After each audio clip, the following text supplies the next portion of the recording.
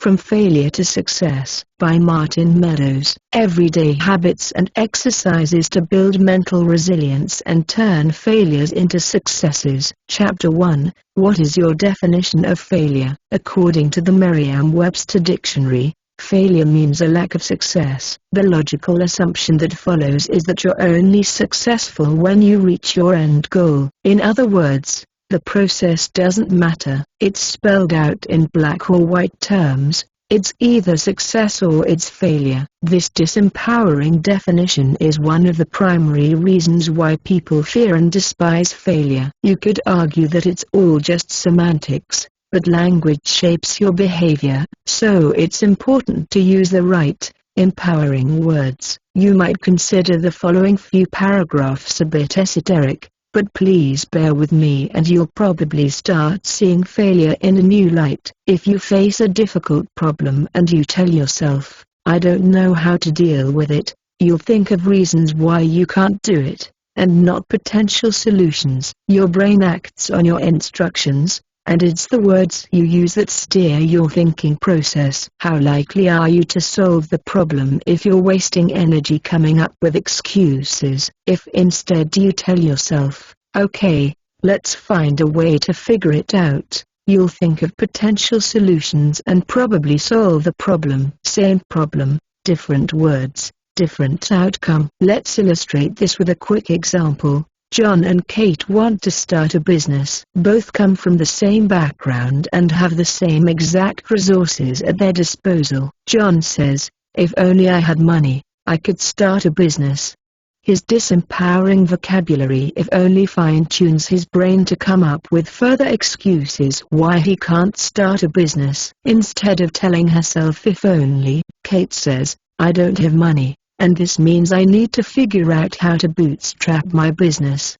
Her brain receives high-quality instructions and she comes up with several ideas to start a business on a shoestring. Same problem, different words, different outcome. It's not an unproven theory, discovered by some Martin Meadows guy. The concept that language has a big impact on our life is one of the staples of performance coach Tony Robbins' effective coaching process and has been proven to work with hundreds of thousands of people all over the world. The basic premise of this concept is also the foundation of nonviolent communication, a communication process developed by Marshall Rosenberg, in which replacing one word with another can make the difference between an unproductive fight and successful communication. Scientific research also suggests that words are powerful enough to induce a behavioral change. In one study, calling a carrot an X-ray vision carrot increased consumption of this vegetable by 16% among elementary school students. And this effect isn't limited to gullible children alone.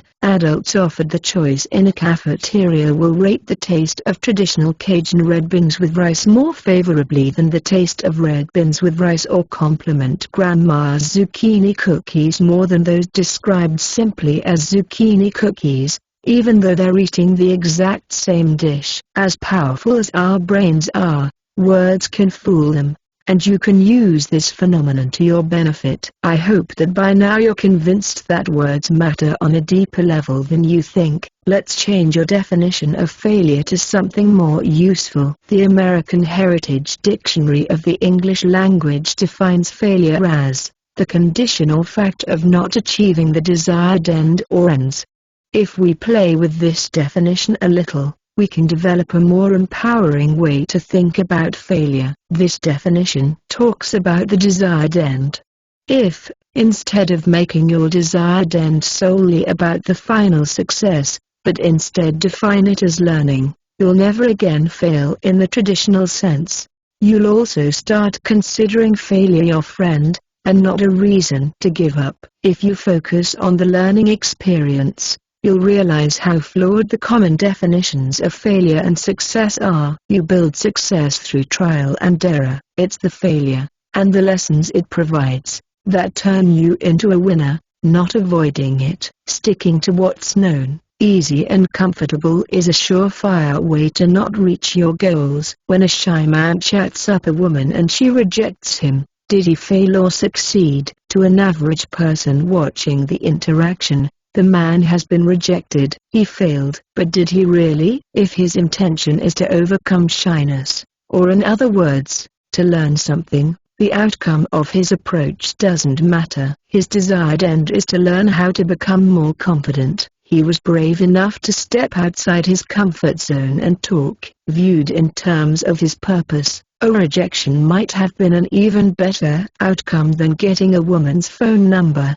because repeatedly getting rejected helps him get used to it. In rock climbing, my favorite sport, you learn more on a difficult route you can't finish than on an easy route that you climb effortlessly. It helps you pinpoint weaknesses you need to address and uncovers your true character. Dealing with difficulties and the fear of a potential fall also sharpens your mental game and helps you become a better climber overall. If your desired end is learning, is taking a fall a failure or success? Is it really better to climb an easy route and succeed, with no learning process, or fall off a difficult one, but learn something new and become a better climber? In martial arts, for training purposes, losing can be more valuable than winning. When you lose against a more able partner, you discover your technical shortcomings. When you crush a weak rival, there's little to no learning. Is getting beaten a failure if you learn something new you otherwise wouldn't have learned? As Josh Waitzkin notes in his book The Art of Learning, an inner journey to optimal performance, great ones are willing to get burned time and again as they sharpen their swords in the fire. Beating weak opponents, crushing easy problems, or doing things well within your comfort zone might make you look good in the eyes of other people. But it's challenging yourself that leads to improvement and long-lasting success. Challenging yourself and persevering in spite of difficulties isn't easy by any means, and we'll spend more time with this topic in a later chapter. For now, make a mental note that failure and success are two sides of the same coin, and one cannot exist without the other. Empowering story number 1, Turia Pitt. Turia Pitt was as successful as a 24-year-old person could be. She didn't lack in anything, she was in a happy relationship, worked as a mining engineer for one of the world's largest metals and mining corporations, and in addition to her intelligence, she was also one of the Miss Earth Australia contestants. In September 2011, she was invited to participate in a local ultramarathon through Western Australia's Kimberley region. Originally, she didn't plan to participate because of the expensive entry fee, but when the organizers waived it to have some locals participating in the race, she instantly agreed. Turia had been running for 19 kilometers, 12 miles, when she entered a gorge that forever changed her life. Due to an oversight on the part of the race organizers, she found herself in the middle of a bushfire, facing a wall of flames, with no escape route. She suffered burns to 65% of her body, lost fingers from her left hand and her thumb from the right hand. A surgeon later commented that she'd been literally cooked down to the bone. 9. Multiple surgeries later, she still undergoes on average 3 surgeries a year and needs many more to remove the fire scars. Fortunately, despite the horrific events and ongoing painful recovery, her spirit hasn't been broken. In 2014, she trekked a part of the Great Wall of China and raised close to $200,000 for an organization that provides free reconstructive surgery to poorer parts of the world. She continued her career in mining, received a master's degree in mining engineering, studied for an MBA, and became a sought-out motivational speaker. In 2015, she got engaged to her long-term partner, who had supported her throughout the years. In May 2016, she completed her first Ironman Australia competition, and just 5 months later completed the Ironman World Championship at Kailua, Hawaii. As she said before departing for her trek on the Great Wall of China, "The fire has turned my life upside down. I don't want it to have any more impact." It was a couple of seconds. What's that compared to a lifetime? 10. When asked in an interview if she ever has bad days, she replied, "Of course I go through dark times, but everyone has bad days. You can let experiences destroy you or mold you. I choose to let them mold me." 11. Learn from the failure or suffer from the consequences. American happiness researcher Sean Acker points out in his book, The Happiness Advantage, the 7 principles of positive psychology that fuel success and performance at work, that we become more successful when we are happier and more positive. 12. He provides an example of doctors, who, when put in a positive mood before making a diagnosis, show almost 3 times more intelligence and creativity than doctors who are in a neutral state. In addition to that, they make accurate diagnoses 19% faster. Acker also writes that optimistic salespeople outsell the pessimistic ones by 56%, and students primed to feel happy before taking math tests far outperform their neutral peers. Exhibiting positivity is also one of the keys to handle failure in a constructive way and not allow it to destroy your prior achievements. If you've ever cheated on a diet,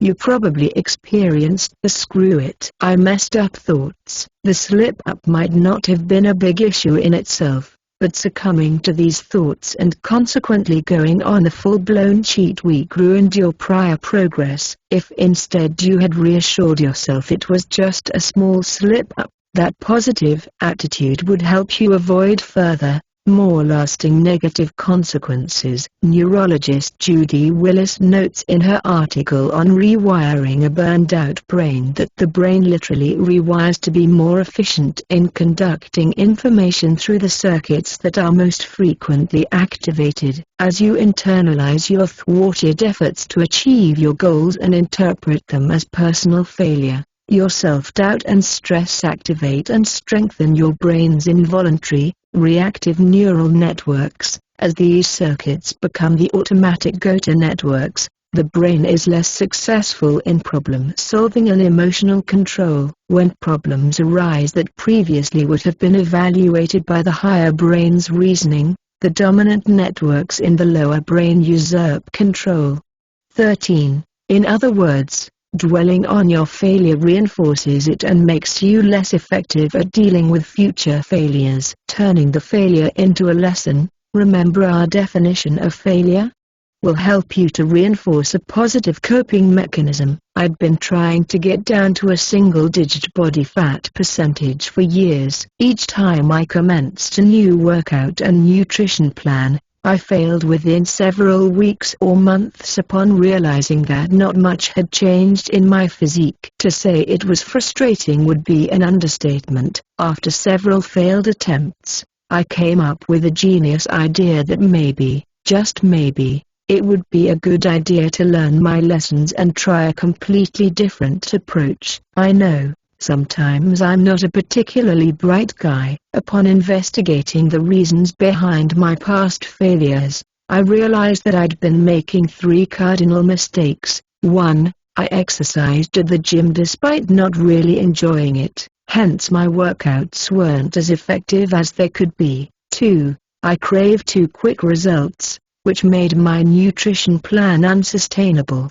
And 3. My motivation was too weak. Enjoying a great physique wasn't a good enough reason to persist when I felt frustrated. I heeded the lessons my failures taught me by replacing boring, frustrating bodybuilding exercises with fun, passion-filled rock climbing and Krav Maga an Israeli self-defense system workouts. I refined my diet to deliver slow, but sustainable results that aren't spectacular on a week-to-week basis, but lead to extraordinary results on a month-to-month basis. Lastly, I uncovered a stronger reason why I wanted to accomplish my goal. Dropping body fat tremendously improved my climbing performance. I linked my weight loss to one of the biggest passions in my life, and suddenly everything was easier to handle. In the end, the lessons I learned from past failures delivered a big impact on my general well-being and helped me get closer to reaching my goal. Exercise number 1,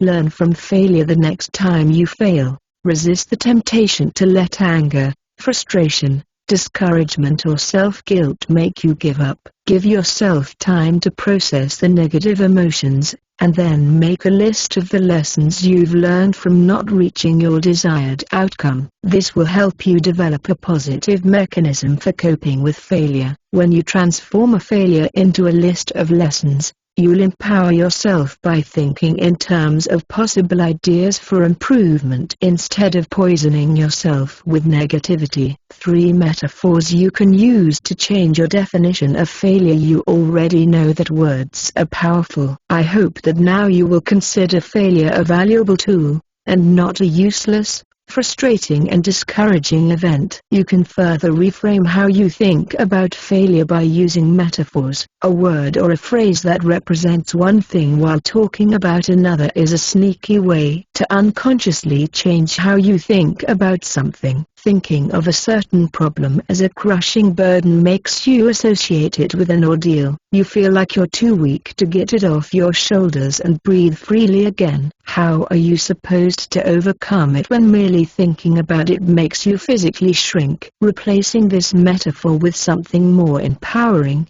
for example, thinking of a problem like a barbell that you want to lift off the ground to build muscle and get stronger, will shift your attitude to a more positive one. Here are 3 metaphors you can use to further drive the point home that failure is necessary and useful. 1.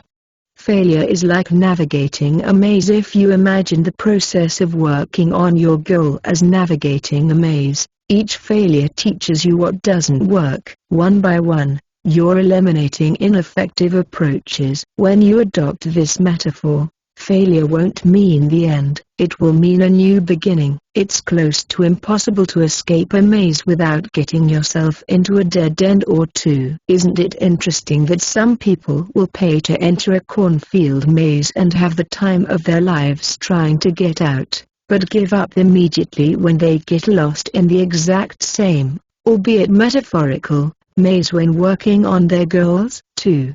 Failure is like a sculpting tool. Michelangelo once said that every block of stone has a statue inside it, and it is the task of the sculptor to discover it.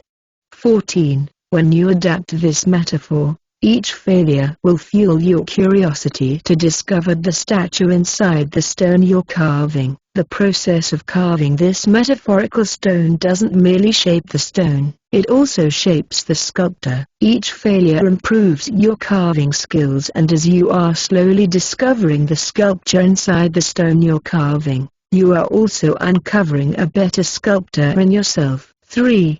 Failure is a filter. One of my favorite metaphors for failure is that it's a filter. The longer something takes and the more patience it requires, the more people it filters out along the way. Difficult goals are often easier to reach because there's less competition if patience plays a big role in their accomplishment. The fact that some things are hard filters out those who don't have enough resolve and rewards those who do. It also blesses the latter, not only with success, but also immense personal growth and increased mental resilience. When looking at failure from this perspective, you should be grateful that your goal is so difficult to achieve, because it ensures that you need to go through a long, hard process that will make you a better person. There are many stories of people who won the lottery only to lose it all, if not to end up worse off than they were before their lucky day. That's what happens when you score an easy win you didn't earn. You get the event, success, but you don't get the process that shapes you to become a person who actually deserves it and knows how to handle it. Compare those lucky winners with people who spend long years toiling away at their businesses, dealing with one failure after another, and pushing through. When they finally build a successful business and start earning a lot of money, they'll be infinitely less likely to lose it all, precisely because it wasn't easy to achieve. Now they'll be able to enjoy their success for decades to come. Think of it as treating the symptoms versus eliminating the root cause. An easy win, such as winning the lottery or undergoing a weight loss surgery, is treating the symptoms. You aren't changing as a person. Your habits stay the same and will drag you back to where you started. When you eliminate the root cause, a lack of positive habits, inaction, procrastination, or a lack of self-discipline, you'll be forever changed and your world will transform according to your internal changes. Each time you get angry at how difficult accomplishing your goal is, remind yourself that it's a tool through which you'll gain the right for your success. If all were given to you when you asked, you wouldn't appreciate it and wouldn't become a person who knows how to handle such a reward. In the end, you would probably squander it. Let the filter work its magic and shape you like a blacksmith forges a sword. What is your definition of failure? Quick recap 1. If you want to handle failure in a constructive way, change your definition of it. If you have a disempowering definition of failure, such as failure is a lack of success, you'll avoid it as much as you can, and thus never achieve the ultimate objective you're after, personal growth. Words have power, and changing the definitions you use will change your behavior. 2.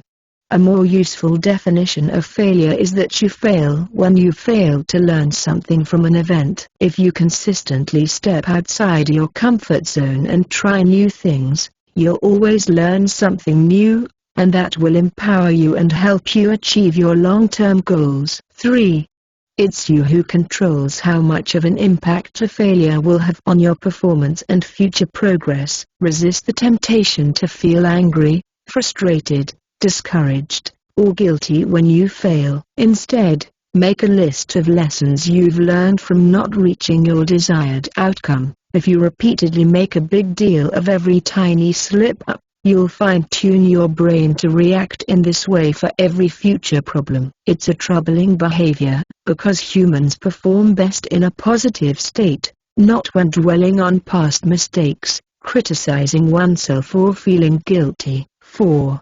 You can use metaphors to further change your beliefs about failure. 3 powerful metaphors about failure you can use are: thinking of failure in terms of navigating a maze, in which each failure helps you get closer to the end, looking at failure as a sculpting tool, and considering failure a filter that eliminates people who aren't dedicated enough. Part 1: 7 Types of Failure and How to Handle Them. When I was 18, I came up with an idea to launch a clothing brand with my then best friend. We designed a logo, manufactured our first t-shirts, and talked about our exciting plans for the future of the brand. However, when the moment arrived to register the company and obtain funding, my soon-to-be formal business partner showed that he wasn't as serious about the idea as I had hoped. I had to pressure him into meetings with potential people who could lend us money. I quickly realized that it would be better to take my losses and terminate the idea before we launched a business that would be destined to fail,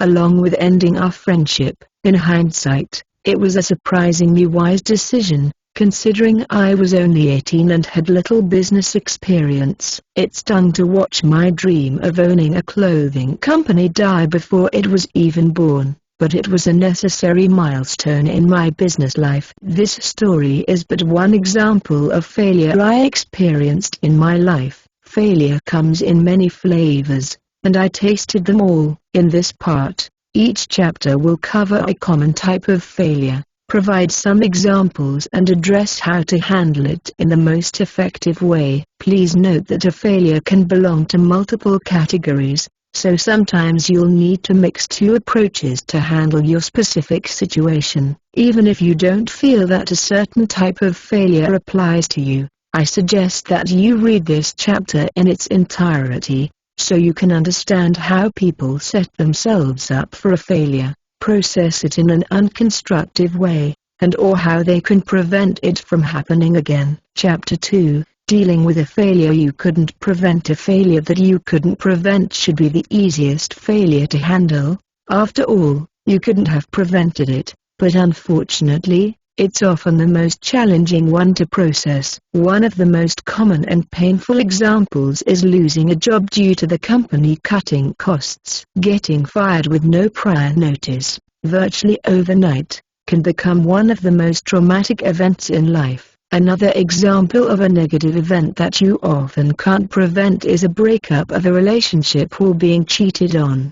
The dreaded "I need to tell you something" conversation doesn't always come with a prior notification. Naturally, the longer you were in the relationship, the more difficult it is to recover. Just like an unexpected job loss, losing a key relationship in your life can result in long-term trauma. Is there anything you can do to prepare yourself for a negative event that you can't prevent, or to recover from it more quickly? Is a failure sometimes indeed unpreventable, or is there something you can always do to reduce the risk of it happening? That's what we'll talk about in this chapter. And here's where Stoicism comes into play. This ancient Greek school of philosophy proposes several fundamental principles to live by. While they all can be useful and valuable to a modern person, the tenets we're most interested in for the purpose of this chapter are the following. 1. Accept what can't be changed. Arian, a 2nd century disciple of the prominent Greek Stoic Epictetus, opens his Enchiridion of Epictetus, a Stoic manual based on the teachings of Epictetus, with the following words: some things are in our control and others not.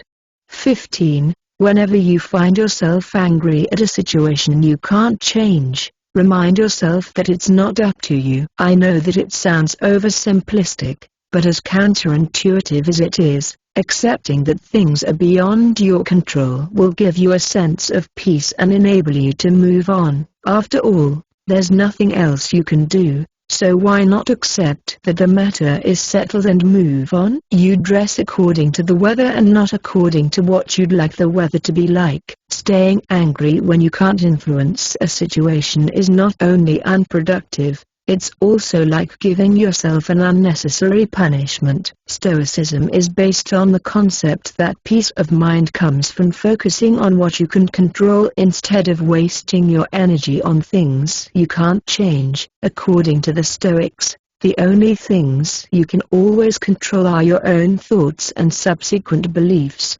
attitudes, and actions. Everything else, whatever is not your own thought, belief or action, is outside of your total control, so getting annoyed when something doesn't go your way is a waste of resources. This doesn't mean that Stoics exhibited learned helplessness because they couldn't fully control the world around them. Stoicism has never been about fatalism. Accepting that certain things are beyond your control doesn't mean that you should stop any efforts to improve yourself. Rather, it's about not dwelling on things not going your way, which in turn frees up mental energy to focus on the things that you do control. A great habit to cultivate to become better at accepting that you can't change certain things is to deliberately introduce uncomfortable changes in your life. By stepping outside your comfort zone, you'll learn how to adapt to unfamiliar situations, and this skill will then help you react with more resilience to an unplanned negative situation over which you can't exert control. For example,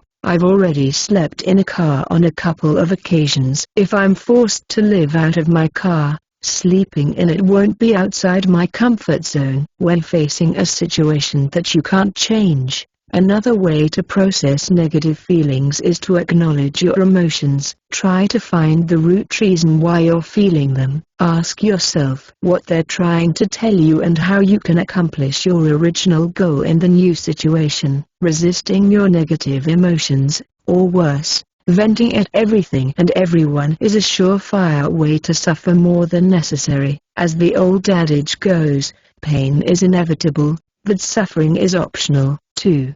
Practice misfortune. Stoics suggested practicing misfortune and visualizing negative things happening in your life. By imagining yourself in or actually putting yourself in a situation that mimics a possible negative event, you can practice your reaction to it, and that can help you build the mental resilience to handle such circumstances in the future. It gives you tremendous control over your life because whatever it throws at you, you'll already have a plan B to bounce back. Note that while you often can't control what happens, You can always control your emotions. Practicing misfortune helps you get better at handling your emotional reactions. This can be as simple as taking a cold shower or camping out in the wilderness. Going without modern luxuries is difficult at first, but you quickly get used to the new circumstances. In the future, whenever you won't have access to hot running water, a comfortable bed, or even a roof over your head, you'll quickly readapt. After all, you've already experienced it and have probably developed alternative ways to take care of your hygiene or ensure a good night's sleep. Exercise number 2. Imagine the worst-case scenario. Imagining the worst-case scenario each time you're faced with difficulties isn't exactly a pleasant strategy. However, if done occasionally, it can be a powerful exercise to gain better control over your emotions.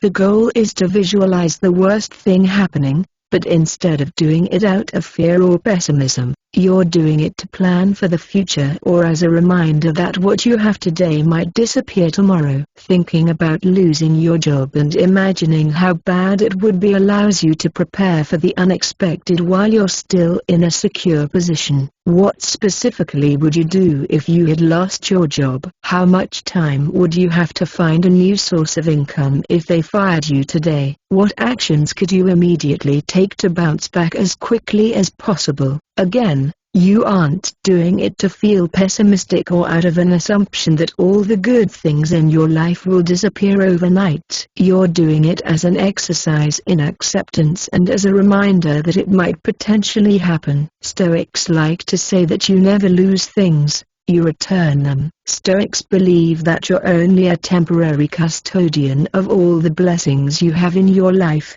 including property, relationships, money, etc. You may get to be a temporary custodian for the rest of your life, or you may lose them sooner. Acceptance of either outcome will help you feel happier and make you more resilient. In addition to coming up with constructive ways of dealing with a problem, ask yourself if your worst-case scenario is really so bad. If you're reading this book, you're already in a privileged position. Millions of people all over the world can't afford to buy even a single book. Even if you lost your job today and you had no savings, you could always get help somewhere. You could ask your friends or family for help. You could go eat at a soup kitchen. You could take a dead-end job just to support yourself financially while looking for better opportunities. Your worst-case scenario would affect your life negatively. I'm not downplaying how unpleasant it would feel, but most likely it would be a short-term situation that you could remedy relatively quickly, as long as you would care about changing it. Again, I'm not downplaying how difficult life is for the homeless or the poor. Turning your life around can take years, and in some places or in some circumstances it's more challenging than in others. However, there are still plenty of examples of people rising out of poverty or homelessness. Even the worst circumstances can be temporary, as long as you maintain a tight grip on what you can control, your thoughts and actions. 3.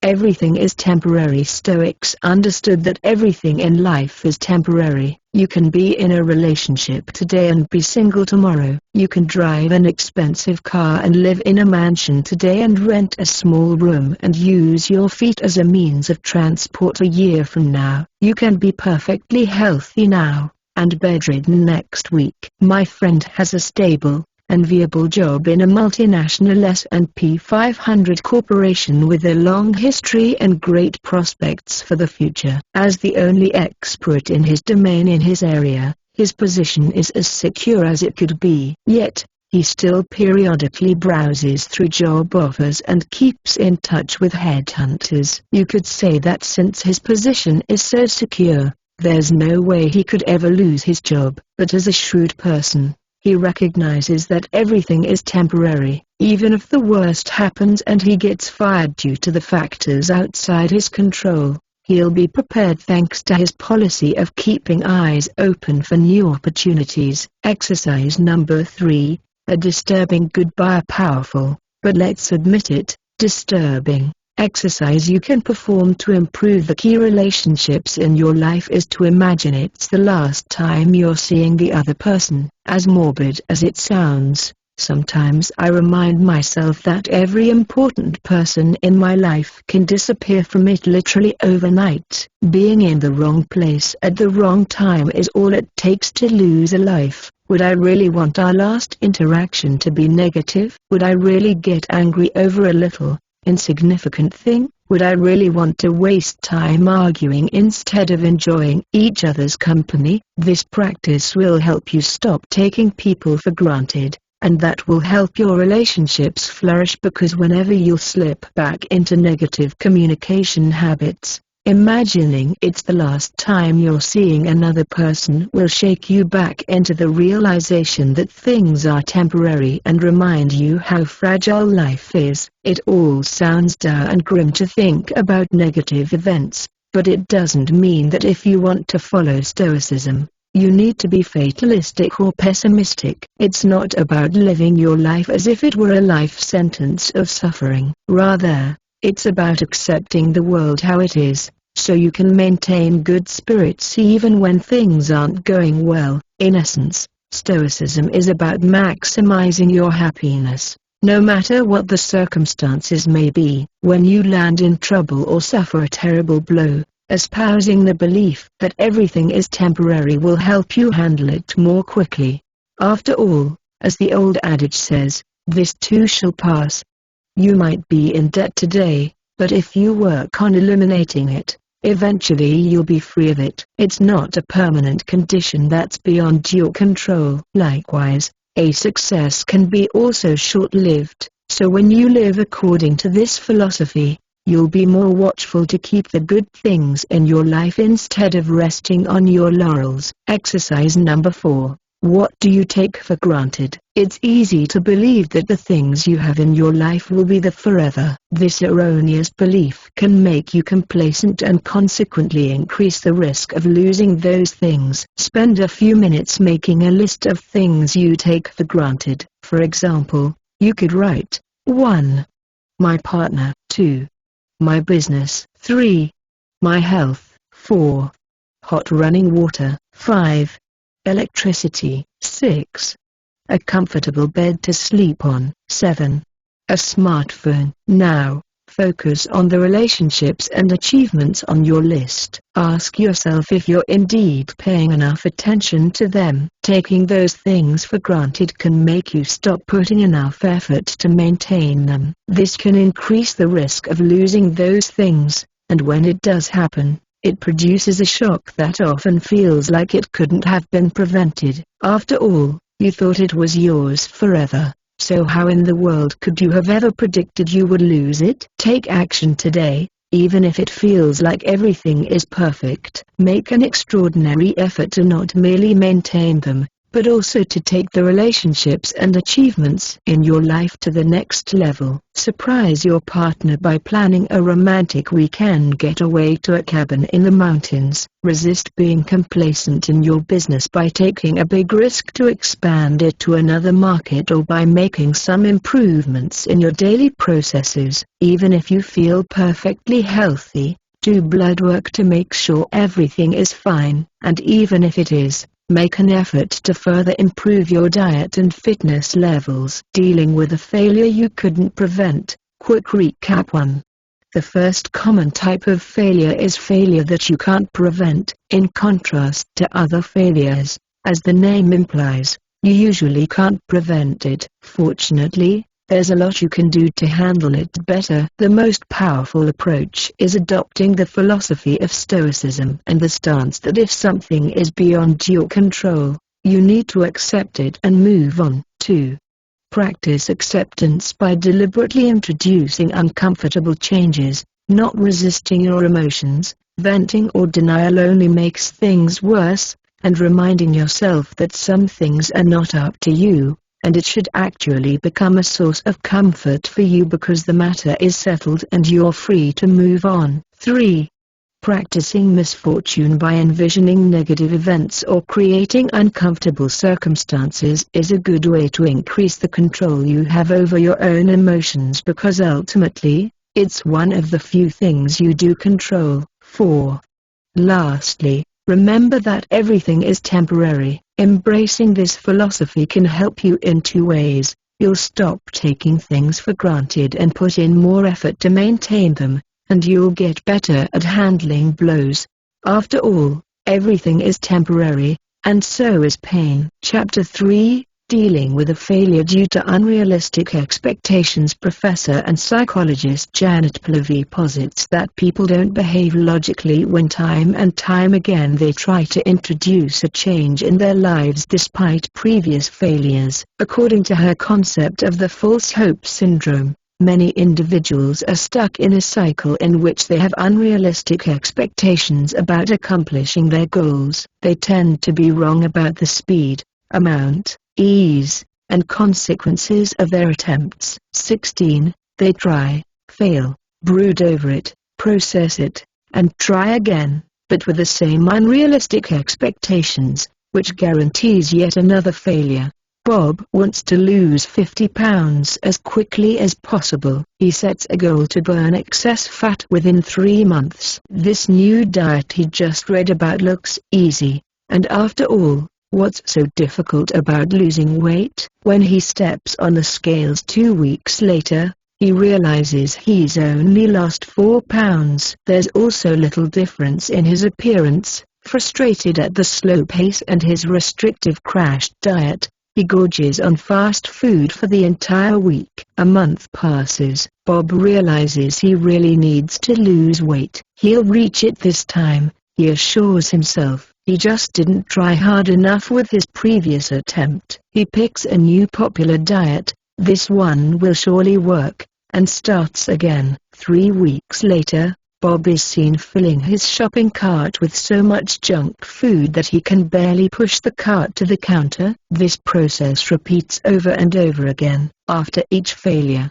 Bob rejects the notion that his approach is flawed. He either didn't try hard enough or it was the wrong diet. He never questions that maybe it's not about little adjustments, but that his entire approach needs to change to one of focusing on sustainable results and permanent changes. As Janet Pallavi asks in her paper, do those who succeed on their 6th attempt succeed by using, once again, the same strategy that failed on the previous 5 attempts? Or do those who succeed on the 6th attempt do so because they have adjusted their strategy to make it more realistic and therefore more likely to succeed? If you repeatedly fail with the same goal, it's possible you set unrealistic expectations and are stuck in the false hope loop. Here are 3 principles to avoid chasing impossible goals. 1. Do proper research. Ignorance is the culprit of the false hope syndrome. A person who wants to make a positive change in their life will exhibit overexcitement and a readiness to start as quickly as possible, usually at the expense of doing proper research. Note that this usually happens to a person who doesn't know much about the goal they want to reach. Elon Musk can say that he'll send people to Mars within a decade because he's already an extremely accomplished entrepreneur and knows a lot about the space industry. Your neighbor Joe is an unlikely space pioneer. Unless he happens to be a billionaire astrophysicist, he would make a better start in the business world by building an e-commerce store or a landscaping company. To avoid failing due to unrealistic expectations, make sure to carefully research the feasibility of your goals. Can you really lose 10 pounds a week? Does an average entrepreneur build a 6-figure business in 6 months? Has any world-class performer become one after a mere year of training? Explore different strategies to reach your goal, primarily focusing on the ones that have been proven to work for numerous people before. A revolutionary system to become a golf star within 6 weeks might sound exciting, but it's the plain old regular practice, day in, day out for years, that delivers real-world, sustainable results. Side note, I cover in great detail how to do proper research and choose a winning strategy in my book The Ultimate Focus Strategy. How to set the right goals, develop powerful focus, stick to the process, and achieve success. 2. Be open to changing your approach if you've already failed a couple of times and want to try again. Consider completely changing your approach, rather than trying the same approach again and expecting different results. Perhaps the approach you've taken isn't founded on healthy principles or doesn't work in your unique situation. When you close your mind to alternative approaches, you can get stuck in the failure loop forever. It's like trying to dig a metro tunnel with a trowel. No matter how hard you work, you won't accomplish it in your lifetime. What you need is professional machinery, not more energy to dig with a trowel. I used to follow the traditional bodybuilding method of bulking up to gain muscle and then going on a diet to shed excess body fat. I was so set on this strategy that I wouldn't even consider that there was another way to improve my physique, even when the approach clearly didn't work for me, no matter how strict I was about it. Fortunately, multiple failures later I finally saw the light and decided to completely change my approach. I spent over 5 years launching one business after another. The process was virtually the same every time: a new idea, a lot of enthusiasm, first steps, first problems, failure, depression, another new idea, another failure. Rinse and repeat. Instead of picking one solid business idea and sticking to it no matter what, I gave myself failure after failure. Once again, if I hadn't opened my mind to a new approach, I wouldn't have reached my goal. If you've had similar experiences, drop all of your preconceived notions and try again with a completely different approach. Don't be afraid to experiment with a strategy that is opposite to what you've been sticking to until now. Being flexible is one of the most powerful traits for success. 3. Accept that things rarely go as planned. Peter Drucker once said that most people overestimate what they can do in 1 year and underestimate what they can do in 10 years. Before the construction of the countryside house for my parents commenced, I've previously mentioned that financing this project was one of my most important reasons to build a successful business. Everyone told me that in construction, everything takes twice as long and costs twice as much. I didn't believe it. After all, if you hire the right team and budget properly, it's impossible that such a thing can happen. Right? How wrong I was. Everything did cost much more and did take much longer. It made me realize that even with the most careful calculations, you'll probably still overestimate how much you can achieve in a given period of time. If you refuse to accept this reality, say hello to the failure loop. When setting a new goal and deadline,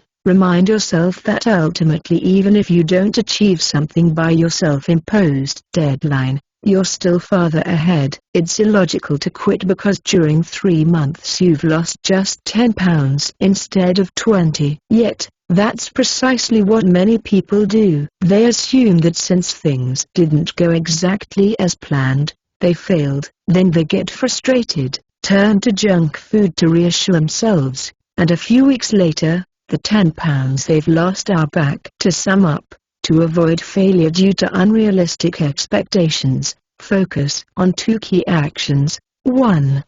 Ensure that your expectations are realistic by performing thorough research. Putting on rose-colored glasses and living in the world of happy ignorance is not a good way to reach your goals. There'll be time for moonshot goals once you become an expert and can accurately estimate the probability of reaching those big dreams. 2.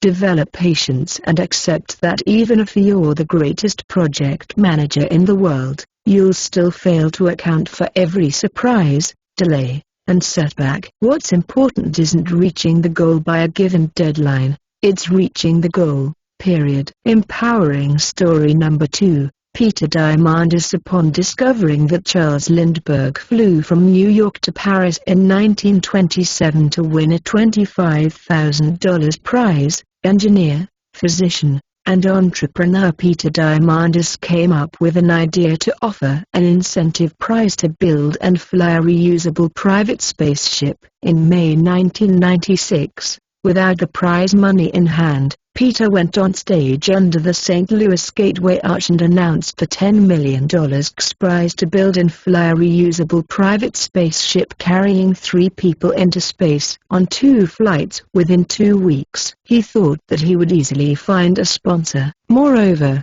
the prize was to be paid after the spaceship successfully completed both flights. And you don't exactly build a spaceship in a few weeks, so there was plenty of time to find the right benefactor. Except it didn't work out as Peter expected. Between 1996 and 2001 he would pitch to over 150 sponsors, and get rejected 150 times. Fortunately, his persistence and grit eventually paid off when in 2002, 6 years after announcing the prize, he met the Ansari family who ultimately funded the $10 million prize. The prize was paid out on October 4, 2004 to the Spaceship One team led by American designer Burt Rutan. Today, the X Prize Foundation has awarded over $300 million in X Prizes designed to encourage technological development and radical breakthroughs for the benefit of humanity. As Peter said in his article about his breakthroughs,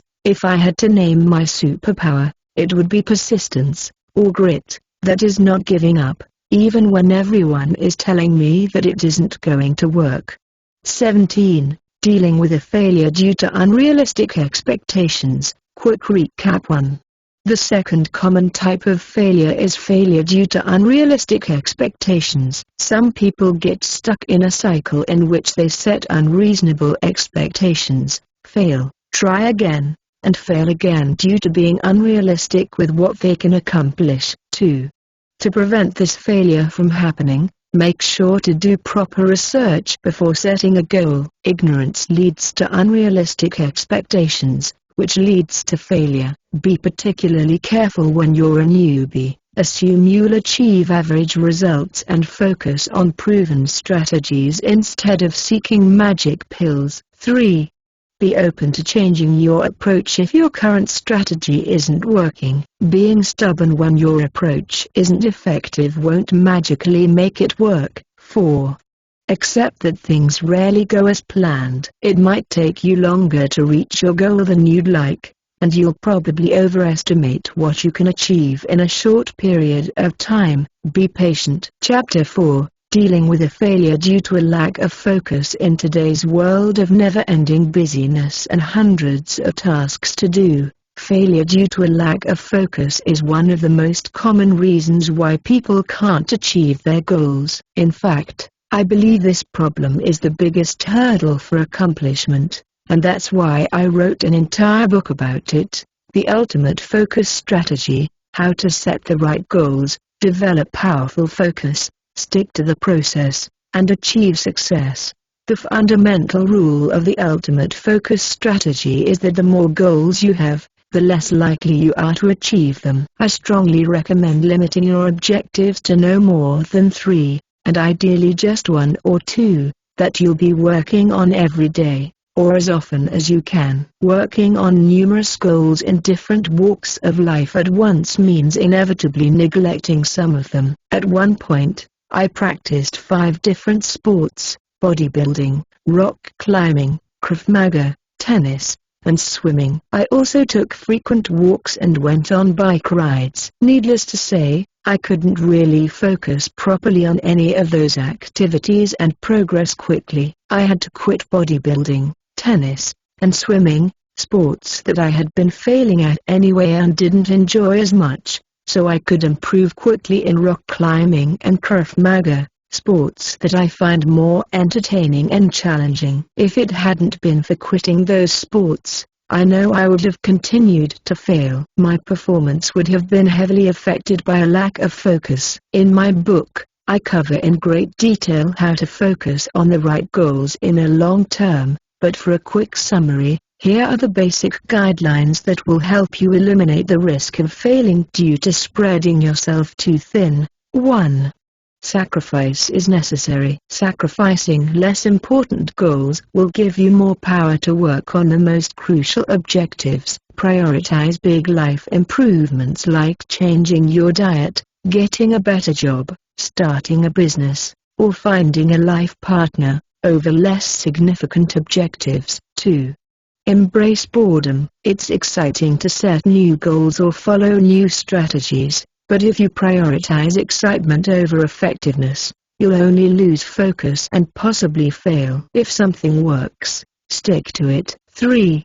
Bear it down. Each time you're struggling with prioritizing your tasks, consider which task can make other tasks irrelevant or easier, and do that one first. Resist the temptation to procrastinate by first doing the easiest tasks on your to-do list. Instead, find a way to perform a task that will permanently take those less important tasks off your list. One of the world's most successful venture capitalists, Chris Sacca, founder of Lowercase Capital and a guest shark on ABC's reality television show Shark Tank, wrote in his blog post announcing his goodbye to the venture capital world the following paragraph: "The only way I know to be awesome at startups is to be obsessively focused and pegged to the floor of the deep end, gasping for air. I succeeded at venture capital because, for years, I rarely thought about or spent time on anything else. Anything less than that unmitigated full commitment leaves me feeling frustrated and ineffective. As you've heard me say on the show, if I'm not all in, I'm out." 18. If you're working on a particularly challenging goal, the all-in or out approach might be the only way forward, and it certainly won't hurt if you decide to follow this philosophy at least partly and greatly limit your focus. Exercise number 5. Focus to the extreme. It's incredible how much you can achieve if you focus on one key goal and disregard everything else. While most people will find it impossible to have a single focus in life, there are always many obligations to attend to. Try to set aside a weekend or perhaps even an entire week, during which you'll only work on one key goal. Successful entrepreneur Craig Ballantyne suggests in his article, "You have never thought this way before, that if you want to finish your product and start a business, book a hotel conference room if you must, pay the money up front so you won't back out, arrive there early and lock yourself in, and don't come out until you have a product to put online."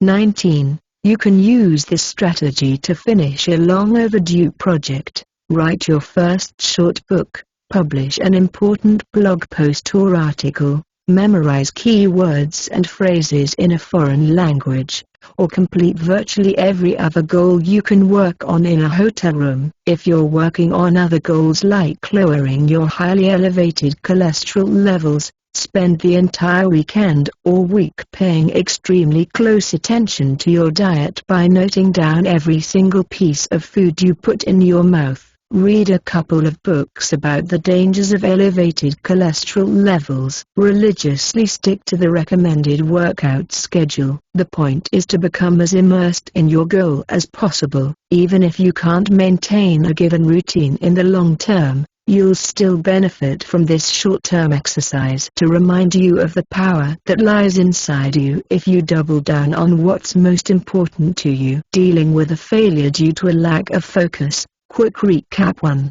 The third common type of failure is caused by a lack of focus. Whenever you spread your attention over too many different goals, you'll hinder your performance. This will likely lead to rapid failure because it's impossible to reach key goals without sacrificing less significant objectives. 2. To avoid this type of failure, make sure to prioritize big goals and dedicate most of your energy to them. Realize that you can't have your cake and eat it. 2. Limiting your focus is necessary for success. 3. Embrace boredom and stick to the things that are working well for you, even if they're no longer as exciting as they were in the beginning. 4. Lastly, Focus on the essence of the goal you want to reach. Oftentimes you can pinpoint just one key action that will make every other action easier or unnecessary. Do this action to gain more clarity and focus. Chapter 5. Dealing with a fear-driven failure. Failure driven by fear is one of the most common reasons why people fail to act on their goals or give up prematurely. There are a few different causes of fear, so let's discuss them one by one. 1. Fear of the unknown. As strange as it sounds, people unconsciously often want to fail. They subconsciously live by the motto that a known devil is better than an unknown angel. It's easier to let the things stay as they are, even if you're not entirely happy with them, than to be bold and venture out, seeking greener pastures. A good example of failing due to the fear of the unknown is sticking to your current day job even when you absolutely hate it. Obviously, it isn't sensible to quit without a solid plan. The failure lies in the fact that even though you hate your job, you do nothing to change it because you're afraid of the unknown. If you set for yourself a life-changing goal, this means that you need to leave your safe bubble and travel to unknown, potentially dangerous places. It's scary, so it's no wonder that many people sabotage their efforts to avoid this fear. The only solution to overcome this behavior is to slowly, but consistently, stretch your comfort zone and resist the temptation to default to security. While the need for safety is a basic human need we all share, too much of it doesn't go hand in hand with growth. If you want to take your life to the next level, you'll have to sacrifice some of that security for growth. The first time I climbed a 100-feet high cliff, 30 meters, I was extremely scared. When I stood exposed on the rock face, with the wind blowing at me strongly and surrounded by open space in all directions, I felt the temptation to ask my belayer to lower me. It would be nice to touch the ground again and feel safe, but I wouldn't have learned anything that way. I pushed ahead, overcame my fear and completed the route. After so many scary experiences, I still feel queasy or even get panicky at times. If you keep challenging yourself, those feelings will never leave you. You just learn to push through them more effectively. And don't misunderstand me,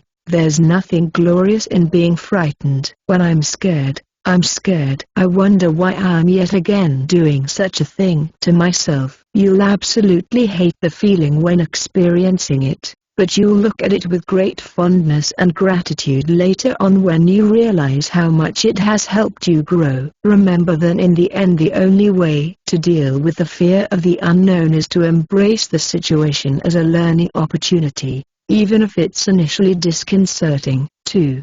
Fear of rejection. Another type of fear-driven failure that keeps you stuck in the same circumstances, even if you'd love to change them, is failure due to the fear of rejection. A common manifestation of this type of failure is not approaching a person you find attractive simply because you're afraid they'll reject you. Working in sales also requires you to overcome the fear of rejection. If you don't overcome it, you'll have lackluster, if any, results. From a logical standpoint, as uncomfortable as a rejection can be, choosing to not approach an attractive person or try to make a sale is a guaranteed failure. If you don't ask, the answer is always number. Unfortunately, in a situation where you face a possible rejection, following the logical thought process is challenging. I know what I'm talking about. To battle my extreme shyness, I approached 50 attractive women in the street over a span of 3 months. I wasn't looking for any specific outcome other than to overcome my paralyzing fear and approach them. I didn't want to create an awkward situation or get rejected, so at first I found it extremely difficult to act. In the end, my fears were unfounded. Most women didn't mind that I approached them. In fact, many were eager to talk with me, and I discovered that being rejected by a great majority of them wasn't such a big deal. In the end, exposing myself to repeated rejections eradicated shyness from my life. Learning how to deal with rejection can change your life. 2. Just like with the fear of the unknown, you immunize yourself against rejection through consistent desensitization. Forget about the end goal you're trying to achieve, making a sale, setting up a date, and aim for rejection. If your ultimate goal is to get rejected, then if you get rejected, you aren't losing anything. After all, that's what you were seeking. If you don't get rejected, though, good for you. You acted despite your fear and programmed your mind that facing fears head-on is worth it. A crucial aspect in overcoming the fear of rejection is to not let the emotions cloud your judgment. Whenever you're in a situation that causes you to withdraw because of a possible rejection, don't give yourself even a second to think about it. For instance, if you see an attractive person standing by themselves in a shopping mall and you'd like to talk with them, go and talk to them right away. The longer you hesitate, the less likely you'll be to act. Best-selling author Tim Ferriss writes in his book The 4-Hour Workweek that a person's success in life can usually be measured by the number of uncomfortable conversations he or she is willing to have. 20. My personal experience confirms that dealing with the fear of rejection isn't optional, it's crucial to achieve most goals. 3. Fear of losing your identity. In addition to being afraid of a possible change, people fail because their identity is wrapped around certain negative aspects of their lives. Often, an obese person, even when they know that obesity is bad for them, feels good with being obese because eating a lot is who they think they are. They define themselves as being big-boned and as being wired to gorge on fast food. Granted, not everyone has this problem, and I'm not singling out people with weight problems. I was overweight in my late teens, and I drew certain pleasure out of being called Big Martin, so I know how it feels. Likewise, in some twisted way, I enjoyed being an entrepreneur who constantly failed. I felt proud that I kept trying, even though it would have served me more to stop being proud of my struggles and probe into why I'd been failing so much. Again,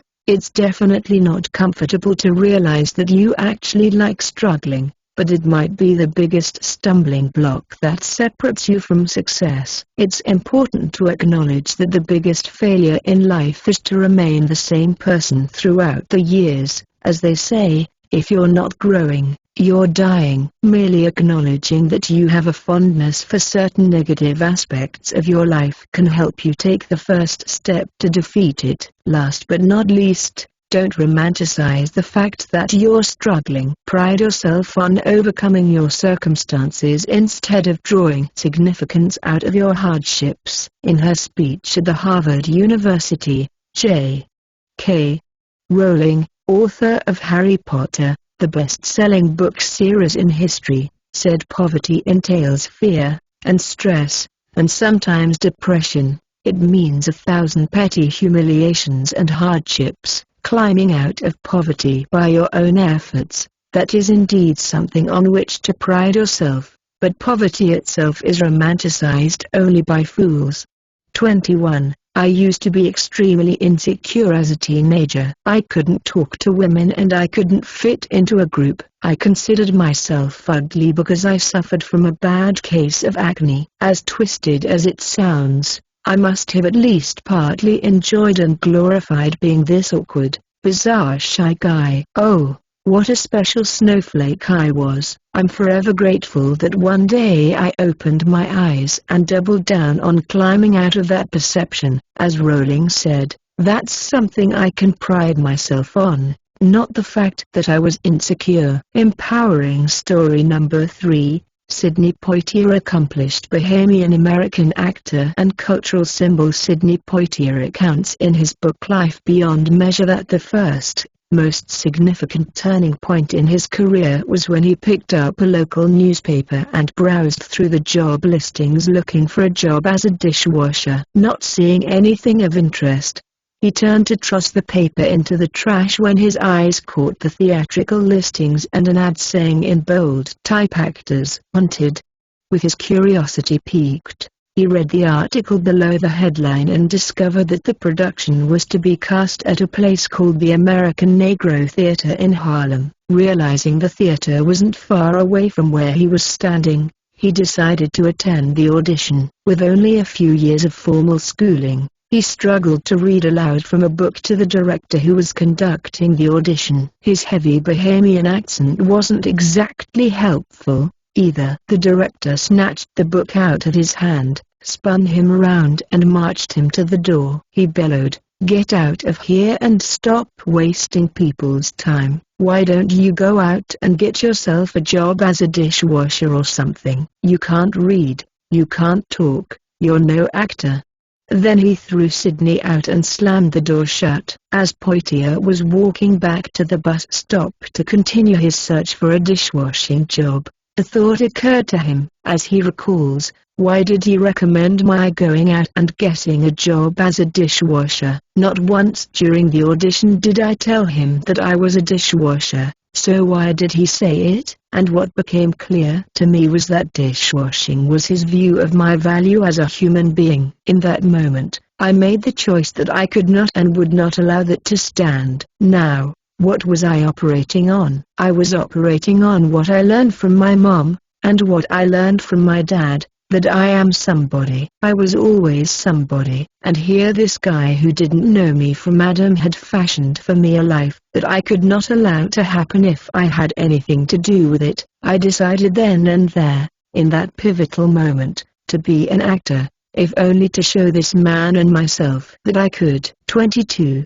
Soon after the audition, after completing a shift at a dishwashing job, Sydney was browsing through the newspaper when an older waiter asked him what was new in the paper. Embarrassed, Sydney admitted that he couldn't read well. The waiter offered to teach him, and on many nights that followed, Sydney learned how to read. He also got rid of his Bahamian accent. On his second attempt at the theater, he was given a leading role in the Broadway production Lysistrata. More roles soon followed. In 1963, as the first actor of African descent to do so, he won the Academy Award for Best Actor for his role in Lilies of the Field. In 1980, he directed comedy Stir Crazy, which for many years was the highest-grossing film directed by a person of African descent. In 2002, in recognition of his remarkable accomplishments as an artist and as a human being, he received an Academy Honorary Award from the Academy of Motion Picture Arts and Sciences. In 2009, he was awarded the Presidential Medal of Freedom by President Barack Obama, and to realize it all started with one rude director and Sydney's resolution not to let him belittle his value as a human being. 4. Fear of losing connection. People get a sense of connection when they feel bad. Having problems gives you a sliver of empathy from other people that feels better than going out there, facing risks, and ultimately building a life others envy. As sad as it sounds, most people will be friendlier and more empathetic to poor Jim who can barely cover the rent than to Stephanie, a highly accomplished self-made businesswoman who makes them feel insignificant because of her feats. Victimhood isn't a good way to become an accomplished person, but it does provide some level of comfort and security that makes certain people remain in their safe bubble. When you reach success, you'll face envy from critics. Some people will start questioning your intentions. You'll outgrow certain people and possibly make new enemies. Accept that reaching your goals inevitably means dealing with some of those problems. However, it doesn't mean that if you reach success,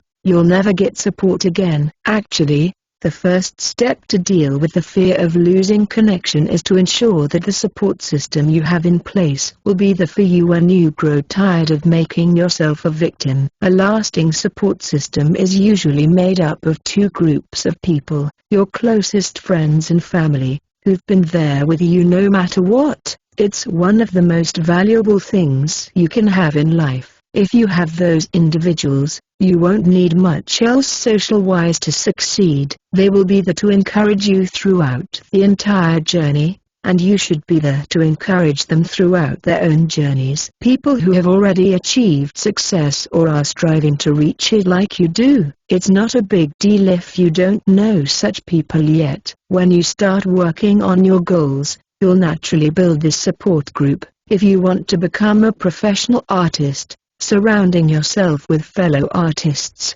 ideally those who are more successful than you are, will give you a stronger sense of connection than trying to explain to your non-artist friends why on earth you want to paint those useless paintings or record these stupid songs. If you want to become a rock climber, fellow climbers will be more than eager to infect you with their passion and help you develop your skills. If you want to get your financial life in order, personal finance bloggers and the members of personal finance forums will support your hard decisions and offer you a sense of belonging. In the same speech I already cited, J.K.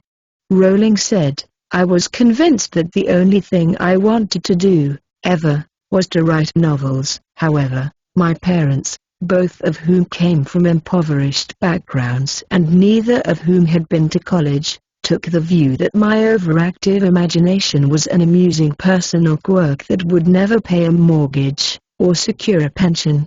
Imagine that. If the parents of a woman who eventually became an extremely successful novelist couldn't offer her support and considered her goal an amusing quirk, then you certainly shouldn't feel bad if you're in the same position. If you want to quit your cushy corporate job, but everyone around you is stuck in the rat race and can't imagine another way of living, don't expect them to support you in your goal as well as people who are on track to quit or have already done so would. It's key to understand that, try as you might, you're not going to change other people's deeply held beliefs about certain important issues. I couldn't persuade my parents that one could succeed in life without going to college. They only believed me when I started making more money than 99.9% of people of my age. For several years I was building my business with little to no understanding and support from other people. I didn't have much encouragement and I had to believe in myself. Following the writings of successful entrepreneurs and exchanging messages with them has helped me stick to my resolutions until I finally had a breakthrough. If you can't find support elsewhere, turn to books and the internet and I'm sure you'll find reassurance there. In conclusion, if you're failing because you feel like it's you against the world, try to build a social bubble that will support your endeavors, even if it merely consists of online strangers on a discussion forum or a stack of books written by people you admire. Dealing with a fear-driven failure. Quick recap 1. The fourth type of failure is fear-driven failure. It can be further broken down into fear of the unknown, fear of rejection, fear of losing your identity, and fear of losing connection. 2.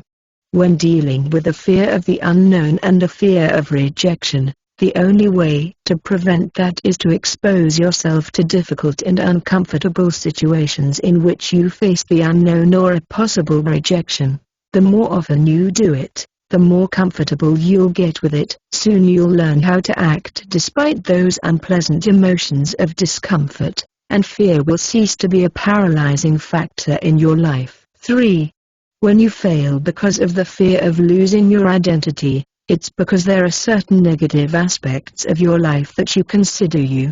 If you consider obesity, poverty, shyness, or any other negative trait to be a part of your identity, it's scary and uncomfortable to throw them out. However, in the end you have to stop romanticizing the bad aspects of your life and realize that life is growth. The sooner you get rid of those bad things, the better your life will become. 4.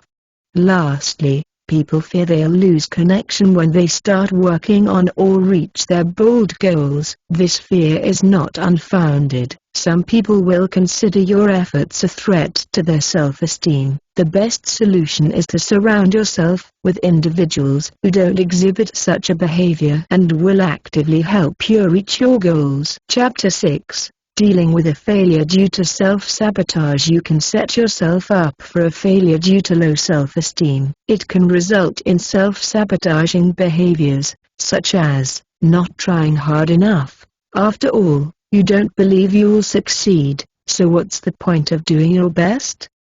Exhibiting doubt, who's going to date you, invest in your business, or hire you, if you send unconscious signals of uncertainty? Giving up at the first sign of trouble, why fight, if you already decided that you'd most likely fail?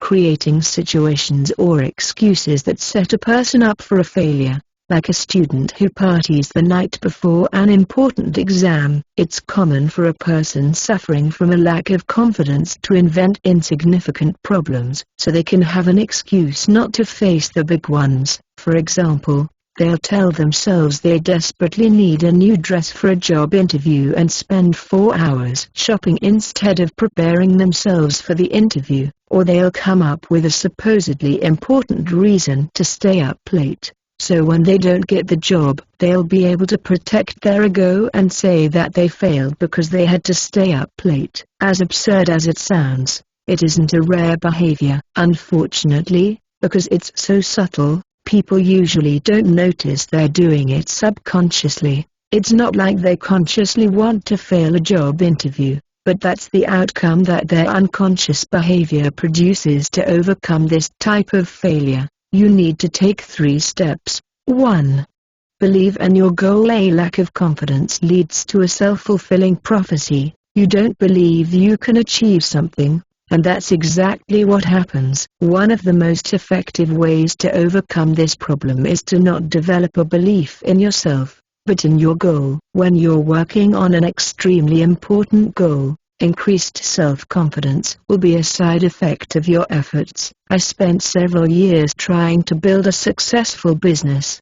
If it weren't for my clear, deep conviction that I would literally die if I were to work for the man, I wouldn't have stuck with the process for so long. I felt so strongly about the significance of this goal in my life that, even after numerous failures, getting into debt and being just an inch from having to close up shop, I didn't lose my confidence. This is what believing in the importance of your goal can do for you. Can you imagine willingly suffering so much for a goal you sort of want to reach? Empowering story number 4. Phil Knight. Nike founder Phil Knight wrote the following words in his memoir, Shoe Dog, a memoir by the creator of Nike. Driving back to Portland, I'd puzzle over my sudden success at selling. I'd been unable to sell encyclopedias, and I'd despised it to boot. I'd been slightly better at selling mutual funds, but I'd felt dead inside. So why was selling shoes so different? Because,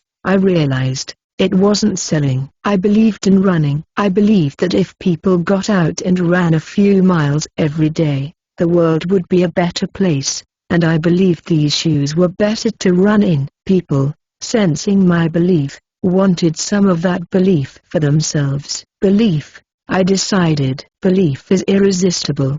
23. From then on, his life didn't magically change. While he did finally begin his work on what was to become Nike, he still went through numerous failures, setbacks, and had to deal with larger-than-life problems. However, if it wasn't for his irresistible belief, who knows if Phil would have built one of the world's largest and most recognized sports companies. 2.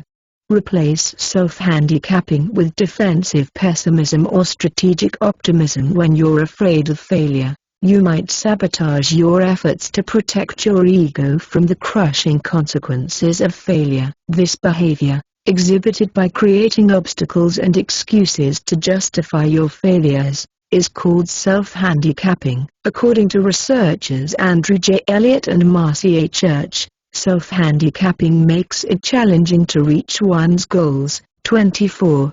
The problem with self-handicapping is that, on the surface, you always have a perfect explanation for your actions. Even if you're hurting yourself by taking actions that undermine your efforts but protect your ego, you'll still believe you're doing the right thing. If you recognize this happening in your life, try 2 alternative strategies. 1. Defensive pessimism. Defensive pessimists set low expectations for their performance and envision possible negative outcomes. However, Instead of creating circumstances that would undermine their success, they plan and prepare for the obstacles. 25. This strategy focuses on managing anxiety in a constructive way. Instead of sabotaging your efforts so that you can avoid the unpleasant failure, you plan for the anxiety and develop solutions to handle it. Let's imagine you have scheduled a job interview at your dream company. A person with a self-handicapping strategy will most likely do some of the following: worry themselves sick about the interview and their performance, unconsciously create a situation that will make them arrive late, and dramatically reduce their chance of getting hired, if they even get a second chance after being late. Develop physical symptoms that prevent them from going to the interview, so they can avoid the anxiety, along with losing the job opportunity. In contrast, a defensive pessimist will envision a bad performance, and then research every single possible question they might be asked and prepare a solid answer for each one. Leave to go to the interview an hour sooner, so even if there's a gigantic traffic jam they'll still get there on time. Ensure that they feel well and look good by paying close attention to healthy nutrition, exercise, and getting sufficient sleep prior to the job interview. Exercise number 6. Practice defensive pessimism. If you can't exhibit optimism and often sabotage your efforts, try defensive pessimism by imagining the worst and preparing for it. The next time you find yourself preparing for a situation that produces anxiety, come up with a list of everything that can go wrong. If it's a job interview, you could jot down: getting sick, being late, forgetting important details about the company, forgetting the fundamental things you should know when applying for a given position, wardrobe malfunction. Then, address every item one by coming up with a list of possible solutions and implement them to reduce the risk of the setback happening. Here's an example: getting sick. If possible, avoid crowded places with a higher risk of an infection prior to the job interview. Eat foods and engage in habits that boost the immune system, such as exercise. Get sufficient sleep. Being late, leave much sooner than necessary. Ensure that your car doesn't need any important repairs and won't suddenly break down. Charge up your phone so you can call a cab if you can't turn the engine on. Forgetting important details about the company. Visit the company's website and memorize everything you find interesting or good to know. Read the most recent news. Find a current employee and invite them for coffee to get insider knowledge. Forgetting the fundamental things you should know when applying for a given position. Review the basics of your profession. Read a book or two about the most important concepts pertaining to your job. Wardrobe malfunction. Prepare your clothes the evening before the job interview. Bring a second shirt or even an entire second set of clothes with you, assuming that everything will go wrong, and then making sure that you have a contingency plan will help you overcome anxiety, build confidence and avoid self-sabotage. 2. Strategic optimism. Strategic optimists deal with the anxiety of failure by adopting the outlook that things will end well. Instead of worrying themselves sick about their future performance and trying to plan for every single possible setback, they set high expectations, visualize success, and feel calm and in control. It takes a lot of practice to adapt this strategy if you've been a pessimist for a long time. So start small and stay patient. The process comes down to 3 steps. 1. Shifting your locus of control, the extent to which you believe you can control events that affect you. 26. From external to internal. In other words, take responsibility for your life instead of blaming everybody but you for the failure, and admit that you've achieved success thanks to your efforts, not through luck. We'll talk about locus of control in more detail later in this book. 2. Slowly stretching your comfort zone. Start with easy tasks within your comfort zone and take it from there. A string of wins, even if they're tiny, will help you build positive momentum and develop the belief that things generally turn out okay. 3. Reframing. Optimists are masterful at changing the meaning of their failures. Consequently, they don't take them personally and maintain high confidence in themselves. For example, if they don't perform well during a job interview, they'll consider it a lesson that they need to better prepare for their next interview, or they'll simply tell themselves that if they didn't perform well, it was probably because subconsciously they knew it wasn't the right company for them. I dig deeply into the topic of self-efficacy, the strength of the belief in your abilities that can help you become more optimistic, in my free book Confidence, How to Overcome Your Limiting Beliefs and Achieve Your Goals. 3. Live in a fantasy world. This will sound like a contradiction to what I've said before about being realistic, but there's a slight difference, so please read carefully. I've been criticized that I live in a fantasy world on more than a couple of occasions, and I like when people say that because it shows how far I've gone to change my attitude, which previously was as pessimistic and self-limiting as you can get. As much as I value being reasonable when setting new goals, I don't set limits for myself as to what I can achieve given enough time, and neither should you. This is a crucial tool to escape self-imposed mediocrity that is caused by the erroneous belief that you aren't the master of your own destiny. This is not about believing that you can become a millionaire in 3 months. It's about believing that if you want it to happen, you will make it happen, although in a more realistic time frame. In other words, you believe that everything is possible, but you don't keep your head in the clouds. I have a corkboard in my home office with some of my favorite quotes, and right in the center of it there are 2 quotes. 1. Nothing is impossible for a man who refuses to listen to reason, from Gary Halbert, a legendary flamboyant copywriter who is responsible for some of the most successful direct mail campaigns. If you're reading this book, I assume you're doing so because you want to build a better life for yourself. This in itself runs contrary to the behavior of a large group of people who couldn't care less about self-improvement. Understand that you'll meet with adversity and disbelief because it clashes with how those people see the world. You'll be the unreasonable one in their eyes, but don't let it define your self-confidence. All successful people have to deal with this, too. To live an extraordinary life, you must resist an ordinary approach. From Frank McKinney, a self-proclaimed real estate artist, international best-selling author, philanthropist and ultramarathoner, who has built oceanfront spec homes built without an identified buyer, valued in the tens of millions of dollars. I often reread these quotes to imprint them even deeper in my mind. But what's more important is actually taking action in line with what they espouse, namely, it's refusing to accept the self-limiting beliefs imposed on you by society. It's about not following the herd right over the cliff. It's about developing trust in yourself, because you're the expert of your own life and what you want it to be like. You won't always be right, but what's important is that you did what you thought was right. I'd much rather fail because I made the wrong choice than because I listened to someone else. In more practical terms,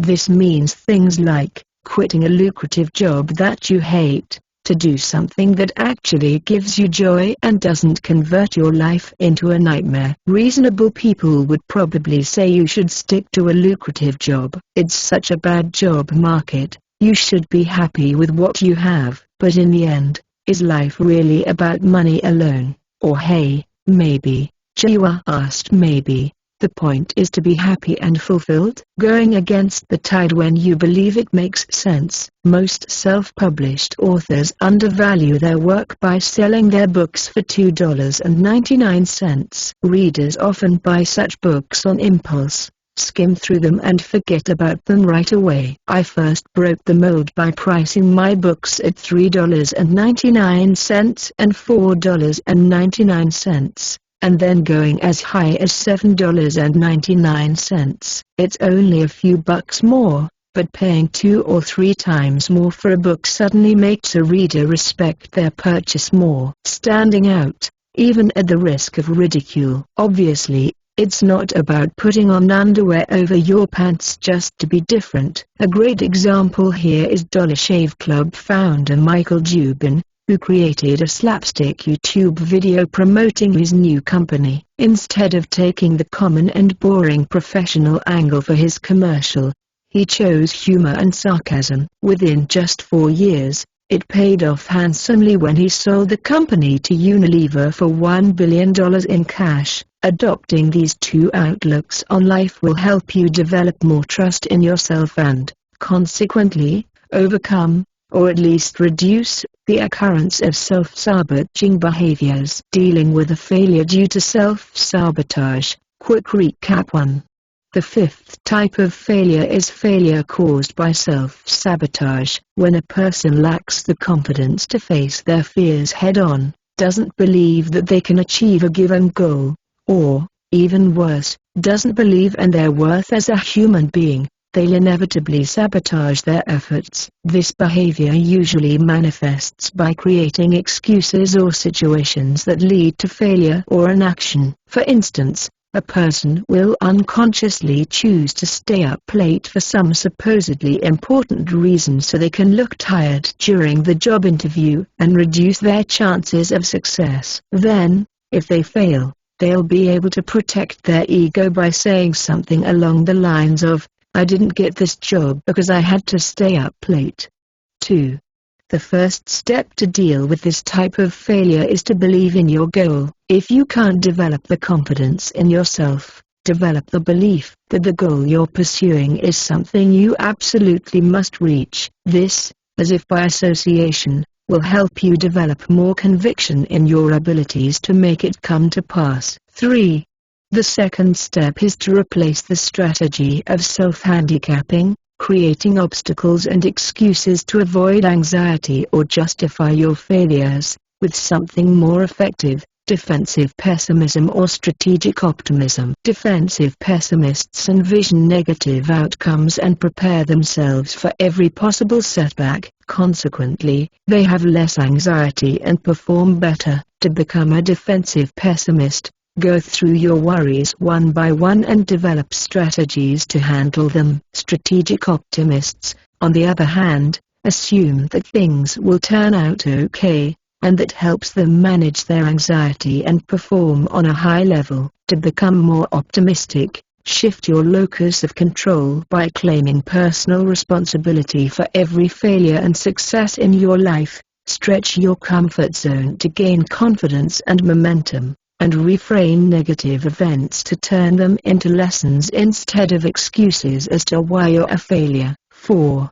Lastly, live in a fantasy world. This means adopting the belief that there are no limits. While you need to be realistic about the time frame needed to reach success, resist the social programming that tells you to remain average and conform. Dare to go against the tide whenever you feel deep inside your heart that you're right. Chapter 7, Dealing with a Failure Due to Impatience. Impatience can make you fail in two ways. You can establish an unsustainable tempo and fail because you can't support it, or give up because your progress rate is too slow and you don't want to wait any longer. Let's address the latter problem first and then come back to the former. 1. Failure because of slow progress. We've already covered that what matters is accomplishing your goal, period, and not how long it took you to reach it. Of course, it's frustrating when things take longer than you expected, but if you give up because your progress is too slow, then you won't make your dream come true at all. Does it really matter that it will take you longer? Don't obsess over deadlines. Rough estimates can be helpful, but they can't dictate your life. When I was 18, I set a goal to achieve financial independence within 7 years. In the end, it took me 9 years. Did I fail? Should I have given up after 7 years because, back then, nothing indicated that I'd reach my goal just 2 years later? What's better, achieving your goal 2 years later than previously planned, or not achieving it at all? I used to follow this illogical thinking process, and consequently failed numerous times, with a fitness goal of mine. I assumed it wouldn't take me more than 3 months to drop enough body fat to reach visible abs. After 3 months, I was still a long way from reaching the goal and I'd give up, frustrated that I hadn't achieved it. Looking back, it made no sense. Even if it took me 2 years to achieve this goal, it would still be a success. I obsessed about the deadline, while in reality the time frame wasn't important. Reaching the goal was. Try to focus on the tiny wins you get on a daily basis and remind yourself that even if you're crawling, you're still getting closer to your goal. Obviously, if you have a goal that must be achieved by a certain date, such as preparing yourself for an important exam next week, this advice doesn't apply. Finishing your preparations for an exam a week after its date serves little to no purpose. If the deadline is key, slow progress can indeed make you fail. In such a case, apply the ultimate focus strategy to the extreme. Eliminate every single distraction and double down on your key objective to ensure that you reach it on time. Usually deadline-oriented goals are relatively short-term, so it's possible to throw your life out of balance for a while to ensure that you accomplish the goal. Make sure it's an exception, though. Living your life without balance in the long term brings more problems than benefits. Another pitfall to avoid is comparing yourself to others and consequently becoming frustrated that, despite working so hard, you still can't match the performance of those other people. Back in the day, when I started my journey with bodybuilding, I used to train with a friend. I came up with an idea to build a basement gym and researched what kind of equipment would be needed to perform an effective workout. I spent hours reading about nutrition and general fitness advice. I designed a workout plan and made sure we were performing the exercises properly. Yet, despite me putting in so much effort, it was my friend, who often missed workouts, never read any articles about bodybuilding and fueled his workouts with Coke and potato chips, who transformed his body and looked like a person who actually went to the gym. Me, even several years later, I still hadn't reached the physique my friend had developed within less than a year without putting much effort or making sacrifices. Because of this experience of mine, and other similar experiences, too, I fully empathize with people who feel angry because no matter how hard they try, they still fail while others succeed with virtually no effort. Such apparent unfairness can understandably lead to discouragement. I largely freed myself from feeling frustrated about it by making myself realize, and repeating it over and over in my head until it stuck, that life is not fair. Some people have it easier while some have it harder. Don't despair, though. It doesn't mean that some people suck at everything and some succeed with everything. All of us have a different set of strengths and weaknesses. When I went to a trampoline park with my other friend, who's also my rock climbing partner, a couple of times, he was able to do a backflip during our second session. I, on the other hand, even after watching several detailed videos about how to perform a backflip and numerous attempts, couldn't do it.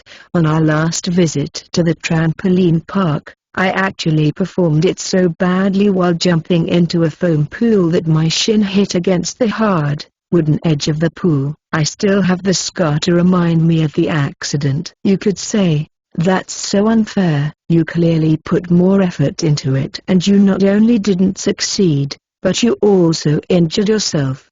And you'd be right, except that when we go rock climbing, it's me who can naturally perform some moves that my friend can't. My and his strengths simply lie in different places. When you feel frustrated that you're trying so hard but you still fail, remind yourself that there's probably another strength of yours that makes other people feel frustrated that it's so easy for you. Another way to deal with this problem is to reframe your struggles. If you aren't good at something, you'll probably put more effort into it. Consequently, if you stick to it long enough, sooner or later you'll probably perform at least as well as the natural who seems to achieve everything so easily. Yes, You might suffer a lot during the process and it might take you a long time, but in the end, a weakness can be a blessing in disguise. Likewise, a natural strength, if you take it for granted, can be a curse. I used to be an extremely insecure person with virtually non-existent social skills. Every naturally confident man always had it easier than me, but thanks to my effort and determination, I changed as a person and improved every aspect of my life. I'm not sure where I would be if it weren't for this unfair weakness that had crippled my life for so long. Instead of merely relying on one's looks or natural social abilities, a shy person who is willing to change can eventually become a better deal. Over the longer term, would an attractive woman interested in a serious relationship be more interested in a handsome natural who doesn't offer much substance beyond his looks and smooth talk, or a person who has invested years of his life to build confidence, develop powerful communication skills, and constantly improves himself? Empowering story number 5. Jim Paul. Ever since he was 9 and got his first job as a caddy at a local golf club, Jim Paul knew that he would get rich. It wasn't important how he would do that, what was important was how much. As he used to say, it wasn't what you did for a living that was important in life, it was how much you got paid for doing it. 27. Within the next 3 decades, he would go from being a 9-year-old making pennies to crossing $5,000, $10,000, $20,000, and $100,000 in daily earnings from successful trades. He was making great money, spending most of his income on frivolous purchases, and living large, just like he had imagined as a 9-year-old caddy. Deeply convinced of his trading abilities, in 1983 he bet it all on a speculation in the soybean market. Over the next few months, he would lose $1.6 million, $400,000 of which he borrowed from friends. Jim Paul spent the rest of the decade recovering from his failure. In his book, What I Learned Losing $1 Million, originally published in 1994, he admits responsibility for his failure and recounts lessons learned from this event that led him to an unsuccessful suicide attempt. Most notably, he points out that personalizing successes sets people up for disastrous failure. They begin to treat the success as a personal reflection, rather than the result of capitalizing on a good opportunity, being at the right place at the right time, or even being just plain lucky. People begin to think their mere involvement in the undertaking guarantees success. 28. Ultimately, overconfidence led Jim Paul to a spectacular failure. In the end, his failure taught him that he wasn't a good trader, and he had to relearn the profession with humility. He managed to recover from his failure and has helped thousands of investors avoid a similar financial catastrophe, thanks to sharing his own painful lessons in his book. 2. Failure. Because the process is unsustainable. If you're impatient, you're likely to set an unsustainable tempo from the get-go. While focusing on quick wins can work in the short term, burnout is almost guaranteed if you attempt to maintain a murderous tempo for a long period of time. I know, I've been there many times. I almost passed out in a sauna after neglecting my body's warning signals, and got nicely rewarded with a nasty case of the common cold. Prior to that event, I went to a sauna at least twice a month. Now I stay away from it. After months of sticking to a crazy routine of writing 3,000 words a day, I got burned out so much that merely thinking about writing made me feel like throwing up. My disgust was so strong I was afraid I would never be able to write again. When I got into rock climbing, I was so impatient to improve that I repeatedly ripped off the calluses on my fingers. Then, instead of climbing hard on the next workout, I either had to take a few days off to let my fingers heal a little, or I needed to tape them to avoid further damage. I also had a finger tendon injury that resulted in a 6-week break from climbing. I won't lie, as unsustainable as some of my actions were, They helped me tremendously in the beginning. A short-term extreme approach can help, as long as you don't plan to maintain it forever. Your risk of burnout is relatively low during the first couple of weeks,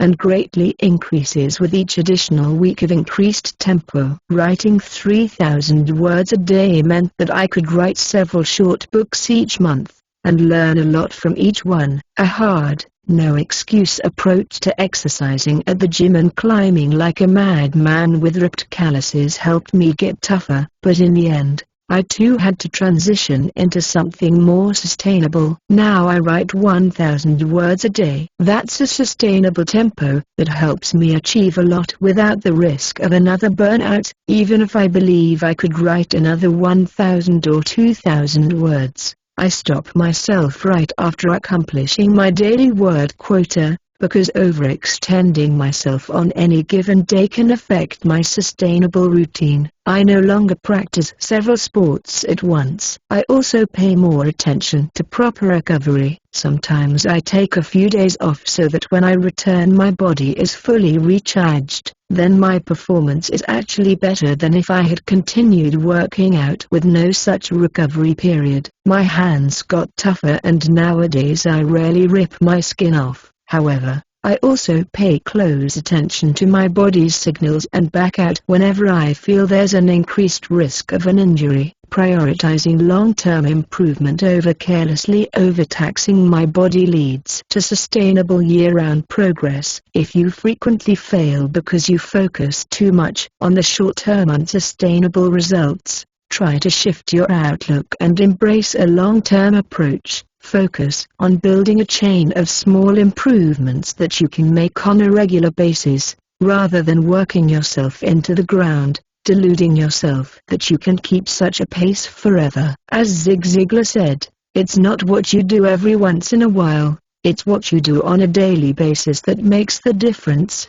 You can train extremely hard from time to time, but if you repeatedly overuse your body and never give it an opportunity to fully recover, there's a higher chance that you'll injure yourself, which won't improve your performance. You can work 16-hour workdays every now and then if it's really needed, but if you do it consistently, the only reward you'll get will be lower creativity and overall lower productivity. In the end, instead of achieving more, you'll only achieve burnout, lose important relationships, and ruin your health. Is it really worth it? More to the point, does it really get you to your goal? There's a reason why the bodies of marathoners are completely different than the bodies of sprinters. You either focus on short bursts of high-intensity activity or you specialize in maintaining low-intensity activity over a long period of time. If you're impatient by nature, I have bad news for you. Most goals require the marathoner's approach. While you can kick things off with a short sprint, eventually you'll have to transition into a more sustainable tempo and temper your impetuousness. If I were to offer you two investments, one with a 20% return and another with a 7% return, which would you choose? Obviously, you'd go with the former, wouldn't you? 20% is better than 7%. What if I told you that the 20% return comes with a 20% risk of losing all of your money while the 7% return comes with a 1% risk of this unfavorable scenario? In probability theory, expected value f is the sum of all possible values for a random variable, each multiplied by its probability of occurrence. Poker players use f to calculate their expected profit and make mathematically correct bets. You can use it to make better long-term decisions. 20% risk doesn't sound that bad,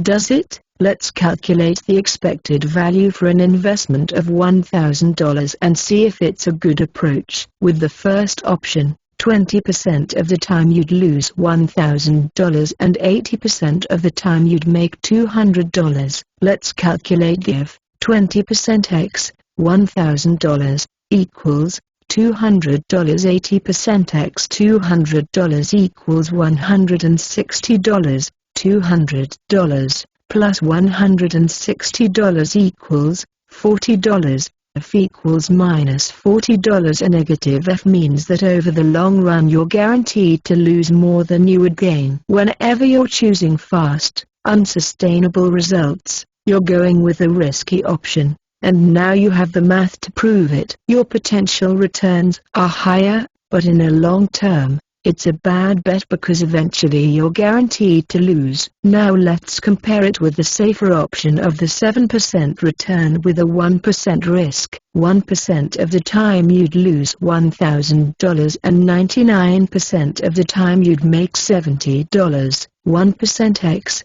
$1,000 equals $10. 99% x $70 equals $69.30. $10 plus $69.30 equals $59.30. F equals $59.30. A positive F means that over the long run you're mathematically guaranteed to win, and that's the investment option you should choose. Despite 20% returns sounding much more attractive, this is how maintaining a sustainable tempo works in the long term. It might not be as glamorous as working yourself to bone, but it's what produces consistent results. Dealing with a failure due to impatience. Quick recap 1. People often fail because they're impatient. They'll either give up, frustrated by the slow progress, or they'll set an unsustainable tempo, anxious to succeed as quickly as possible. In both cases, failure is more likely than success. 2. If you often fail because slow progress discourages you, focus on reaching the goal itself, not on reaching it within a made-up deadline. Deadlines should be rough estimates, they can't dictate your life. Be careful not to compare yourself to others or get angry that you fail while others succeed. You might not be as good as others in one thing, but outperform them in something else. Also, if you have it harder, you'll most likely put more effort into it. Over the long term, you have a high chance of outperforming the ones who take their talents for granted. 3.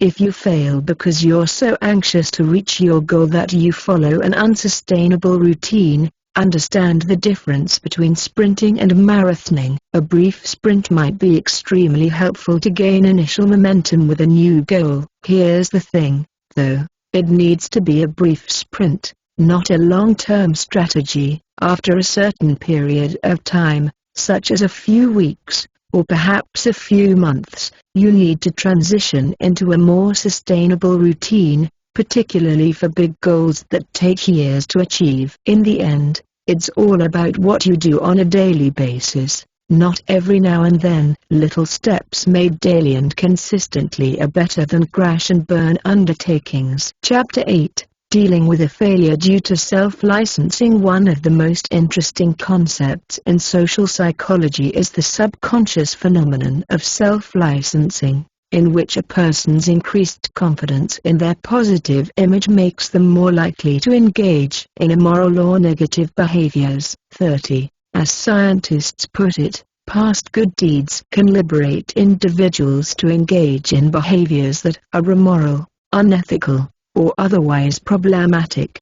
For example, a person who drinks diet soda will discount the high caloric content of a pizza or cheeseburger. The diet soda gives them a moral license to gorge on fast food. After all, it's diet soda, right? You financially support pro-environment causes and then drive a huge gas-guzzling SUV to a store 2 minutes away. You gulp down a multivitamin and a few supplements, and then proceed to eat empty calories. You buy energy-efficient lights or appliances and then use them more carelessly than before, which in the end increases your energy use. Let's address some common goals you might fail to achieve because of self-licensing. 1. Exercise and weight loss. I have a friend who exercises every now and then. He spends an hour or so in the gym, and then, having obtained a moral license, drives to the store to buy a sugary post-workout yogurt drink or to a fast food restaurant to have a post-workout meal. It's a classic case of taking one step forward and 2 steps back. People vastly overestimate the amount of calories they burn when exercising. and what they consider a harmless tasty reward after a workout sets them back. In fact, a small study suggests that people believe they burn 3 to 4 times more calories during exercise and then end up eating 2 to 3 times more calories than they burned during the exercise. 31. Calorie-wise, it would have been better not to exercise at all than to exercise and then more than recoup the burned calories with a post-workout cheat meal. However, in addition to its potential weight loss benefits, exercise is important for overall health. The solution is not to stop exercising, but to educate yourself about energy expenditure during exercise and become more conscious of your post-workout food choices. Self-licensing will make you feel as if you've earned your calories. You exercised so hard, burned at least 1,000 calories, so go on. Grab a cheeseburger and some fries and feel good about how active and healthy a person you are. In reality, you may have burned 300 calories and even a single cheeseburger would more than offset what you've just burned. If you want to lose weight, make sure that the caloric content of a post-workout meal is lower than your energy expenditure during the exercise. Considering that you need a deficit of 3,500 calories to lose a pound of fat, you need to maintain a daily deficit of at least 500 calories to lose a pound a week. It's tough to train your way to a slim body, and I'll show you why with a little game. How many calories does an average adult burn during 1 hour of brisk walking? 600, 400, or 200? The correct answer is about 200. Eat a single banana as your post-workout meal and you're down to about 100 calories burned. Eat it with some yogurt and you've just consumed more calories than you burned during exercise. Walk at a slower pace instead of walking briskly and a single banana will wipe out any caloric deficit. How about 1 hour of jogging? It burns about 400 calories. One large slice of pizza is enough to cancel out the burned calories. And show me a person who eats just one slice of pizza when they're hungry after exercise. That's why a moral license to reward yourself with a post-workout meal is so dangerous. Exercise alone rarely, if ever, is sufficient to lose weight. It's essential to cut down your daily calorie intake and be aware that a moral license that you obtain from exercising can actually hinder your weight loss. 2.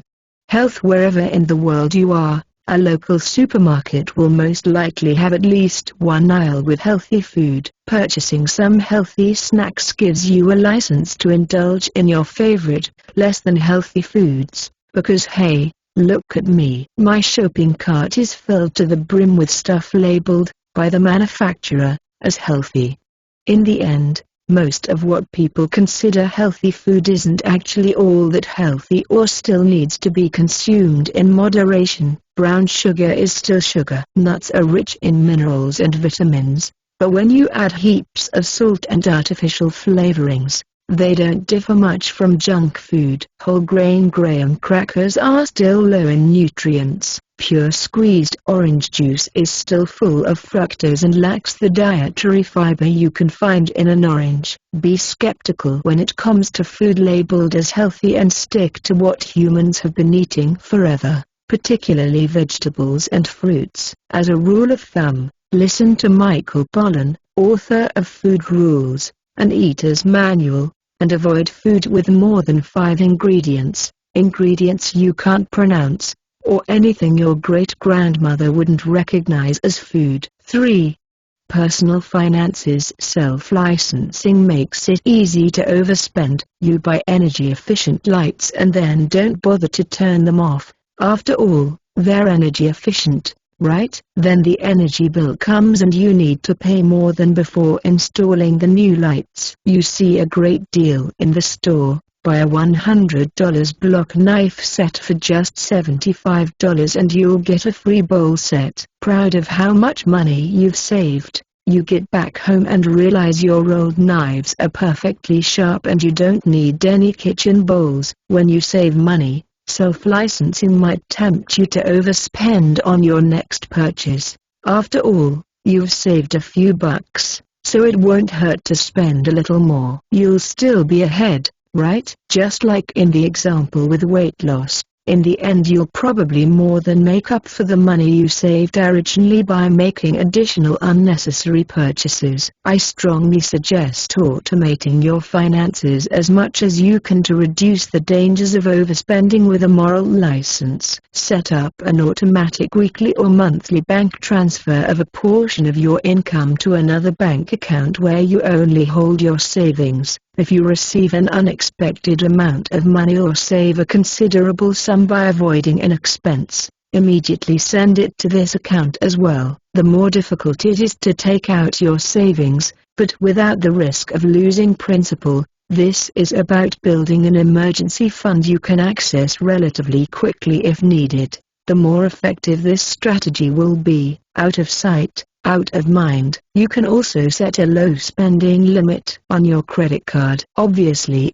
you can always change these limits, but an additional step preventing you from carelessly spending money might be enough to stop you in your tracks. If the ease of paying with a credit card is what challenges your willpower the most, get rid of your credit cards. Replace them with debit cards that draw money directly out of your own bank account. That way, you won't be able to easily go over your budget. Last but not least, consider paying in cash. It's harder to part with money if you physically hand it over to a cashier instead of swiping a piece of plastic. Paying with cash makes you more conscious of what lands in your shopping cart and whether you really need it. It's more difficult to fall victim to self-licensing if you physically need to part ways with cold, hard cash. Avoid self-licensing with this mindset change if you're about to do something you tell yourself you've earned the right to do just because you did something that you consider good.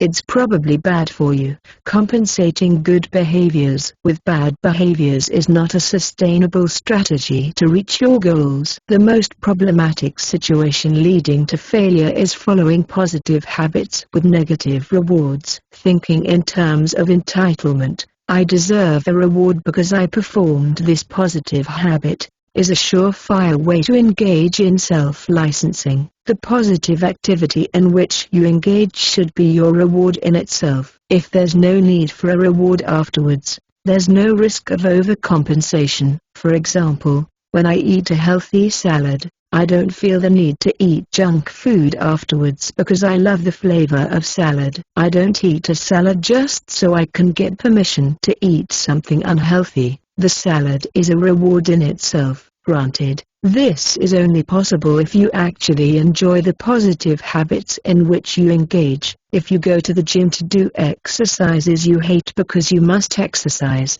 there's no wonder you feel the need to reward yourself after your workout. Find a different way to engage in physical activity that will be a reward in itself and you'll avoid the negative effects of self-licensing. As a final suggestion and a general rule of thumb, be vigilant whenever an act of self-improvement inflates your self-image. It's easy to do stupid things when you feel you're the smartest person in the world. Dealing with a failure due to self-licensing. Quick recap 1.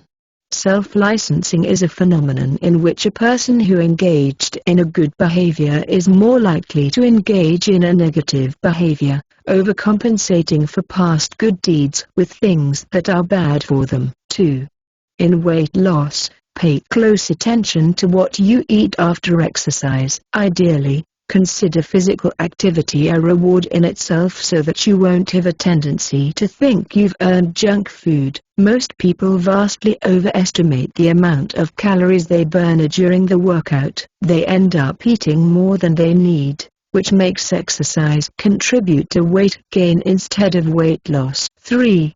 When it comes to health, be skeptical about healthy foods. Just because the food is in the healthy aisle or comes with healthy labels, doesn't mean it's actually healthy for you. And even if it indeed is, be cautious not to overcompensate for your healthy choices by throwing a bag of chips, or two, into your shopping cart. As with exercise, engaging in a positive habit doesn't mean you've earned the right to engage in a negative behavior. 4.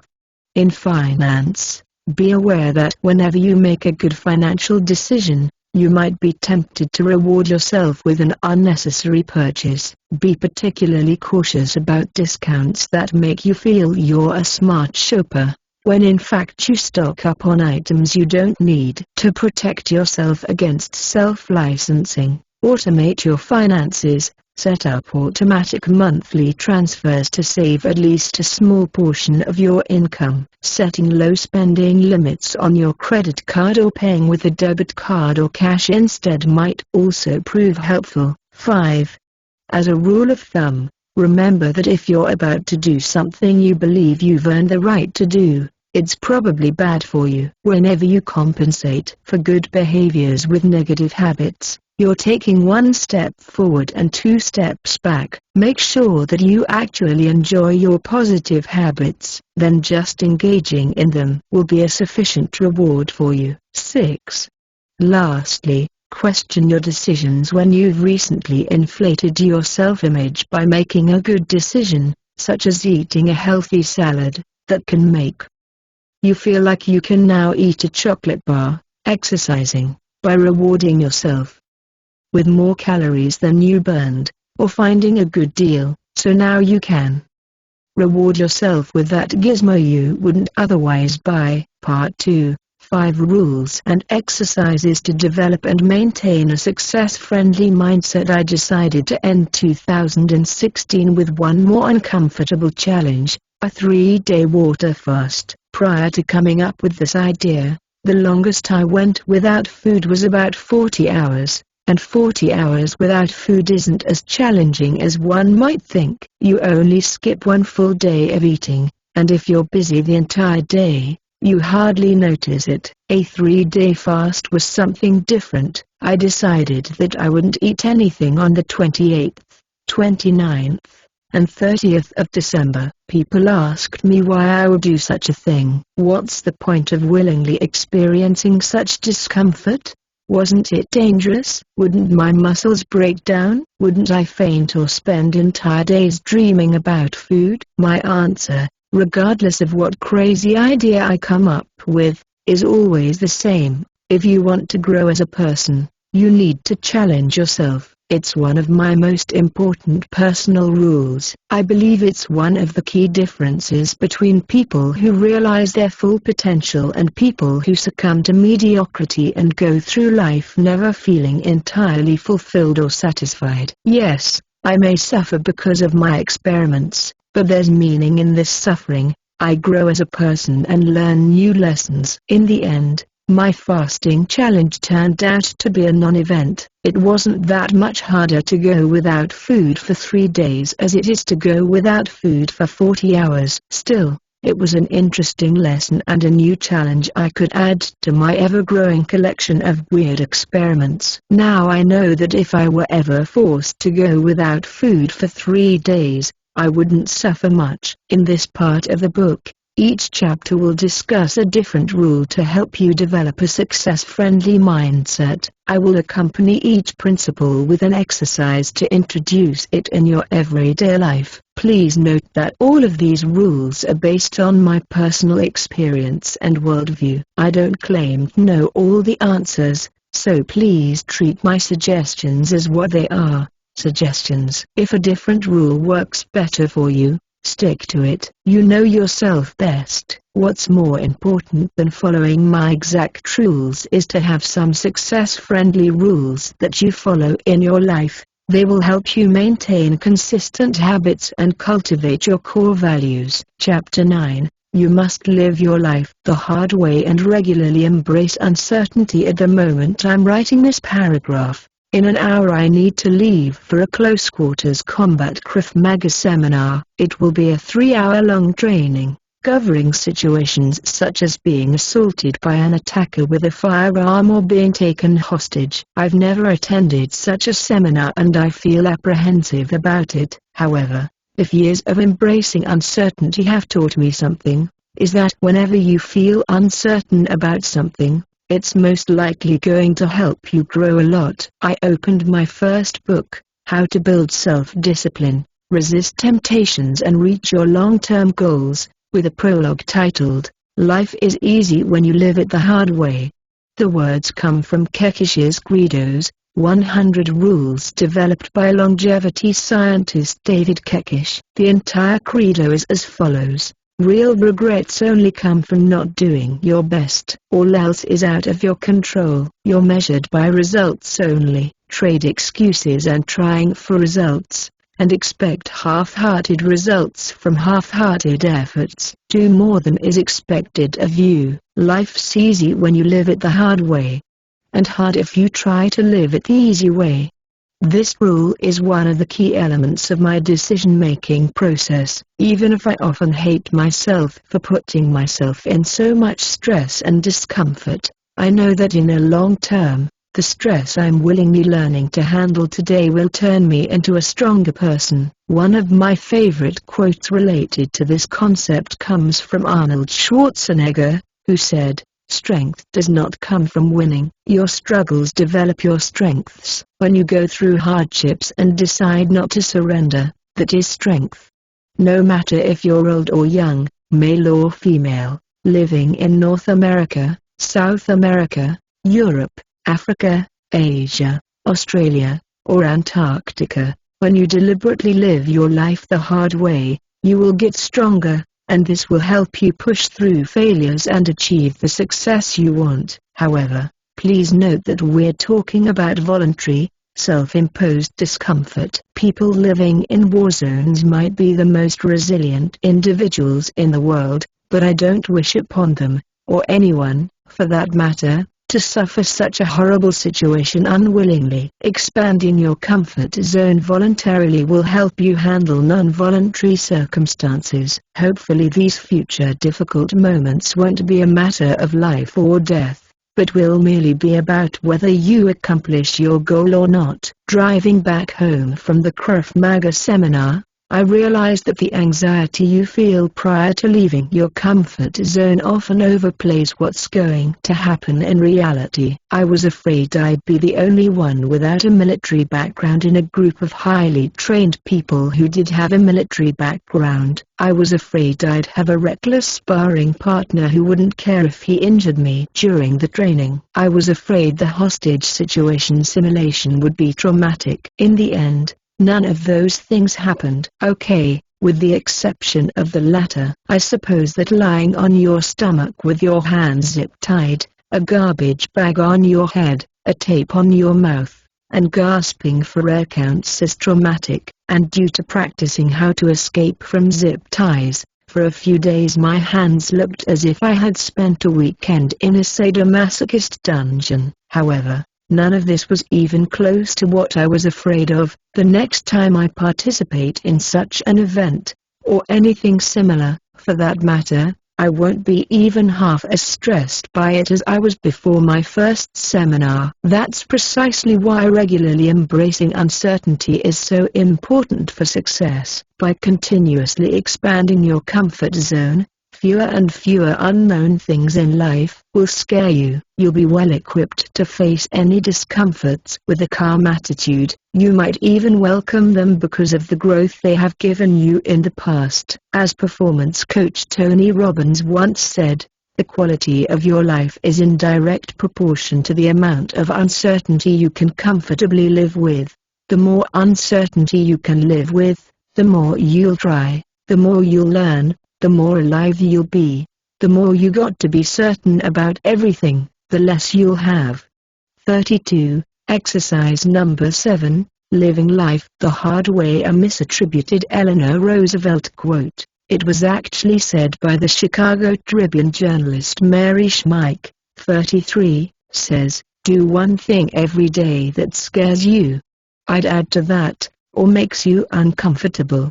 It's a great piece of advice. If not slightly unrealistic. You have a life to live, and obviously you won't always have time, energy, or means of doing something that scares you or makes you uncomfortable. However, no matter how busy you are, you can probably turn it into a weekly exercise. At the beginning of each week, come up with at least one thing that scares you or makes you uncomfortable and do it during the week. All levels of fear and discomfort count.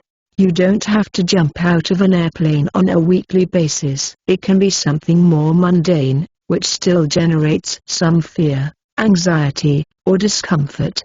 The more often you perform this exercise, the better. When you deliberately make your life harder, it becomes easier. For example, at the time of writing this, yesterday I sent out a sales message I was slightly afraid to send out. 2 days ago, I had a climbing workout, and those, as much as I love them, always produce some fear or discomfort. 3 days before that, I attended the Close Quarters Combat Krav Maga seminar. In any given year, I probably engage in well over 100 scary situations with a varying level of discomfort. This self-imposed connection to fear and discomfort keeps me on my toes. I can never get too complacent and slip into easy living because there's always a new fear or discomfort-producing activity coming soon. I'm aware that this might sound like hell if you love to stay comfortable. But just imagine how extremely comfortable I feel coming back home from another crazy adventure. The next time you feel uncertain or afraid of something, tell yourself you need to do it precisely because you're afraid. There's no shame or failure in feeling fear or uncertainty. It's only when you decide against doing something out of fear that you suffer a great loss, a loss of a powerful learning opportunity. Obviously, this is not about being stupid and doing things that can potentially harm you or kill you. Granted, there's often some risk, but that's why you need to make a calculated decision. As scary as it looks, there's very little risk in skydiving in tandem with an experienced skydiver. But there is a lot of risk, or rather, stupidity, in cliff jumping when you're unsure about the water's depth and the potential obstacles it contains. When I climb a difficult route, I'll keep pushing despite my fear, as long as I know that a potential fall is likely to be safe. If I'm about to climb into a so-called no-fall zone wherein a fall can have disastrous consequences due to sparse protection or a certain feature of a rock, I make a calculated decision based on how I feel about the chances of success and the risk of falling off. This is not a time to mindlessly follow the "I'm afraid, so I need to do it" approach. Keep that in mind whenever you find yourself in such a situation. This book is presented solely for motivational and informational purposes, and I'm not responsible for your choices, but I care about you and want you to take risks as safely as possible. Some of the safe or relatively safe risks you can play with to embrace more uncertainty in your life include any type of an extreme sport or activity done with or supervised by an experienced professional. This includes skydiving in tandem, hot air ballooning, whitewater rafting, bungee jumping, hang gliding, surfing, or mountain biking. Note that you'll never be 100% safe when doing extreme sports, but practicing them with proper supervision greatly reduces the risk. Approaching that attractive man or woman. There's virtually no physical risk here, unless you have the bad luck of running into a jealous boyfriend or girlfriend, but it comes with a level of fear that can paralyze you even more than an extreme sport. Public speaking, another type of an activity that comes with pretty much zero physical risk. Okay, you can fall off the stage if you're not careful, but still generates incredible amounts of fear and anxiety, and consequently, a lot of learning opportunities. Traveling to an exotic country, as long as you do due diligence and avoid places that are indeed unsafe, traveling poses virtually no danger. While it exposes you to character-shaping discomfort, you must live your life the hard way and regularly embrace uncertainty. Quick recap 1. You must live your life the hard way and regularly embrace uncertainty. The quality of your life depends on how good you are at handling fear and uncertainty, so make sure that you don't avoid discomfort. Putting yourself in such situations isn't always fun, but it's one of the best ways to attract more success into your life. 2. Try to engage in uncomfortable or scary situations at least once a week. This will help you toughen up and prepare you to handle any unforeseen difficulties in a calm manner. Chapter 10. You must show the middle finger to your ego. We've already discussed that people go to great lengths to avoid suffering a blow to their ego. I say, screw that.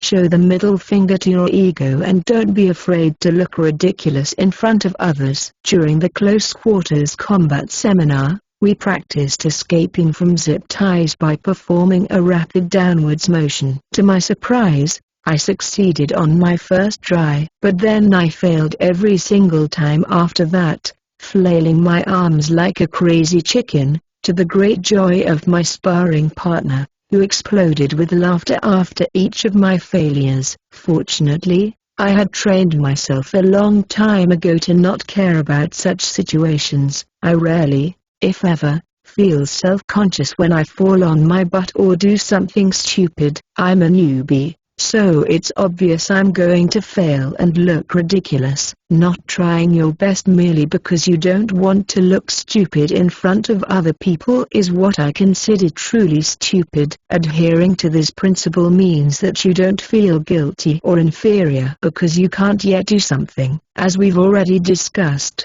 failure is necessary in order to learn.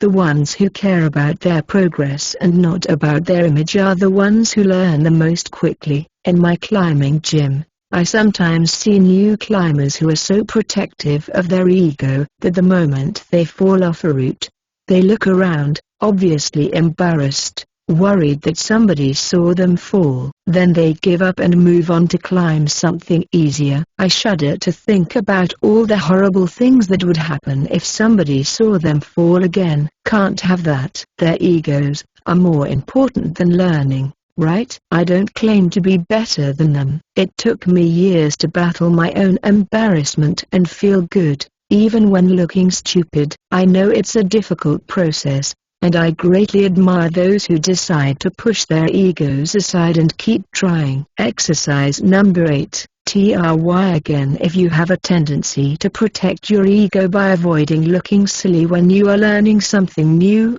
expose yourself to as many such situations as you can, and simply try again instead of worrying about what others think of you. Try to catch yourself each time you're worried that you look stupid and shift your attention back to the task you're trying to master. Let me assure you that nobody cares about your failures as much as you think. When you're worried about others laughing at your clumsy attempts, they're often equally worried that they look silly in your eyes. Don't take yourself so seriously. The more seriously you take yourself, the more difficult life will get for you. Protecting your ego will not only make you less likely to try again after a failure, it will also bring unnecessary frustration. A couple of days ago, when learning basic Russian, I made an embarrassing mistake during a class with my teacher. Dwelling on it would only cause me unnecessary suffering and possibly affect my learning speed. Laughing at how embarrassing it was,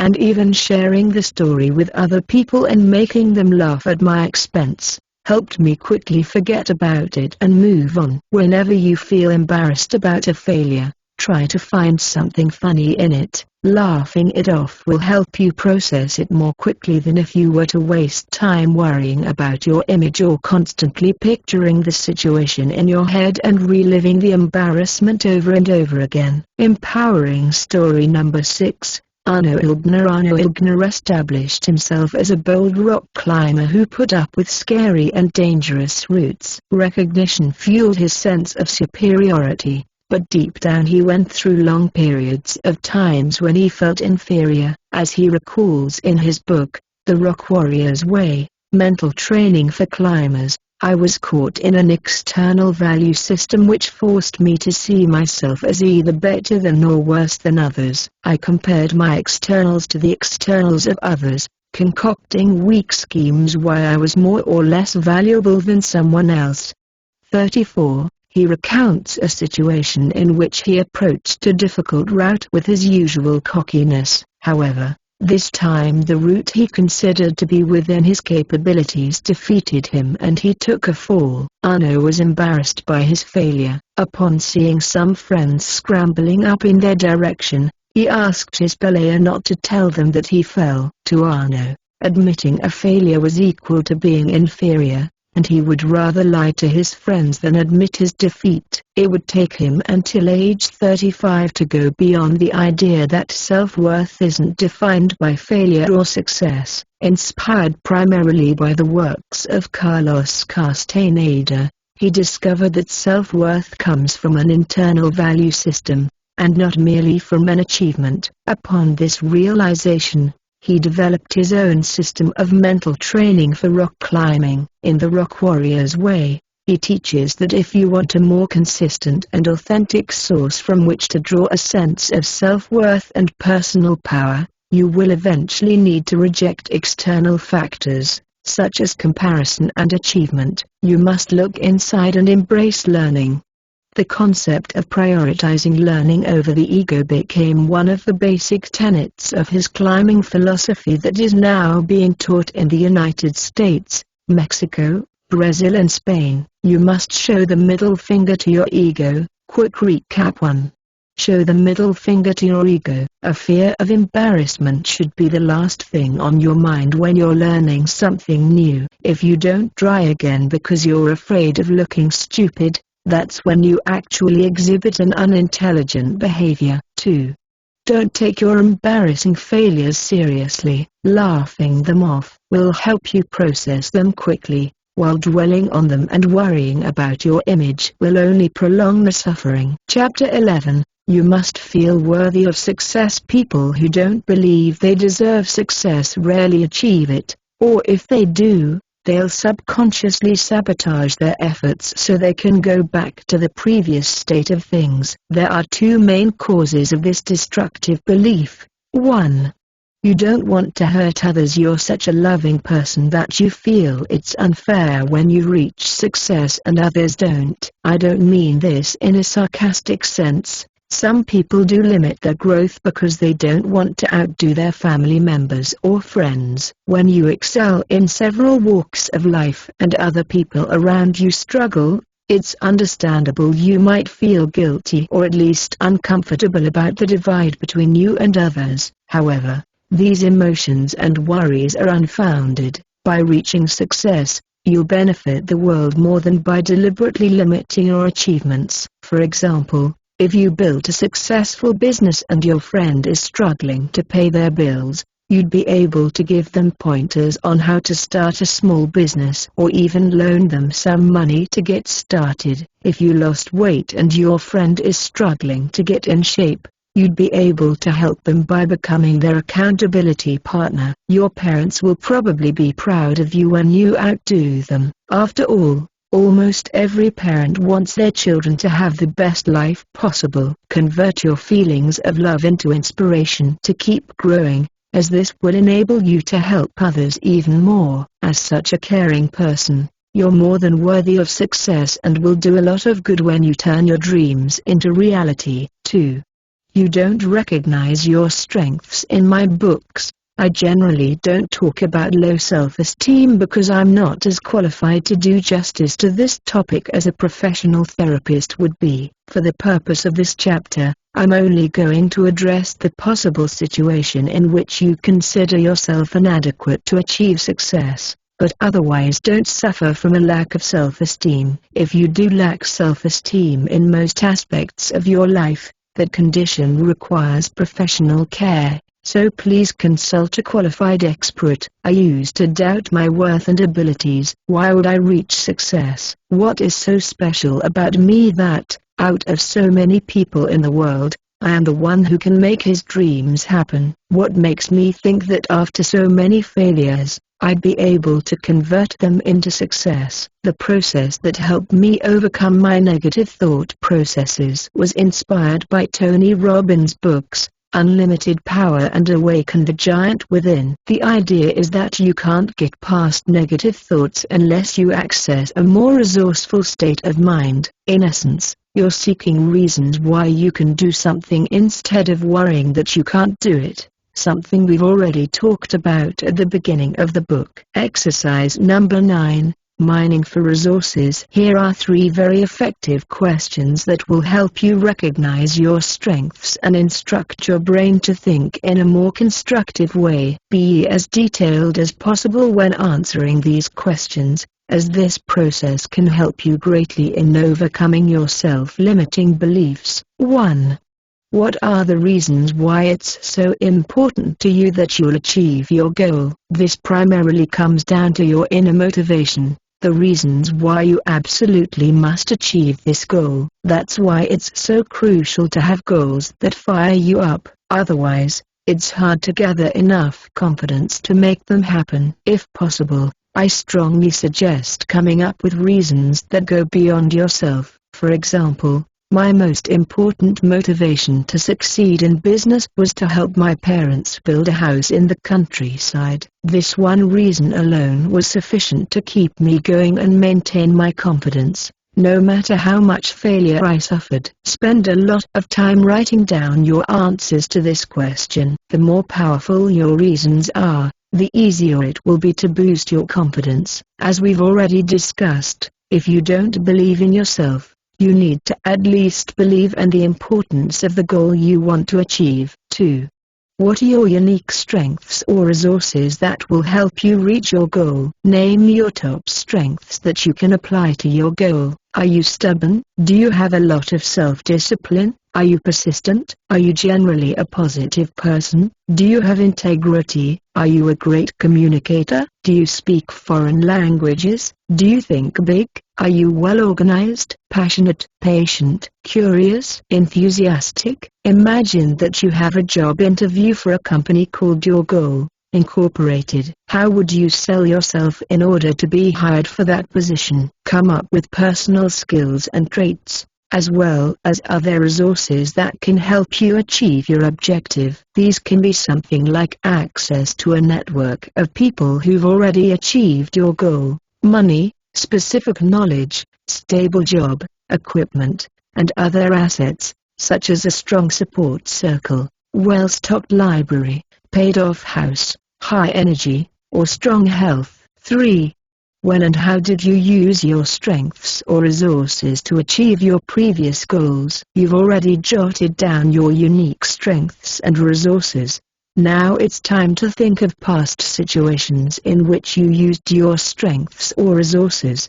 The goal is to realize that you've already successfully tapped into your inner resourcefulness in the past, so now you can do it again. Let's imagine you want to find a better job. A few years ago, you started jogging, and you continue this routine to this day. If you're so self-disciplined as to exercise regularly over a long period of time, why wouldn't you be able to apply your self-discipline to a consistent, determined job search? If you're a caring person who's always there for their family and friends, this means you can extend this nurturing aspect of your personality to yourself. If you're always there to help others overcome challenges in their lives, why wouldn't you be able to use it to reach your goals? 2. It doesn't have to be anything big. Even if it's something as ordinary as never being late to work or always making your bed in the morning, it still speaks of your positive traits that can help you reach your goal. A punctual person is essentially a person who sticks to their promises, while a person who always makes their bed in the morning is most likely organized and meticulous. Alternatively, in place of answering these 3 questions, answer just this one question: why are you strong? People often tend to focus on their weaknesses and reasons why they aren't worthy of success instead of coming up with reasons why they do deserve it. There's strength in all of us, but not all of us have discovered it yet. When you make an extensive list of reasons why you're strong, and this can include everything from the fact that you're a loving person, you're punctual, you have integrity, you value education, or you think big, you'll bring to light your true, inner confidence. Whenever you feel doubtful, reread your list until you can quote it from memory. Don't expect that this exercise will magically make you a super confident person overnight. though. Its purpose is to get you to stop doubting yourself so much and think in a more constructive way by identifying real-world resources that can help you to achieve your goal. Only then can you successfully begin working on your goal. You must feel worthy of success. Quick recap 1. If you don't believe you deserve success, you'll sabotage your efforts. If you limit your growth because you're afraid of hurting others, remind yourself that becoming a better person gives you more resources to help them. 2. If you don't recognize your strengths, make a list of your motivations, strengths, relationships, and other assets that can help you achieve your goal. Then think of past situations that you solved, thanks to these resources. Chapter 12. You must take personal responsibility. In one of the previous chapters I mentioned the concept of locus of control. Locus of control is the degree to which people believe that they have control over the outcome of events in their lives. It can be internal. You'll blame yourself for your failures and praise yourself for your successes, or it can be external. You'll believe that things just happen to you and that you can't shape your future. In other words, you either take the ship's wheel and assume responsibility for what happens, or let the ship drift and hope the ocean will steer you in the right direction. I don't think I need to tell you which approach is success-friendly. Studies suggest that people with an external locus of control are more likely to suffer from stress or depression.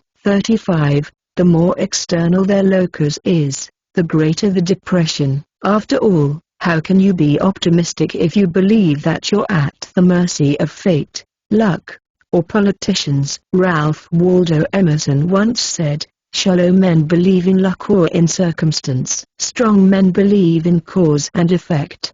When you consider every failure or success as an effect of your own decision, you acknowledge responsibility for your life and consequently, gain more control over it. The concept of locus of control is related to learned helplessness, in which a person accepts that they have lost control and gives up trying to change the situation in which they find themselves. 36. If you repeatedly fail an exam, you may come to a conclusion that you're incapable of improving your performance and stop trying to succeed. What follows is the belief that events in your life are uncontrollable and, without taking personal responsibility, you'll never learn from any failure. Exercise number 10. Acknowledging responsibility. If you want to develop a healthy internal locus of control and overcome learned helplessness, it's important to acknowledge responsibility for your life. 1.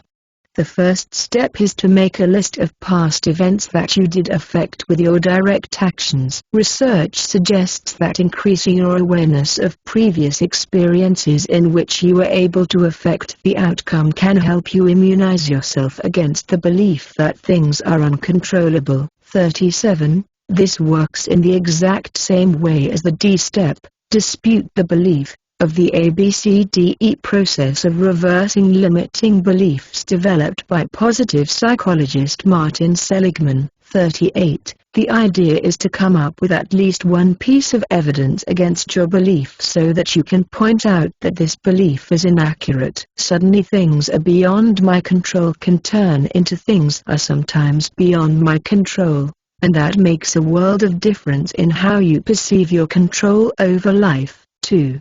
Next, write down a list of past failures that you blame on external factors. Try to find at least one action of yours that might have contributed to the situation, so you can see that it wasn't entirely caused by something beyond your control. For example, if you have trouble losing weight but you always blame it on your genes or your friends who tempt you to eat junk food, was there at least one situation in which you could have easily refused the temptation but succumbed to it anyway? I know I found myself in many such situations. As much as I would have loved to not be responsible for my being overweight many years ago, I know I contributed at least partly to the situation, so things weren't entirely beyond my control. Now, Please note that I don't want you to beat yourself up for every failure. It's important to exhibit self-compassion instead of self-guilt. Also, please note that you shouldn't take ownership of a failure that clearly wasn't caused by you. If your ex left you because they found somebody else, don't shop for pain by thinking about what you did wrong, because maybe you didn't do anything wrong. Things like that do happen. Acknowledge responsibility for things that were indeed at least partly within your control. For example, if you used to shout at and disrespect your ex, then yes, it might have been caused by you. If not, heed the Stoic advice and accept that it's no longer up to you, as painful and difficult as that might be. 3.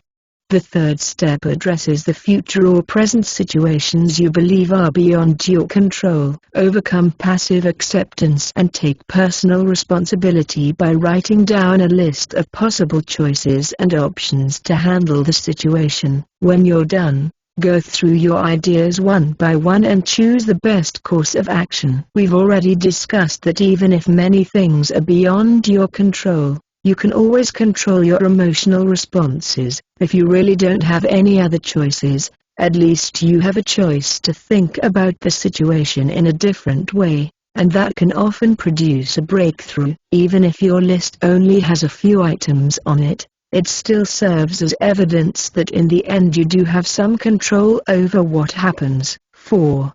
The last step is simple, but can produce profound changes. Eliminate phrases like "I have no choice" from your vocabulary. Instead of saying that you have no choice, you can say, "I don't like my choices, but I choose to." Maybe your options aren't ideal, but you can always choose something, and making this choice shows that you assume responsibility for the situation. In the end, remember that not making a choice is also a choice, and often the worst one. You must take personal responsibility. Quick recap. 1. You must take personal responsibility for every success and failure. In scientific terms, it's called having an internal locus of control, and it's a trait shared by all successful people. 2. Shift your locus of control from external to internal by increasing your awareness of previous experiences over which you exerted control, finding at least one past action of yours that could have contributed to a failure you believed was caused by external factors, coming up with choices and options that will affect a current or future challenge, to remind yourself that you do have some control. And lastly, eliminate phrases like "I have no choice" from your vocabulary. Chapter 13. You must identify what you want, and go after it. I have important news to share with you. So far, scientists haven't figured out how to reverse death. It sucks, I know. Unfortunately, we all have an expiration date. So wouldn't it be nice to make the most out of our life while we're still here? Here's where the last rule comes into play. The ultimate failure in life is not going after the things you want. If you don't actively identify what you want and then go after it, it will be fate or other people that will control your life. Let me assure you that it won't be even a tenth as much fun as writing your own script. Realize that if you don't have a clear vision of your life, you'll never be able to recognize when the right opportunity appears right in front of you, when a key person who can help you achieve your goals enters your life, or when the circumstances align in such a way that you'd be able to take advantage of them and produce a breakthrough. In the end, if you don't know what you want, you won't be able to identify what can help you get it, and consequently, you'll be unlikely to ever achieve the success you crave. Let me share with you a personal story that might look like I got lucky, but in fact it happened as a result of clearly knowing what I wanted. After one of my businesses failed because the business model didn't fit my personality, I realized I had to get more specific about the kind of a business I wanted to own. I told myself that it would have to be an online business that wouldn't require me to hire employees and that I wouldn't have to be managing it on a daily basis by taking calls,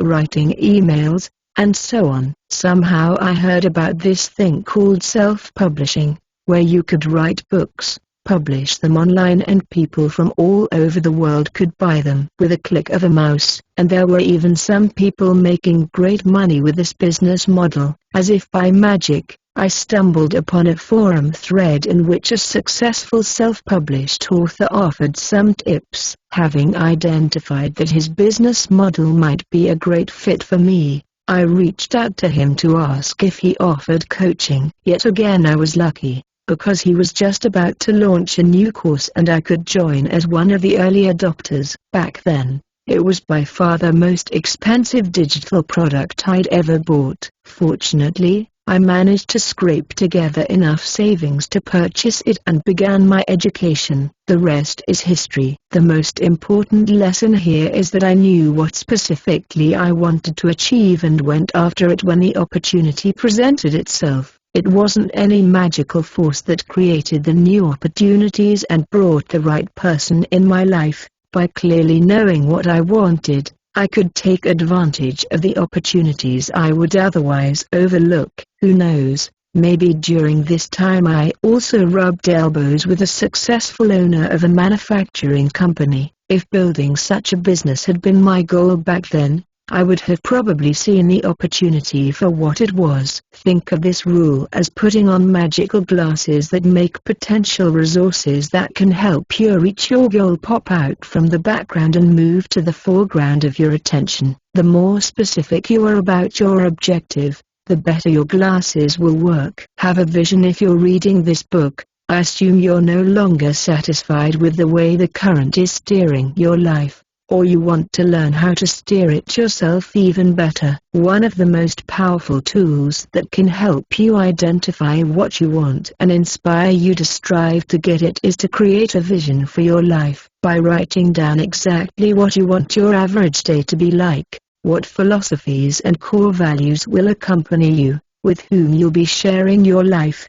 what you'll accomplish and what habits you'll cultivate, you'll design a personalized guide for your life. Exercise number 11. Create a vision. I'll be the last person to say that you can attract things in life simply by thinking about them. Still, even though I don't believe in any magical powers, I strongly suggest creating a vision for your life. Doing so is one of the best ways to gain clarity about how you want to shape your life. It will help you make better decisions that are aligned with the direction you want to pursue, as well as avoid going in the wrong direction, or worse, having no direction in the first place. How do you create a vision, then? It's not something that needs to follow a specific outline, but I generally suggest addressing the following parts of your life. Your perfect average day. What I mean by average is that you write about a regular day of yours,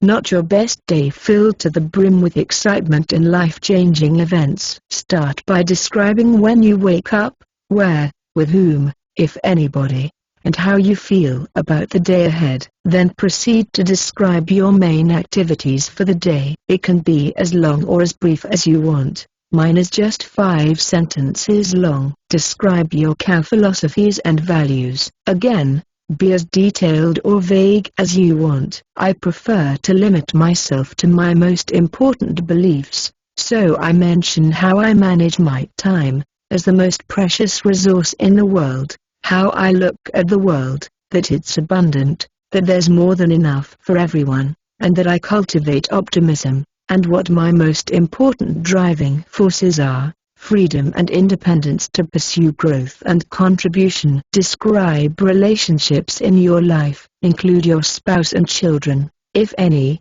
extended family if you want, friends, associates, and other key people in your life, mentors, employees, partners, colleagues, clients. Address your health and fitness. What's your diet like? How's your well-being? How often do you exercise and what do you look like? Write your vision in the present tense, as in I wake up together with my lovely spouse every day at 5 in the morning with a huge smile on my face, ready to work on our 7-figure manufacturing business. Yes, it might sound a bit cheesy, but don't worry. Nobody's going to read it but you. Feel free to add whatever else you need to make this vision as real as possible. The goal is to identify what exactly you want to have in your life so that you have a guiding star. I follow my vision with 10 personal rules I live by. I also have a document in which I note down goals I want to achieve, grouped as follows. The most important goal, limited to only one goal at a time, focused on the most life-changing objective. Learn/try/experience goals, things you want to experience just once, such as flying in a hot air balloon or off-road driving, things you want to master, such as real estate investing, and things you want to learn, but not necessarily with an intention to dedicate your life to them, such as emergency first response or dancing salsa. Contribution goals, goals that extend beyond yourself and will make the world a better place. It can be running a small non-profit organization or even helping just one specific person. Have/finance/business goals, material things you'd like to have in your life. This includes business or career-related goals. Meet goals, people you'd like to meet, just to shake hands or to befriend them. Visit goals, places you'd like to travel to. Feel free to steal my structure and create a similar document that describes the goals you want to achieve. You must identify what you want, and go after it. Quick recap 1. You must identify what you want and go after it. Having a clear vision of your life will help you notice and take advantage of the right opportunities when they present themselves. Moreover, it all comes back to claiming control over your life. When you let the current steer you, you'll suffer from one of the greatest failures, the regret of not making the most out of the only stab at this thing called life we each have. 2.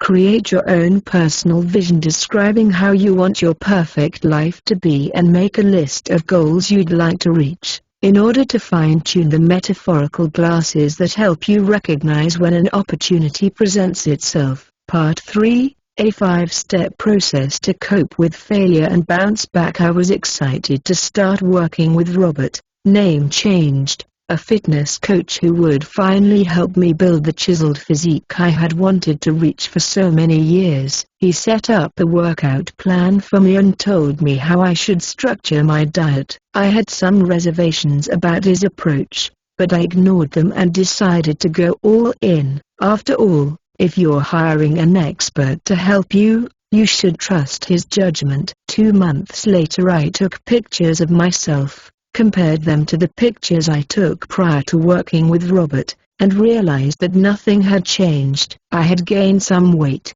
but my physique was the same, if not worse. Soon, I started hating my workouts. To make the matters worse, Robert stopped replying to my emails, or, if he replied after several days of silence, he only sent a vague response. I was discouraged. No matter how hard I tried to follow the traditional bodybuilding advice, it always worked against me. Yet again, I had wasted time and energy on something that didn't deliver the promised results. I was done with bodybuilding and I was done with stupid bulking diets that only made me gain fat. Because of the greatly increased calorie intake recommended by Robert, I got used to eating copious amounts of food and my weight crept up to alarming levels. It took me 3 months to stabilize my eating habits and return to the weight I had had prior to working with Robert. In the end, I lost almost 6 months going in circles. I revised my goal,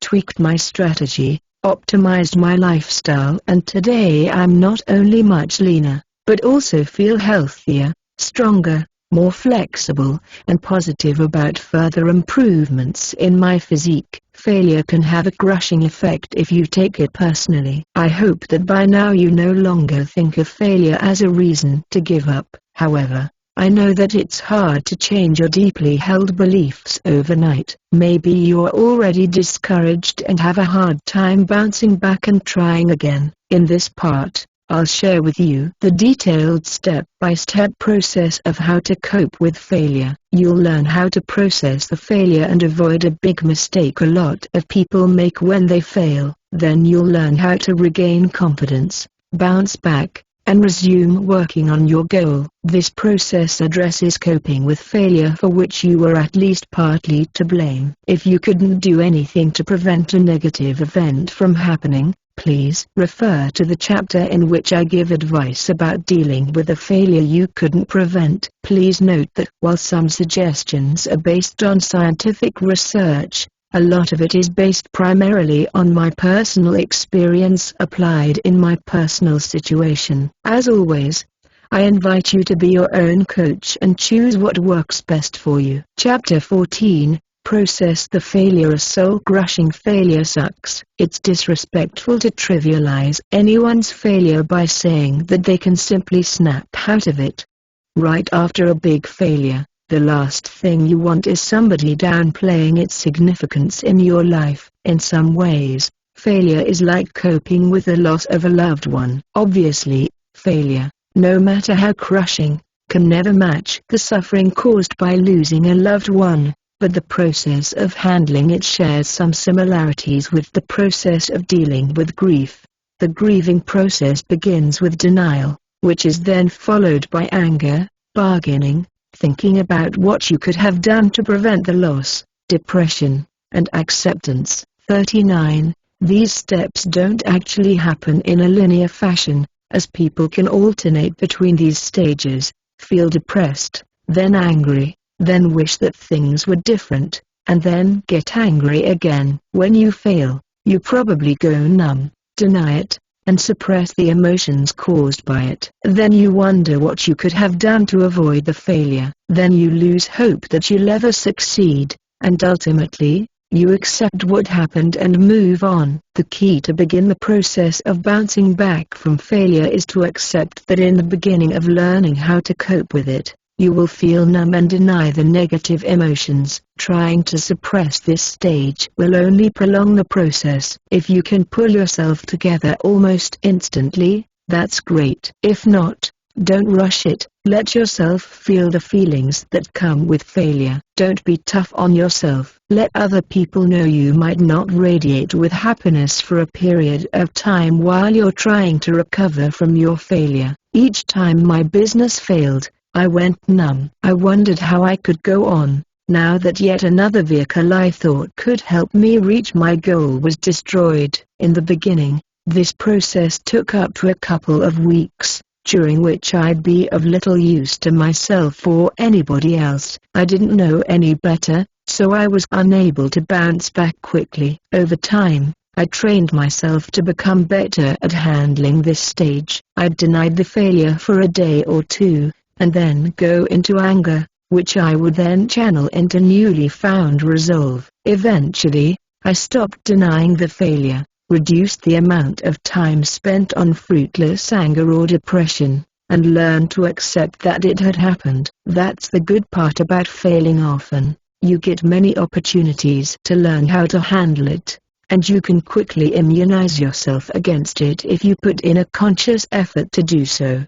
When you get tired of feeling numb or in denial, you'll be ready to move on and continue the process of coping. This always happens sooner or later because humans need variety and it's impossible to stay in one emotional state forever. However, don't rush it. I know it's hard to feel hope, let alone even think about trying again, right after a failure. So give yourself the time necessary to move through all of the stages involved until you genuinely reach acceptance. Empowering story number 7. Ann Wojcicki was a 23-year-old Yale graduate with a degree in biology when she got a job as a healthcare analyst on Wall Street. To any typical 23-year-old, getting such a job would be a major success, but it wasn't for Ann, because she had been frustrated that such a wealthy country as the United States couldn't effectively provide even the most basic medical services to its citizens. Ann became disillusioned with her Wall Street job when she attended an event, during which she heard insurers and accountants talking about how to maximize the billing opportunity when sick people sought care. That was when she realized that the system was never going to change from within. As she commented during the SXSW festival, obesity is awesome from a Wall Street perspective. It's not just one disease, there are all sorts of related diseases to profit from. 40. Several years into her lucrative career, she quit with the intention of enrolling in medical school. However, in the end, she decided to become a researcher. 6 years after quitting her Wall Street job, she channeled her disillusionment with the healthcare system into 23andMe, a privately held personal genomics and biotechnology company that she co-founded with Linda Ovey and Paul Kisenzer in 2006. 23andMe uses a simple saliva test to deliver ancestry reports and health-related components to consumers. At the time of writing this, the company offers health-related data to consumers in Canada and the United Kingdom and is working with the FDA to obtain regulatory approval to offer the same data in their U.S. It then uses this information for medical research to provide insight into why some people are more likely to get a disease than others and why people respond differently to disease treatment options and drugs. Throughout the years,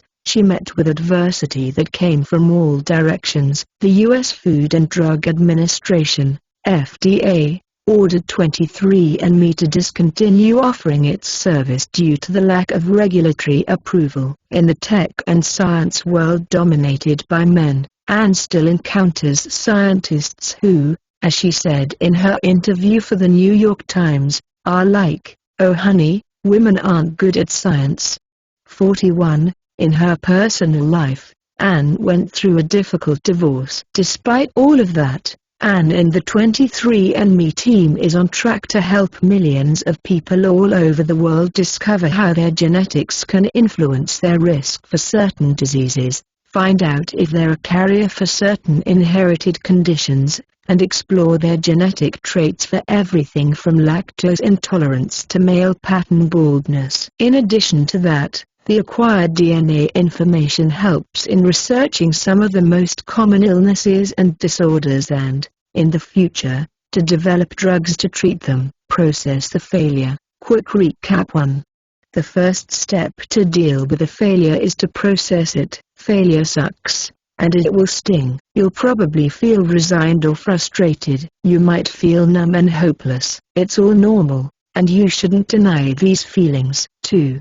Human beings need emotional variety. Sadness or discouragement after a failure will eventually convert into an opposite state, most likely anger, and that's when you'll proceed to the second or third phase discussed in the next chapters. Chapter 15. Forgive yourself. Some people feel self-hatred after a failure. They equate failing with being a failure as a human being. This leads them into a negative loop of self-criticism that makes them unable to constructively process a failure and bounce back. If you suffer from this problem, before you move on, you need to learn how to turn self-criticism into self-compassion. According to scientific research, when you exhibit self-compassion after failing to meet your goals, you'll boost your mental resilience. 42. Self-kindness is also helpful in dealing with procrastination and enhances positivity. Sounds good, but how do you actually stop criticizing yourself and become self-compassionate? Here are a few ways to do so. 1. Imagine you're helping a friend cope with failure. Unless you're the world's worst friend, if your best friend failed at something, you'd encourage them instead of criticizing them, wouldn't you? It's incredible that we can lend kindness toward other people, but don't extend it toward ourselves. Exercise number 12. Be your best friend. It's hard to feel self-empathy when you're angry at yourself. It's easier to feel empathetic towards somebody else because then you're looking at the situation as a bystander, free of the negative emotions clouding your judgment. Why not look at yourself from that perspective? 2. Imagine that you're writing a letter to your best friend who happens to be an exact copy of you. What would you tell this person to help them overcome their feelings of inadequacy and self-hatred that arose from the failure? How would you convey the compassion you feel toward them? What would you write to remind this person that every person fails and that it doesn't mean they're inferior? How would you communicate that you understand the situation in which they found themselves and tell them that you care? When you finish writing your letter, put it out of sight and forget about it. After a couple of days, read your letter and let the compassionate tones of the message sink into you. Upon reading the letter, you should feel more understanding and compassion toward yourself. 2. Reframe your critical self-talk. Your inner critic could be a great ally if its criticisms were constructive. Unfortunately, negative self-talk usually resembles something more like "you're a useless person" than "you didn't do it right because you were too distracted by those other tasks." Why not turn your inner critic's criticisms into something useful? The first step is to become conscious of when your self-critical voice is present and how it talks to you. Then, as the person observing the critic instead of being the critic, you can hear the message, dissect it, and turn it into something more useful. I know, it sounds a bit out there, so let's dive into some more practical examples. If you were on a diet and cheated because you were dealing with a painful problem and needed to comfort yourself, your self-critical voice might say something like, "You screwed up again. You had to mess everything up and comfort yourself with food. You're such a weak-willed loser."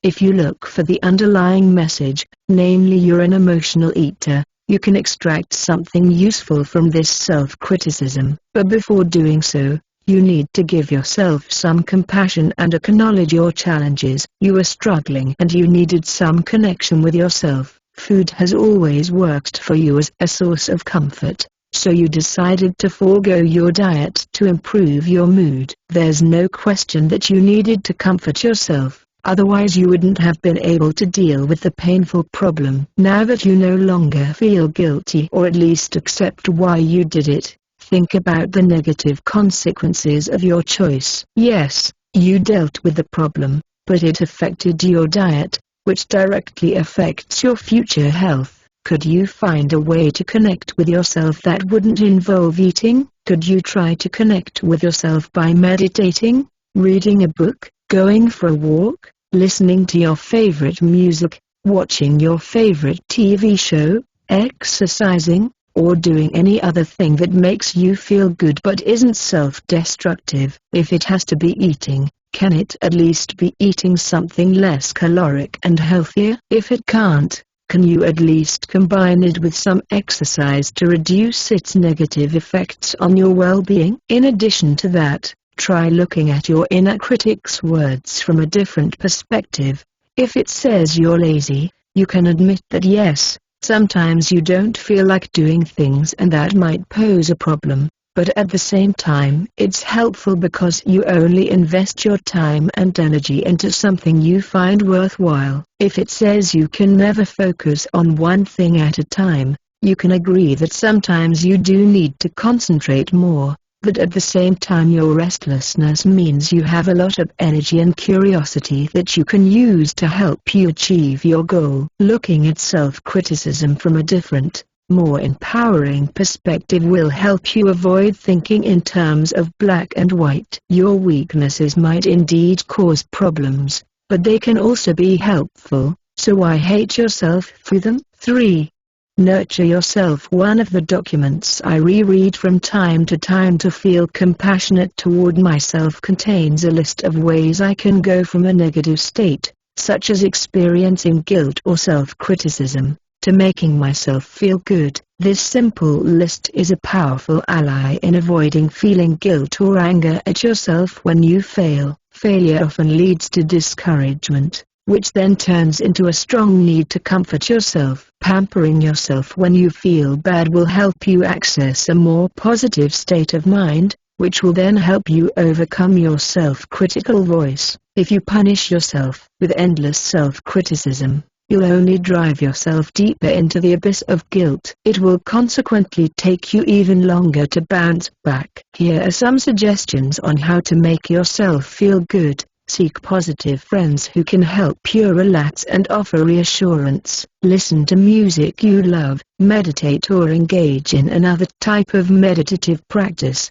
Practice a sport you love. Go out for a walk. Take a long, warm shower or bath. Play with a pet. Cuddle. Have a massage. A terrific resource with numerous practical exercises and guided meditations to become more self-compassionate is available at self-compassion researcher Dr. Kristin Neff's website www.selfcompassion.org. Forgive yourself. Quick recap 1.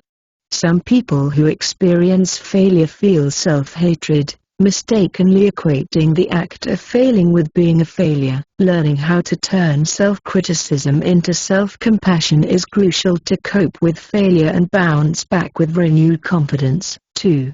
The 3 best ways to extend kindness toward yourself are to imagine you're helping a friend cope with failure. You can write a letter a best friend would write to you to help you lift your spirits. Reframe your critical self-talk by looking for useful feedback when listening to your self-critical voice, or to nurture yourself by doing things that make you feel good. Chapter 16. Change your state. Don't fall victim to the self-help myth that when you're feeling down, you can snap out of it just like that by thinking happy thoughts. Well, maybe some people who've spent their entire lives learning how to control their emotions might be able to do that, but I can't, and I dare say, you probably can't, either. The 3rd step to overcome failure is to change your emotional state, to go from the negative feelings to a more positive mindset. According to research performed by psychologist Daniel Wenner at the University of Virginia, if you're under stress, for example, right after a failure, trying to put yourself in a good mood by thinking happy thoughts can actually backfire. 43. This happens because when you're under the mental load of a negative emotion, you don't have enough brain power left to successfully distract yourself with positive thoughts. Try it yourself. It's easy to put yourself in a good mood if you aren't worried. Try the same while you're under stress, and you'll most likely fail. It doesn't mean there's nothing you can do to stop feeling down or angry at the world, though. You can't snap out of it by merely thinking happy thoughts, but there are other ways to handle it. The starting point is to lower your mental temperature, so to speak, to more manageable levels. If you're boiling with anger whenever you think about your failure, you aren't going to think about it coldly, analyze it, and bounce back from it. Just like you can't have a healthy discussion with another person while you are shouting. You need to create some distance, cool off, and approach the situation again without anger boiling in your veins. The self-nurturing activities we covered in the previous step are a good start toward changing your emotional state. The more immersive the activity is, the more effective it will be at taking your mind off the failure that is lingering in your head. Think about it as putting mental distance between you and the problem. My 2 top strategies to access a more positive state of mind are rock climbing and going out for a walk with a friend. When I climb, I need to dedicate my attention to the act of climbing. Since it's such a high-focus activity, it helps me forget about the failure. And when I come back home after a good workout, I usually have some good insights on how to deal with the situation. Talking the failure over with your spouse or an empathetic friend is another winning strategy. I usually exercise at first to take off some initial steam, and I only turn to other people when I think more clearly. Please note that you don't have to do it all yourself. If you get more energized when you spend time with people than by exercising, by all means change your state by surrounding yourself with people. This is highly personal, and you should discover your own methods of turning your unconstructive self into a person ready to bounce back. The purpose of this step is to identify effective strategies, whether it's exercise, spending time alone, or reaching out to others, that will cool you down, help you look at the failure from a less emotionally charged perspective, and open your mind to a possible new attempt. Empowering story number 8, Vera Wang. In 1968,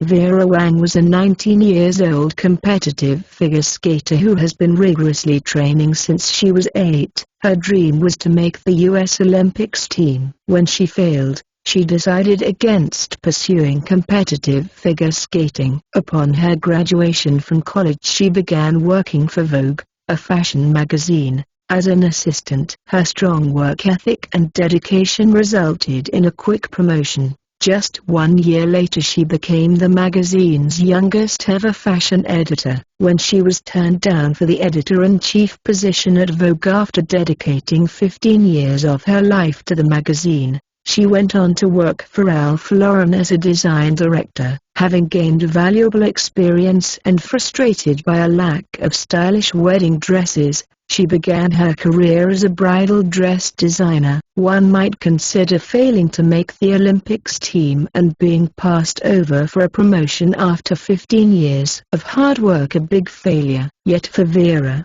it was a blessing in disguise, as it motivated her to grow her career. Ultimately, it led her to becoming the world's most well-known bridal dress designer. As Wang was quoted to say, "The ongoing, unmitigated truth is I would have done anything to be in fashion. I would have swept floors, which I did at Vogue, swept up hair from a model's haircut, pack up clothes, stay on a Friday night after the store closed to get it ready for the next day, which I did at Ralph Lauren. Still, I always felt privileged to have this job. How lucky am I to have gotten here?" 44. When asked if she ever thought she'd become so successful, she replied, "I never thought I'd be successful. It seems in my own mind that in everything I've undertaken, I've never quite made the mark. But I've always been able to put disappointments aside. Success isn't about the end result, it's about what you learn along the way." 45. Change your state. Quick recap. 1.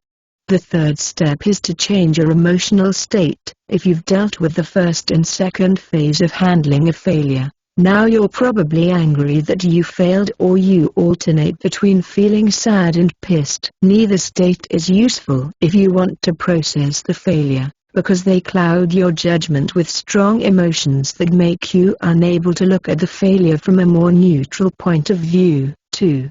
Engage in activities that will help you let off some steam and take your mind off the failure. Staying home and fuming at the failure isn't going to change anything. You need to put some distance between yourself and the failure to be able to learn from it and bounce back. Chapter 17. Learn from it. This step is as simple as it sounds. Identify what you can learn from the failure. This will help you look at the failure in terms of useful real-world feedback, rather than a painful blow without any benefits. I usually search for one key lesson that can make the biggest difference in my future endeavors, but it's a good idea to identify several potential causes for your failure and then try to find a common link between them. For example, my failure to reduce my body fat level to below 10% was caused by several factors. I could have eaten more vegetables to feel fuller. I could have avoided occasional naps during the day, which always made me hungry. I could have eaten more salads and less rice. I could have maintained a smaller,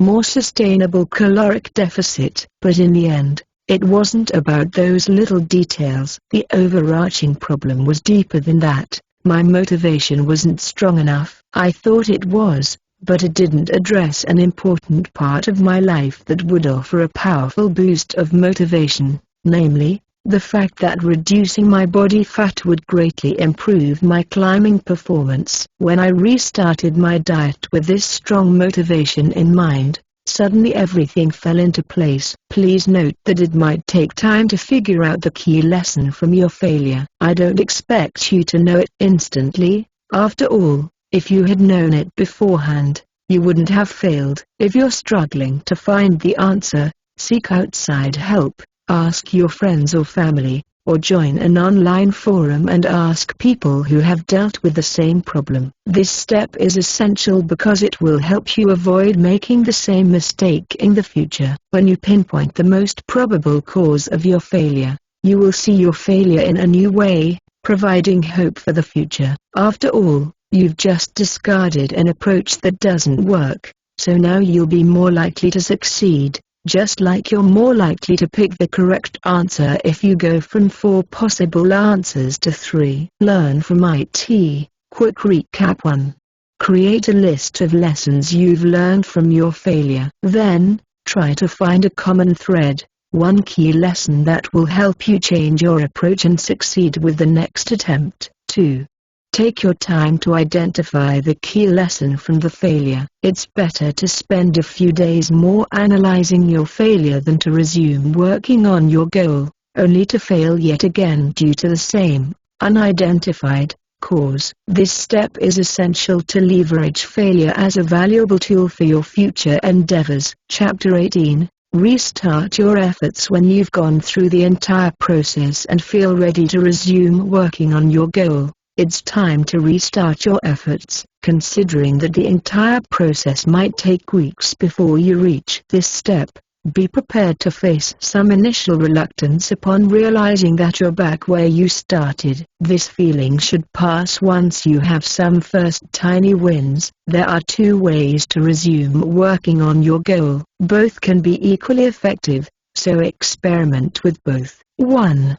You jump back into things with a big bang. Often when I fail, I feel as if I had lost all momentum. This is a depressing thought because I'm an impatient person by nature and want to achieve my goals as quickly as possible. That's why I usually focus on generating some visible results as quickly as possible so that I can almost immediately feel that I'm back on track. I used to wake up past noon and stay up until early morning hours. I wanted to change my routine and become an early riser. It took me several attempts to reach this goal. At first, I would set my alarm clock for 10 a.m. and then, over the next couple of weeks, each day I would change the alarm to wake me up 5 or 10 minutes earlier. Soon, I would find myself unable to get up that early and start waking up past noon again. Then I would bounce back, set the alarm clock for 10 a.m. and try again. This approach didn't work well because I didn't feel there was such a big difference between waking up at 10 a.m. and waking up around noon. When I set my alarm for 5 a.m., I finally had a breakthrough. Waking up so early was more exciting, and it gave me a powerful sense of getting instant results, which, in this case, I was able to maintain in the long term. 2. You start slowly and get yourself back in the groove. Sometimes it might be better to bounce back slowly, by getting yourself back in the groove with tiny steps. One possible application of this approach is when you want to resume your exercise regimen. Of course, you can restart your routine with a hard workout, but the most probable result will be subsequent muscle soreness that will make it harder to keep going. Unless you don't mind the pain, a better approach might be to start with a brief, easy session, and then slowly make your workouts longer and harder. I once had a longer break from writing new books. To get myself back in the groove, I slowly eased myself into things by brainstorming potential topics and organizing my thoughts. Then, the next day, I created a general outline. Then I created a detailed book outline, started writing the easiest chapter, and took it from there, taking an extreme approach by writing several thousand words. On the first day would have made it more difficult to resume writing, as I generally find that my creativity muscle needs to be warmed up slowly over a couple of days. Bounce back. Quick recap 1. The last step in recovering from failure is to restart your efforts. It's possible you'll feel some initial reluctance upon realizing that you're back where you started, but it should quickly pass once you first have some tiny wins. 2.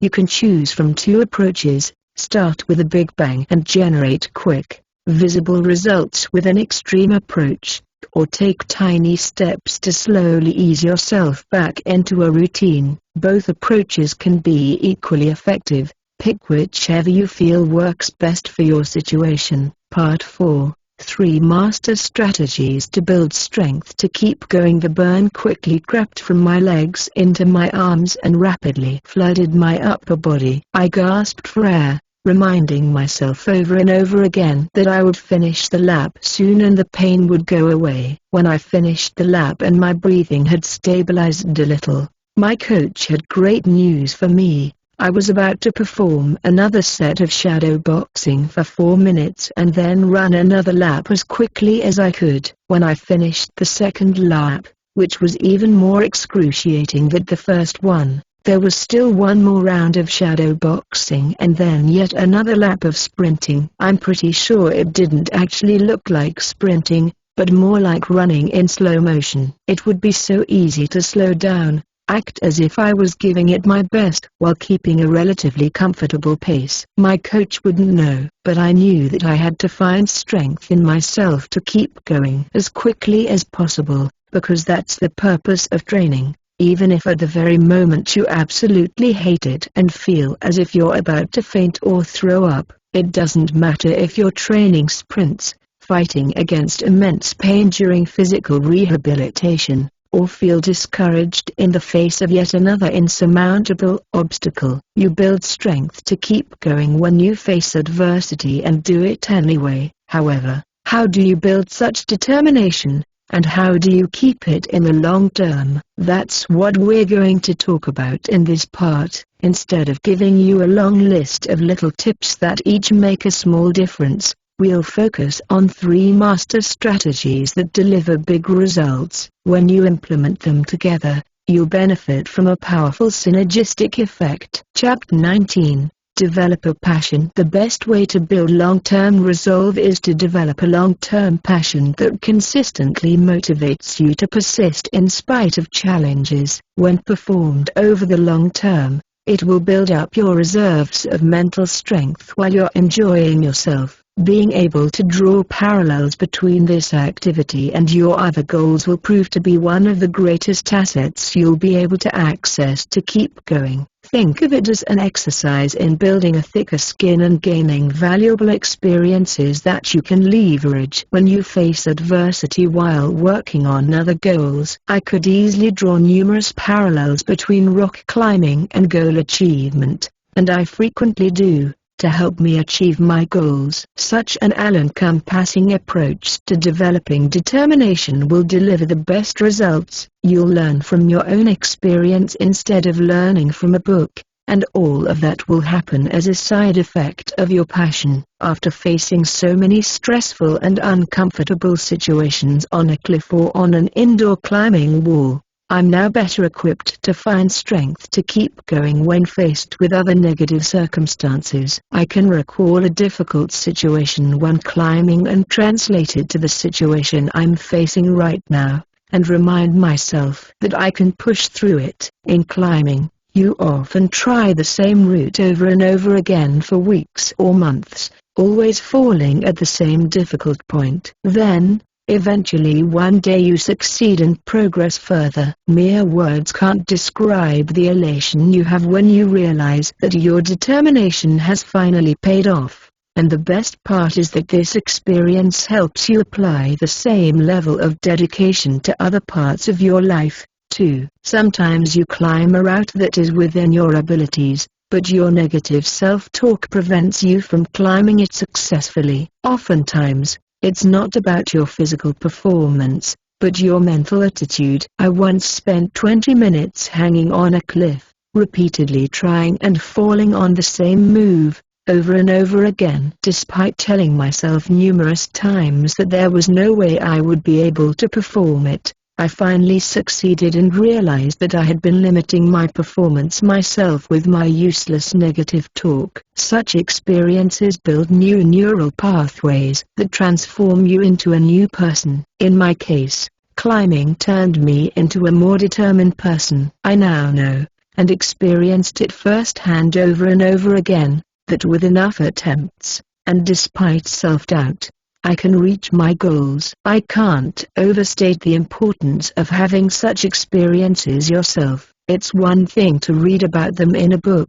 It's a completely different thing when you experience them yourself and draw your own conclusions. Don't just gloss over these paragraphs. This is one of the most important lessons I can share with you when it comes to building a successful life. You need to learn through your own experiences. Exercise number 13. Devote yourself. Find an activity that you can be passionate about over the long term. It needs to put you in situations in which you can grow your mental toughness. Ideas include all kinds of sports, public speaking, stand-up comedy, dancing, yoga, traveling. Ideally, your passion should require you to step outside your comfort zone on a regular basis, although writing, programming, cooking or artistic skills such as illustration, painting or photography can also serve as valuable teachers. Here are some pointers to help you find the right activity for you.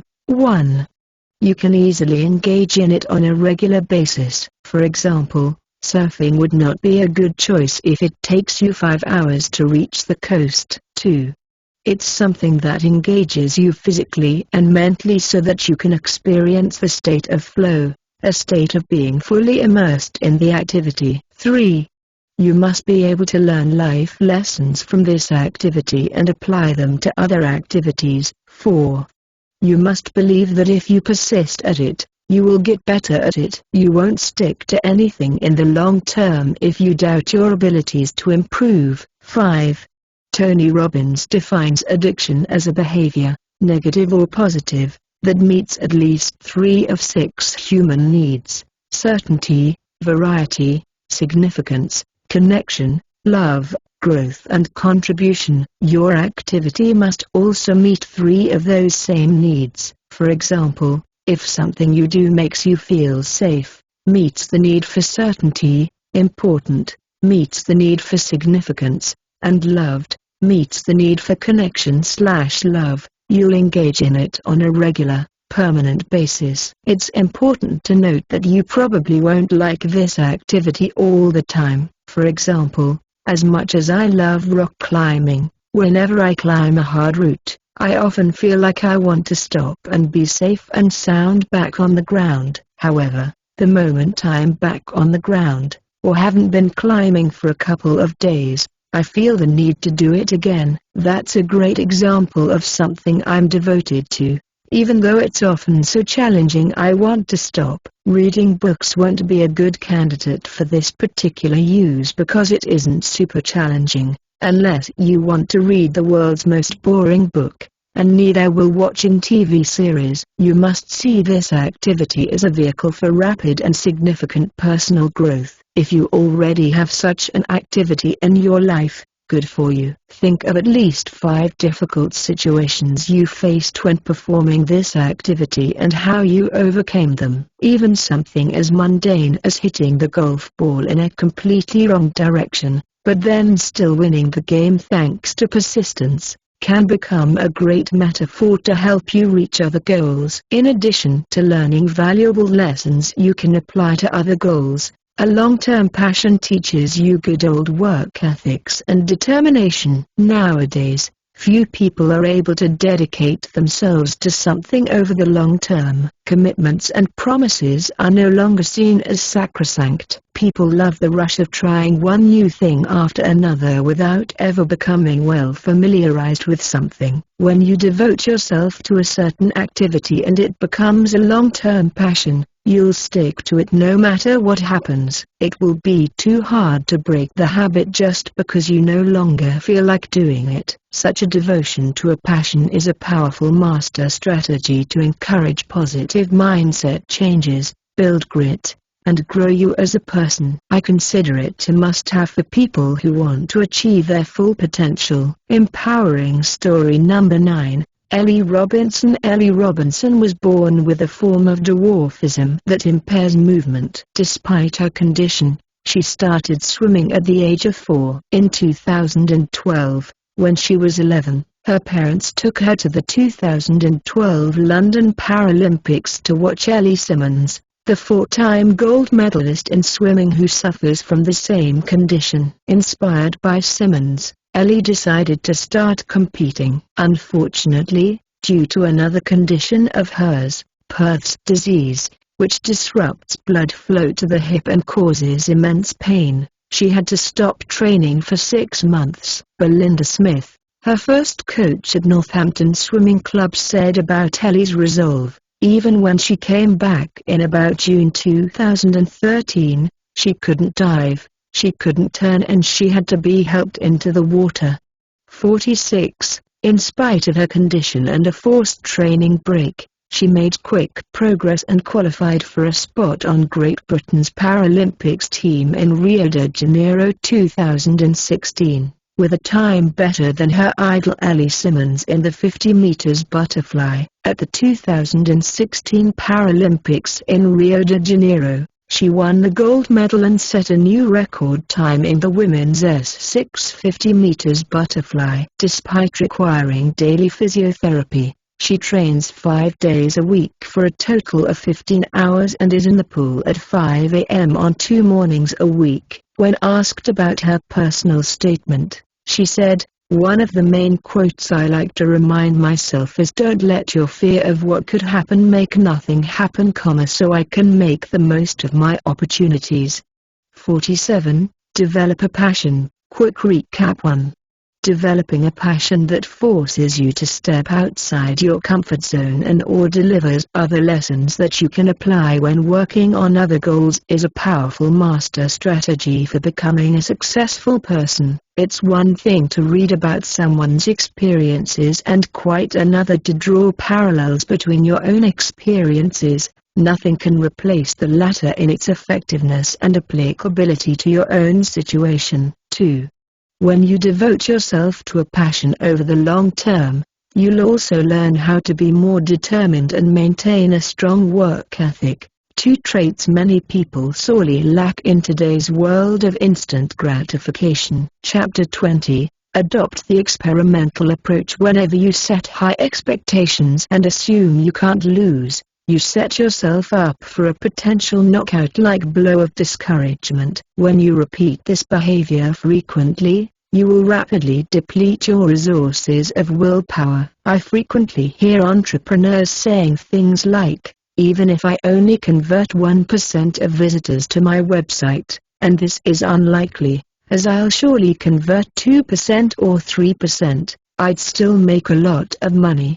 They forget that there are numbers lower than 1%, and their conversion rate might be 0.3%, 0.05%, or even 0%. When they don't reach their goal, they feel bitter and angry. After all, even in the most pessimistic scenario, they should have been rolling in it now. In the opening words of this book, I talked about my failures from investing in video courses. Despite losing a lot of money, I mentioned that I didn't feel angry or particularly disappointed. I protected myself against those emotions because I used a certain strategy that we're going to talk about now. While it's good to have high hopes and set big goals, this applies primarily to objectives you're already knowledgeable about, as you can more or less accurately calculate your odds. However, even then, you should still account for the fact that failure is always a possibility and nobody has an innate golden touch. For this reason,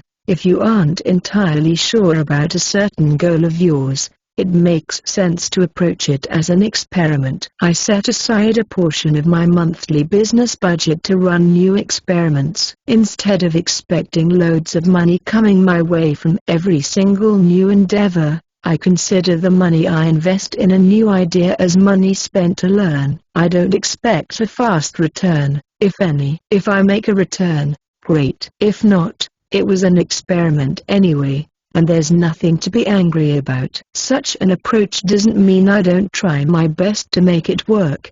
It's just a mind hack that helps me overcome fear of failure and reduce performance anxiety. It's crucial to instill in your mind that the money, or other resources you use, is lost from the start of the experiment. You can use the word invested instead of lost, but don't fool yourself. If it's an experiment, prepare yourself to lose it all. This simple tweak in your attitude will prevent you from procrastinating out of fear or becoming discouraged when you fail. After all, it was an experiment, without a guaranteed positive outcome. Note that this strategy can increase your chances of success because, if you consider your new undertaking an experiment, you'll be more willing to approach it as a scientist. Tweak your approach, change certain variables, and find a winning mix. In business, setting aside a part of your budget for experiments will make you more likely to innovate and achieve unexpected big wins. He or she who sows more, reaps more. This master strategy isn't limited only to business, though. In sports, ego often plays a key role. You don't want to lose or perform badly, so you avoid uncertain and difficult things. In rock climbing, I often convince myself to approach routes I feel apprehensive about by telling myself it's just an experiment. When I don't expect to climb a difficult route, I can forget about bad performance and simply focus on performing my experiment, and whether it ends during my next move or at the top of the route is irrelevant. What matters is that I tried something new. I used to tell myself the same thing when fighting against my shyness. I would approach a female stranger, telling myself it was just an experiment. I could only gain from the experience. Since I wasn't expecting a return on my investment, I could approach her with little to no fear. It didn't matter if I was rejected or not. The experiment ran its course regardless of what happened. Just like scientists don't stop an experiment because they don't like its results, adopting the experimental approach is crucial for long-term goals because they take numerous attempts to achieve. You most likely won't succeed with your first business idea, and chances are you won't succeed with the second one, either. If you approach both attempts as experiments, you'd be more likely to keep going than if you assumed right away that your first idea would make you a millionaire. Again, it's good to have positive expectations, but for the purpose of maintaining long-term determination, it makes sense to treat your efforts as experiments. They may deliver the results you're after, but if not, they can help you discard the wrong approach without feeling like you failed. Change doesn't have to be permanent. Successful entrepreneur Noah Kagan points out in his interview with popular blogger Tin that change doesn't have to be permanent. 48. It's hard to make daunting changes if you believe you can't back out of them. Think of your big decision as an experiment that you can conclude at any moment, and it will cease to be daunting or impossible to revert. If you want to switch to a plant-based diet, the thought that you'll never be able to eat meat, fish, or eggs again makes it pretty much impossible for most people to take such a decision. How about going on a plant-based diet for only a month or just a week and seeing how you feel? If you want to start your career as a freelancer, you don't have to give in your notice at your job and go for broke. How about applying for a couple of small gigs and working on the weekends to test the waters? Don't overthink it. Find a way to introduce a big change in your life with little commitment and investment on your part. If it works well, make it a permanent change. If you don't like it, stop doing it. There's little you can lose, and a lot you can potentially gain. You're in control of how much of a risk you want to take with your decisions. You can dip your toes in the water and invest as little as possible, or you can place a larger bet that will result in a bigger win or a more painful loss. When I started out with my self-publishing business, I ran small experiments. I decided to spend $50 instead of $10 to design a cover or risk $50 to test a new promotional service. Note that safe experiments don't always come with limited upside. Spending just $40 more on a professional book cover comes with little risk, while it can potentially dramatically increase sales. Later on, when I had more money and my risk muscle became stronger, I started running bigger experiments. Recently I spent several $1,000s on hiring a business consultant. In the end, I realized that the solutions offered to me by the consultant weren't right for me in the long term. I decided to cut my losses, which meant losing the money I'd already invested in hiring the consultant, as well as refunding money to people who had pre-ordered the product I had started working on. Prior to starting this experiment, I knew that the potential upside was big, but I was also fine with the fact that if it did not work out, I'd lose a lot of money. In the end, the experiment was still worth it, as it helped me clarify the long-term direction of my business. People often give up on their goals, not because their experiments fail, but because they don't run them at all and consequently, don't evolve. If it weren't for my numerous experiments in my self-publishing business, I wouldn't have become a best-selling self-published author. My losses amount to thousands of dollars and hundreds of hours of my time, but my wins are a healthy multiple bigger. Embrace experiments, and even if most of them fail, you only need 1 or 2 to score big wins. Exercise number 14. Devise an experiment. Is there anything that could help you achieve your goal, but you're afraid of doing it because you fear you'll lose money or time or get discouraged if it were not to work out? Approach it as an experiment. Run it with the sole intention of gathering data for a short period of time so that it isn't overwhelming. If you don't have a good tolerance for risk, start as small as you can and gently exercise your risk muscle along the way. Set a budget. It can be in monetary terms, $500 to test a new marketing channel. Time, 4 weeks of following a new diet. Quantity, write 20,000 words to see if you can write a short story and become a professional writer, and get started. Your goal is to run the experiment until you gather enough data to draw good conclusions. Consider the experiment successful as long as you gain useful information from it. Adopt the experimental approach. Quick recap. 1. Setting high expectations and never taking into account the fact that you can lose can lead to discouragement if you fail. The solution is to adopt the experimental mindset, in which you consider a new undertaking an experiment. Your goal ceases to be about achieving success. It's about testing your hypothesis. 2.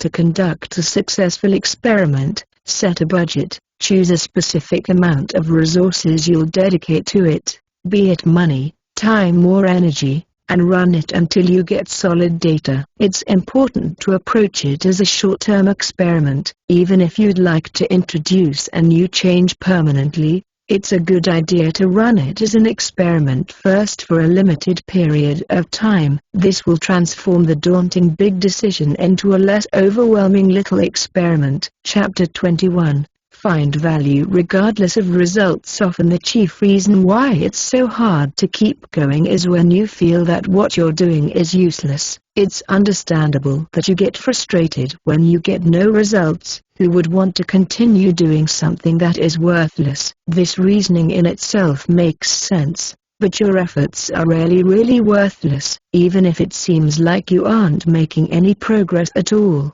there's almost always some value in what you're doing. Identifying it can help you push forward. It's best to explain this master strategy with some real-world examples. Over the years, I launched numerous businesses. Most of them were utter failures. Even in my otherwise successful self-publishing business, I had numerous flops. Sales of some of my products barely covered the expenses to produce them, and I never got compensated for the time I had invested in creating them. I also had high hopes for some books that never took off, or spent money translating my book into another language, only to see a couple of sales. Aside from adopting the experimental mindset, what helped me keep going was realizing that despite not reaching the results I was after, I still had helped somebody. I still created something of value. So my efforts had a meaning. If I were convinced there were no value whatsoever in my business undertakings,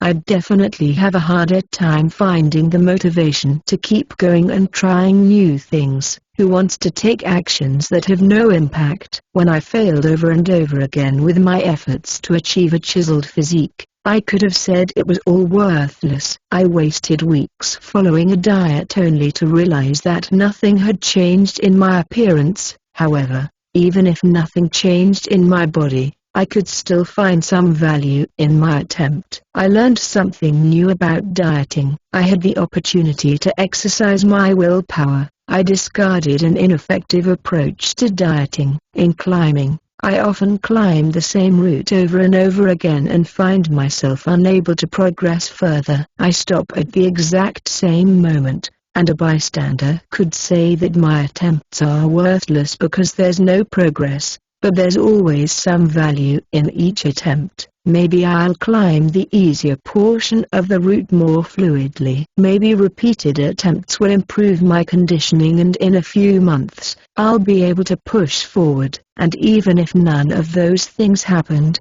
the activity itself is still of value. I get to do something I love, exercise my body, and spend time with friends. I once spent several weeks taking Arabic classes to prepare myself for a trip to Oman, a beautiful Arabic-speaking country in the Persian Gulf region. I wanted to be able to hold some basic conversations in the language and read at least some of the most common signs you see in every city. Aside from the fact that my goal was too ambitious and I failed to prepare myself properly, it was a big waste of time because pretty much nobody wanted to use Arabic with me, nor were they impressed by my lackluster skills. Because of a huge number of immigrants from India, Pakistan, and Bangladesh who are living in Oman, pretty much every single interaction you have on a daily basis is with a person who doesn't speak Arabic, or good English. For that matter, Omanis are forced to use English with pretty much everybody.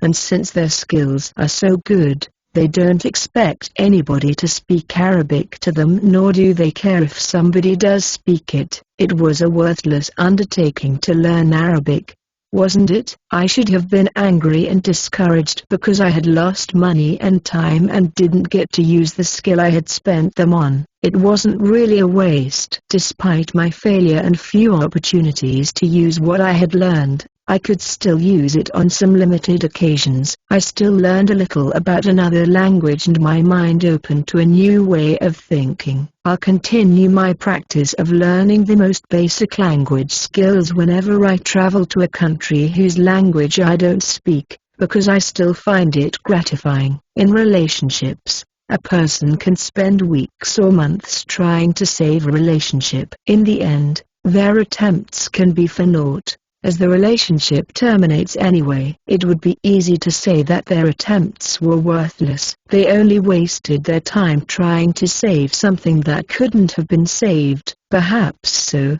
but at the same time, they got to at least try. They fought for the relationship, they invested their time and energy, and they did something, and this something in itself is often of enough value that, even if it doesn't change the outcome, it was worth it. As they say, it's better to regret something you've done than something you haven't. Exercise number 15.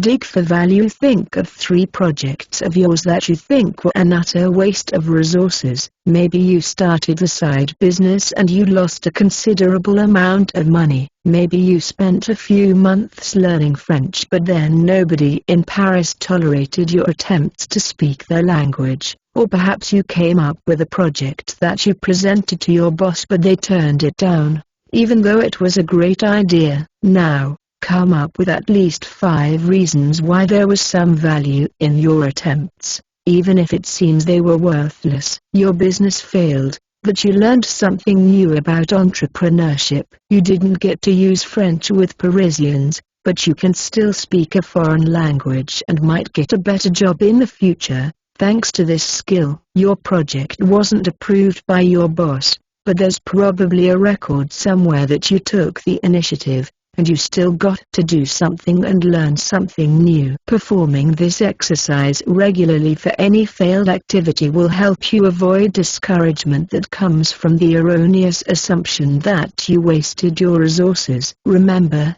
as long as you're not literally flushing money down the drain, there's always some value in what you're doing, even if it's hard to notice it. Find value regardless of results. Quick recap 1.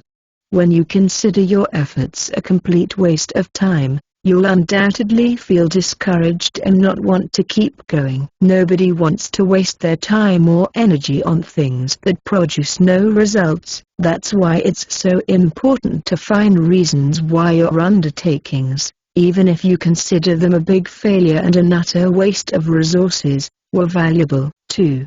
Whenever you catch yourself thinking that something was a complete waste, try to identify something of value that you gained. Thanks to this experience, perhaps your business didn't succeed, but you still helped a few clients. Maybe you couldn't stick to your diet, but now you have a better understanding of proper nutrition. Perhaps somebody else was chosen for the position you applied for, but you still made a good impression that can help you land a job in the future. Part 5. 4 reasons to give up. When I first learned that you can make money selling stock options with a mathematic approach, I was excited. I'd been looking for an investment strategy that wouldn't rely on luck or incredible analytical skills. I soon hit the first obstacle. No matter how hard I tried, I couldn't understand slightly more advanced concepts. I figured that if I opened a demo account and tested the strategies with virtual money,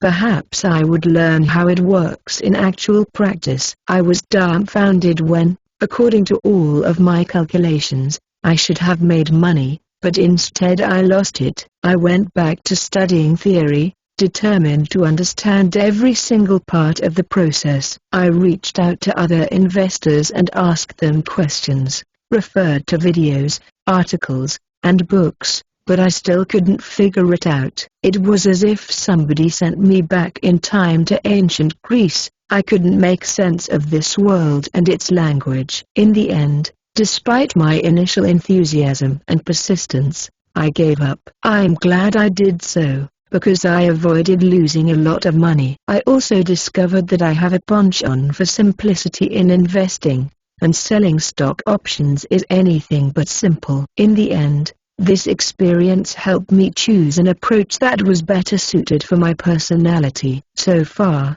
we have covered how to deal with various types of failure, recover from them, and resume working on your goals. However, it doesn't always make sense to be persistent. Sometimes failure signals that you should stop because you're wasting your time. In the last part of the book you'll learn about the 4 most common reasons to give up. After you finish reading this part, you should have a clear understanding of when to continue with your objective or move on. Chapter 22. Give up if it isn't congruent with you. Among the most famous Instagram celebrities, 19-year-old Australian model Alison O'Neill had it all: more than 600,000 followers, around 2,000 uploaded photos, in which she showed off her fit body wearing designer dresses in beautiful locations, and it didn't hurt that she was making $2,000 per promotional post. Yet one day she quit her lucrative business. As she said in a deleted vlog commenting on her decision, "I, myself, was consumed by it. This was the reason why I quit social media. For me, personally, it consumed me. I wasn't living in a 3D world." Some goals or achievements, as exciting as they can be, can turn your life into a nightmare. Instagram models like Alison pay a high price for their success. Each day, she had to spend hours trying to take a perfect picture, hide her every flaw, and pretend she was living in a fantasy world. We live in an era where unrealistic standards are forced upon us at every corner. We're to follow them at all cost, even at the expense of our self-worth or happiness. After all, if you don't post your travel pictures on Facebook, it's as if you didn't travel at all. If you don't share a picture of your meal on Instagram, you didn't go to this new fancy restaurant. If you don't post hundreds of pictures hanging out with your friends, you don't have friends. This problem isn't limited to social media only. People waste years of their lives in constant stress, chasing goals they themselves would never pursue if it weren't for their social conditioning or the admiration they can get. Society pressures young people to go to the college, and those who want to consider an alternative career choice or start a business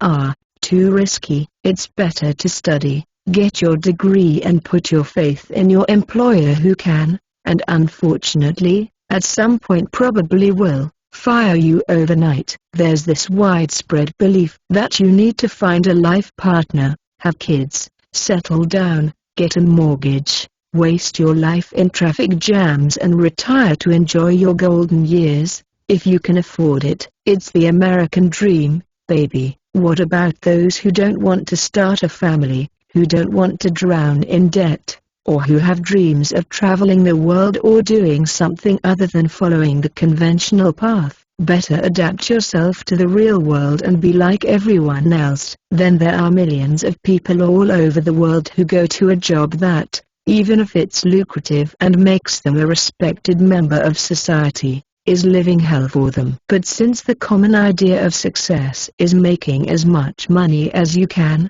at the expense of your health and time, they keep on living in silent suffering rather than consider the preposterous idea that maybe they should find an alternative path that would allow them to enjoy their lives. I guess you can tell that undisputed social mores make my blood boil. I don't want you to waste your life chasing things that don't matter to you because you were fooled by a social dogma that you should chase them. This is the first common reason why you should give up on certain goals. If you're chasing them not for yourself, but out of the need to conform. I went to college because my parents wanted me to do so, according to them, and the great majority of society. You need to go to college if you want to succeed in life. It doesn't matter that most professors base their knowledge on handbooks released in the last century and won't teach you anything even remotely useful in the real world. I studied business administration from people who have never run a business. Most of them have never worked outside of academia. I forced myself to exist in this ridiculous reality that few people question, for the sake of accomplishing the crucial goal of acquiring a formal education. I put an end to this suffering within less than 2 years. Attending college was one of the unhappiest periods of my life. The only regret I have is that I didn't drop out sooner. At least I got to experience firsthand how ridiculous the system is. Revise your goals and ask yourself if you're chasing something you really want or if it's something you're pursuing because somebody else has established that it's a worthwhile goal. You want it, but it costs you too much. You may find yourself in a situation in which you're chasing a goal you do want to achieve, but it generates too much daily suffering. It's impossible to reach your goals without some level of pain and discomfort, but if it costs you too much, it's probably not worth it. I once owned a company that sold software to real estate agents. Few things are worse to me than trying to sell strangers my product over the phone, yet that's precisely what I had to do in this business. On a daily basis, even though there was a lot of potential in the idea, I sold this company because its effect on my stress levels was overwhelming. It wasn't worth it to sacrifice my mental health to reach the goal of turning this business into the best solution provider in the industry. If a goal you're working on makes you stressed out no end, ruins your health, destroys your relationships, or negatively affects your self-worth so much that you're starting to hate yourself, give up. Don't fool yourself that it will go away. Yes, you can push yourself and keep going, but at what cost? It's only a matter of time before you give up anyway, due to all the pent-up rage boiling inside you, or the stress will ruin your health and you'll have to give up. However, let's be clear. Sometimes you don't have a choice and you need to do something unenjoyable. All goals come with some inconveniences. I heavily dislike certain parts or self-publishing, but I don't deal with those aspects on a regular basis. If I hated writing, how long do you think I'd be able to persevere? If my main job is to write thousands of words each month, as long as it's a rare occurrence, It won't affect your long-term performance. If you feel negative emotions on a daily basis, the process isn't sustainable and you likely won't be able to sustain it long enough to reach your goal. Some people are more skilled at tolerating the things they hate in the long term, but even they will eventually pay the price, in lost energy, bad health, damaged relationships or other negative consequences of living a lifestyle that is incongruent with your personality. Procrastination often signals that you should give up. Whenever I procrastinate about something, I know that deep down I don't care about it as much as I think I do. If I did, I wouldn't constantly put it off. This makes me rethink the importance of a given goal. If you find yourself in the same situation and you usually don't procrastinate with other tasks, perhaps you're trying to stay faithful to a goal that you should give up. Empowering story number 10. Toni Morrison. It was 1933. Toni Morrison was 2 when her parents fell behind with their monthly $4 rent. Because of their inability to pay, the landlord set fire to the house while the family was inside. Toni was too young to remember the event, but she remembered her parents telling her about it and the important lessons about resilience they passed on to her. In 1993, she recounted the event in an interview for The Washington Post. It was this hysterical, out of the ordinary, bizarre form of evil. If you internalized it, you'd be truly and thoroughly depressed because that's how much your life meant. For $4 a month somebody would just burn you to a crisp. So what you did instead was laugh at him, at the absurdity, at the monumental crudeness of it. That way you gave back yourself to yourself. You know what I mean? You distanced yourself from the implications of the act. That's what laughter does. You take it back. You take your life back. You take your integrity back.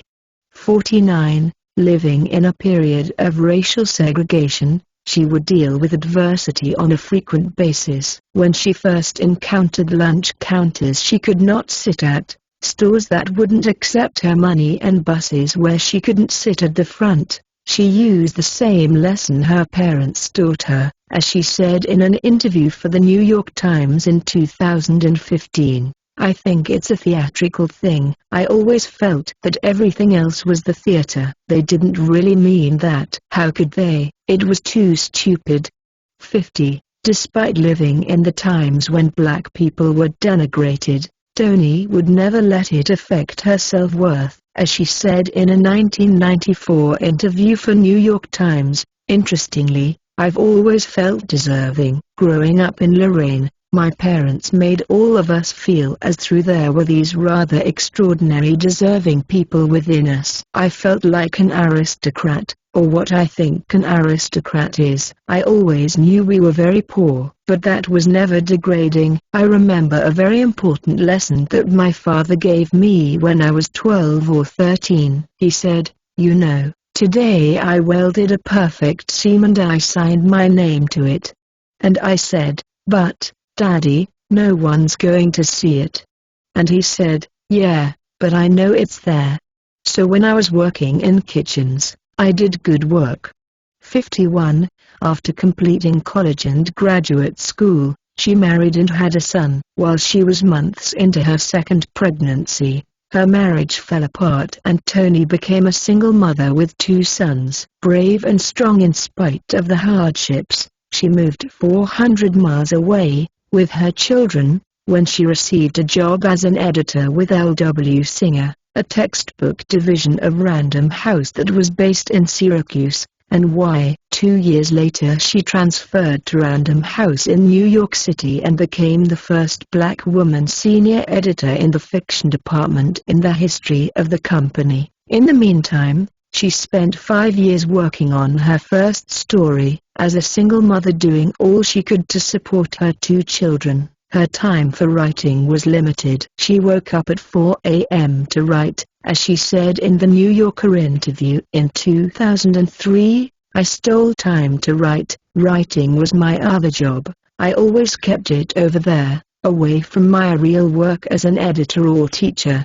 52. After her early morning writing sessions she went to work where, As an editor of black literature, she was instrumental in fostering a new generation of African American authors. Her first book, The Bluest Eye, took 5 years to finish. It didn't sell well until it was put on the reading lists of black studies departments of several colleges. It would take 17 years more before Toni Morrison would release her most successful novel, Beloved. Despite critical acclaim and international renown, it wasn't until a group of 48 black critics and writers protested the lack of national recognition of Morrison's works that she would get recognized for her contribution to American literature. In 1988, at the age of 57 and more than 23 years after she began working on her first book, Toni Morrison won the Pulitzer Prize for Fiction.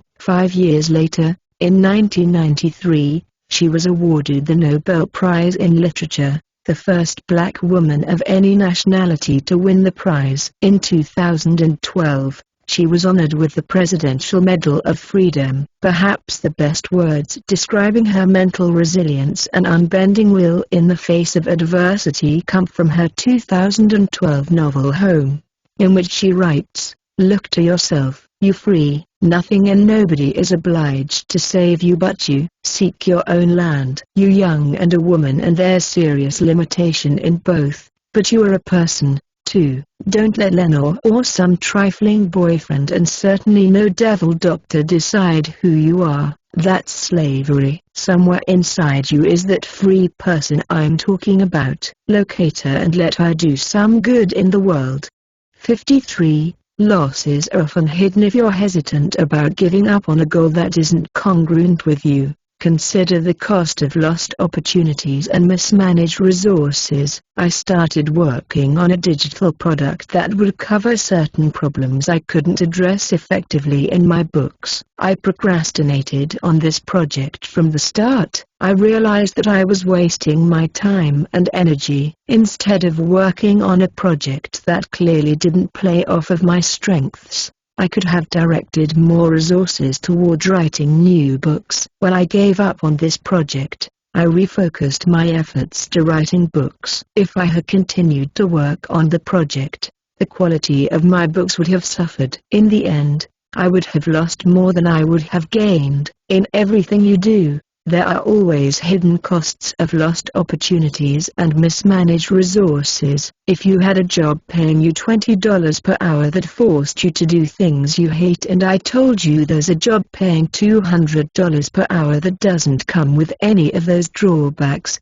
all other things being equal, would you stick to your current job? Working on a goal that is incongruent with you makes you lose twice. First, by causing you unnecessary suffering, and second, by making you lose opportunities in which you would generate better results with less effort. If you still feel that you need permission to give up on something you hate, there you go. I hereby give you my permission to give up.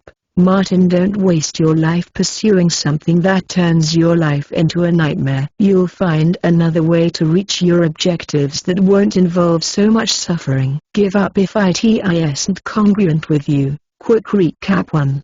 If you're chasing something only because society tells you to do so, as in the case of going to the college or working in a job you hate, you're wasting resources that you could have spent on something more aligned with your personality and outlook on life. 2.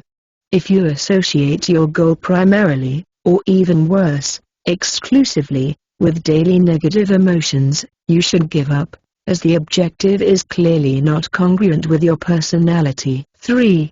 Working on the wrong goal doesn't just make you lose the time and energy invested in pursuing the objective itself. It also costs you in lost opportunities and mismanaged resources. Chapter 23. Give up if you won't achieve the level of performance or achievement you want when setting a goal. Define what level of performance of achievement you want to reach to feel satisfied with your efforts. If after a realistic period of time, remember the false hope syndrome.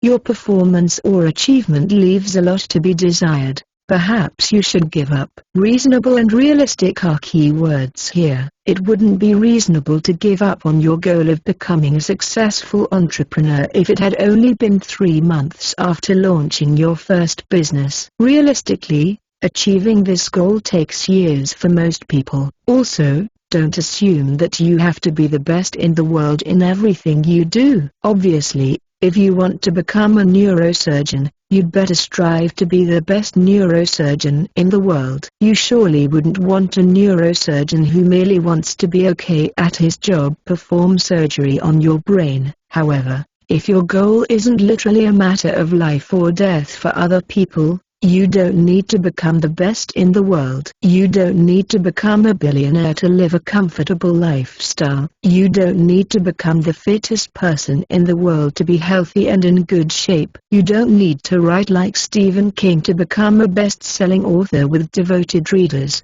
I'll never become a world-class rock climber, but it's not important to me. I don't need the stress and dedication required to become a world-class athlete. As long as I keep improving, I'll feel good with my performance. When I started taking tennis classes, I wanted to become an average player who could at least keep up with other casual players within a year. A year after taking 2 to 3 classes a week, I was still losing against a friend who had played tennis no more than 10-15 times in his entire life. I realized I had an exceptional talent for being an extremely bad tennis player, so I gave up. I'm sure that even if I were to continue taking classes, I'd still remain an extremely untalented player. Please note that sometimes progress doesn't happen for a long time, and then everything changes virtually overnight. You need to account for this fact before you decide to forego your efforts. I wanted to quit the self-publishing industry because I thought that I wouldn't be able to go past a certain income level. I persevered,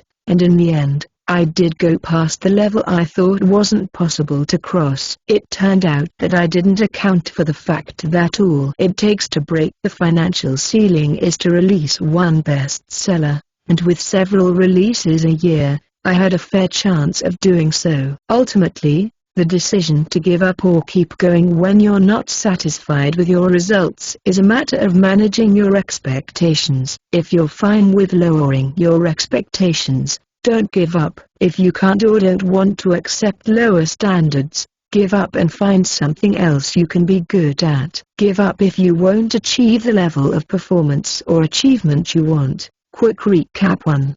If you're unsatisfied with your results after a reasonable amount of time and other resources invested in your goal and don't see any possibilities for improvement, maybe you should find something else you'd be better at. 2.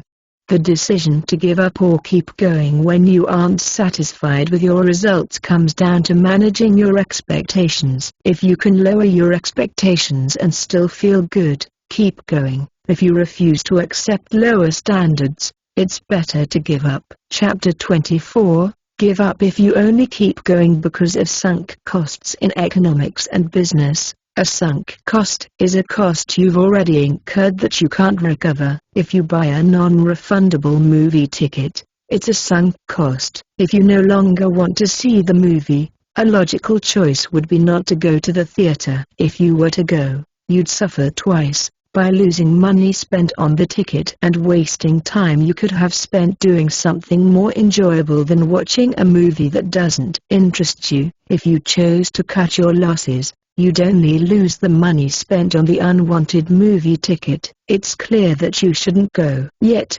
many people irrationally choose the wrong decision. It's because of the sunk cost fallacy. The more you invest in something, the harder it is to cut your losses and quit. Another reason is loss aversion, a tendency to prefer avoiding losses more than acquiring equivalent gains. A person would go see a movie they don't want to watch because they don't want to waste the ticket. They'd rather waste 2 hours on a boring movie and fool themselves into thinking that they didn't lose money on the ticket than lose the money spent on the ticket and gain 2 hours to do something more enjoyable. According to some studies, losses produce twice the psychological effect than gains do. 54. This means that you'd work harder to avoid losses than score wins. When coupled with the sunk cost fallacy, you have a recipe for mindless persistence when the only rational decision should be to cut your losses and move on. Monitor your behavior and stop investing further resources in any endeavors where your only motivation is to avoid losses that are in fact sunk costs that you can't recover. I shared with you a story in which I hired a business consultant. When I realized that this collaboration wouldn't work out for me,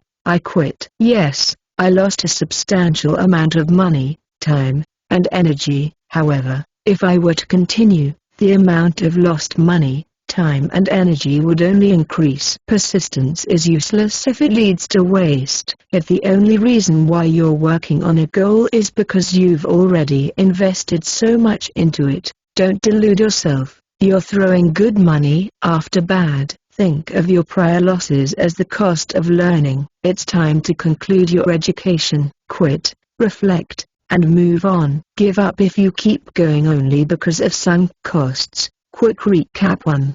Persistence is good as long as you care about your objective. If you're pursuing your goal simply because of sunk costs you've already incurred that you can't get back, you should give up. 2. Consider your losses the cost of learning. When it no longer makes sense to pursue your goal, accept that what you lost was in fact an investment in your education, and it's now time to conclude it. Chapter 25. Give up if you're constantly playing catch-up. If you constantly fall behind with your goal, perhaps the goal you're pursuing isn't that important to you, or you need to give up on other goals to make time for this objective. If you can't make time for your goal but you find time to do other things, it signals that your motivation isn't strong enough or that your objective is no longer a priority for you. If you'd like to work on your goal, but other things constantly distract you, you need to give up on those things to make time for your key goal. We've already talked about the ineffectiveness of spreading yourself too thin. Just as trying to do several things at once reduces your performance, so does chasing too many goals. Think of it as growing bonsai trees. If you have 100 trees and your friend Jane has one,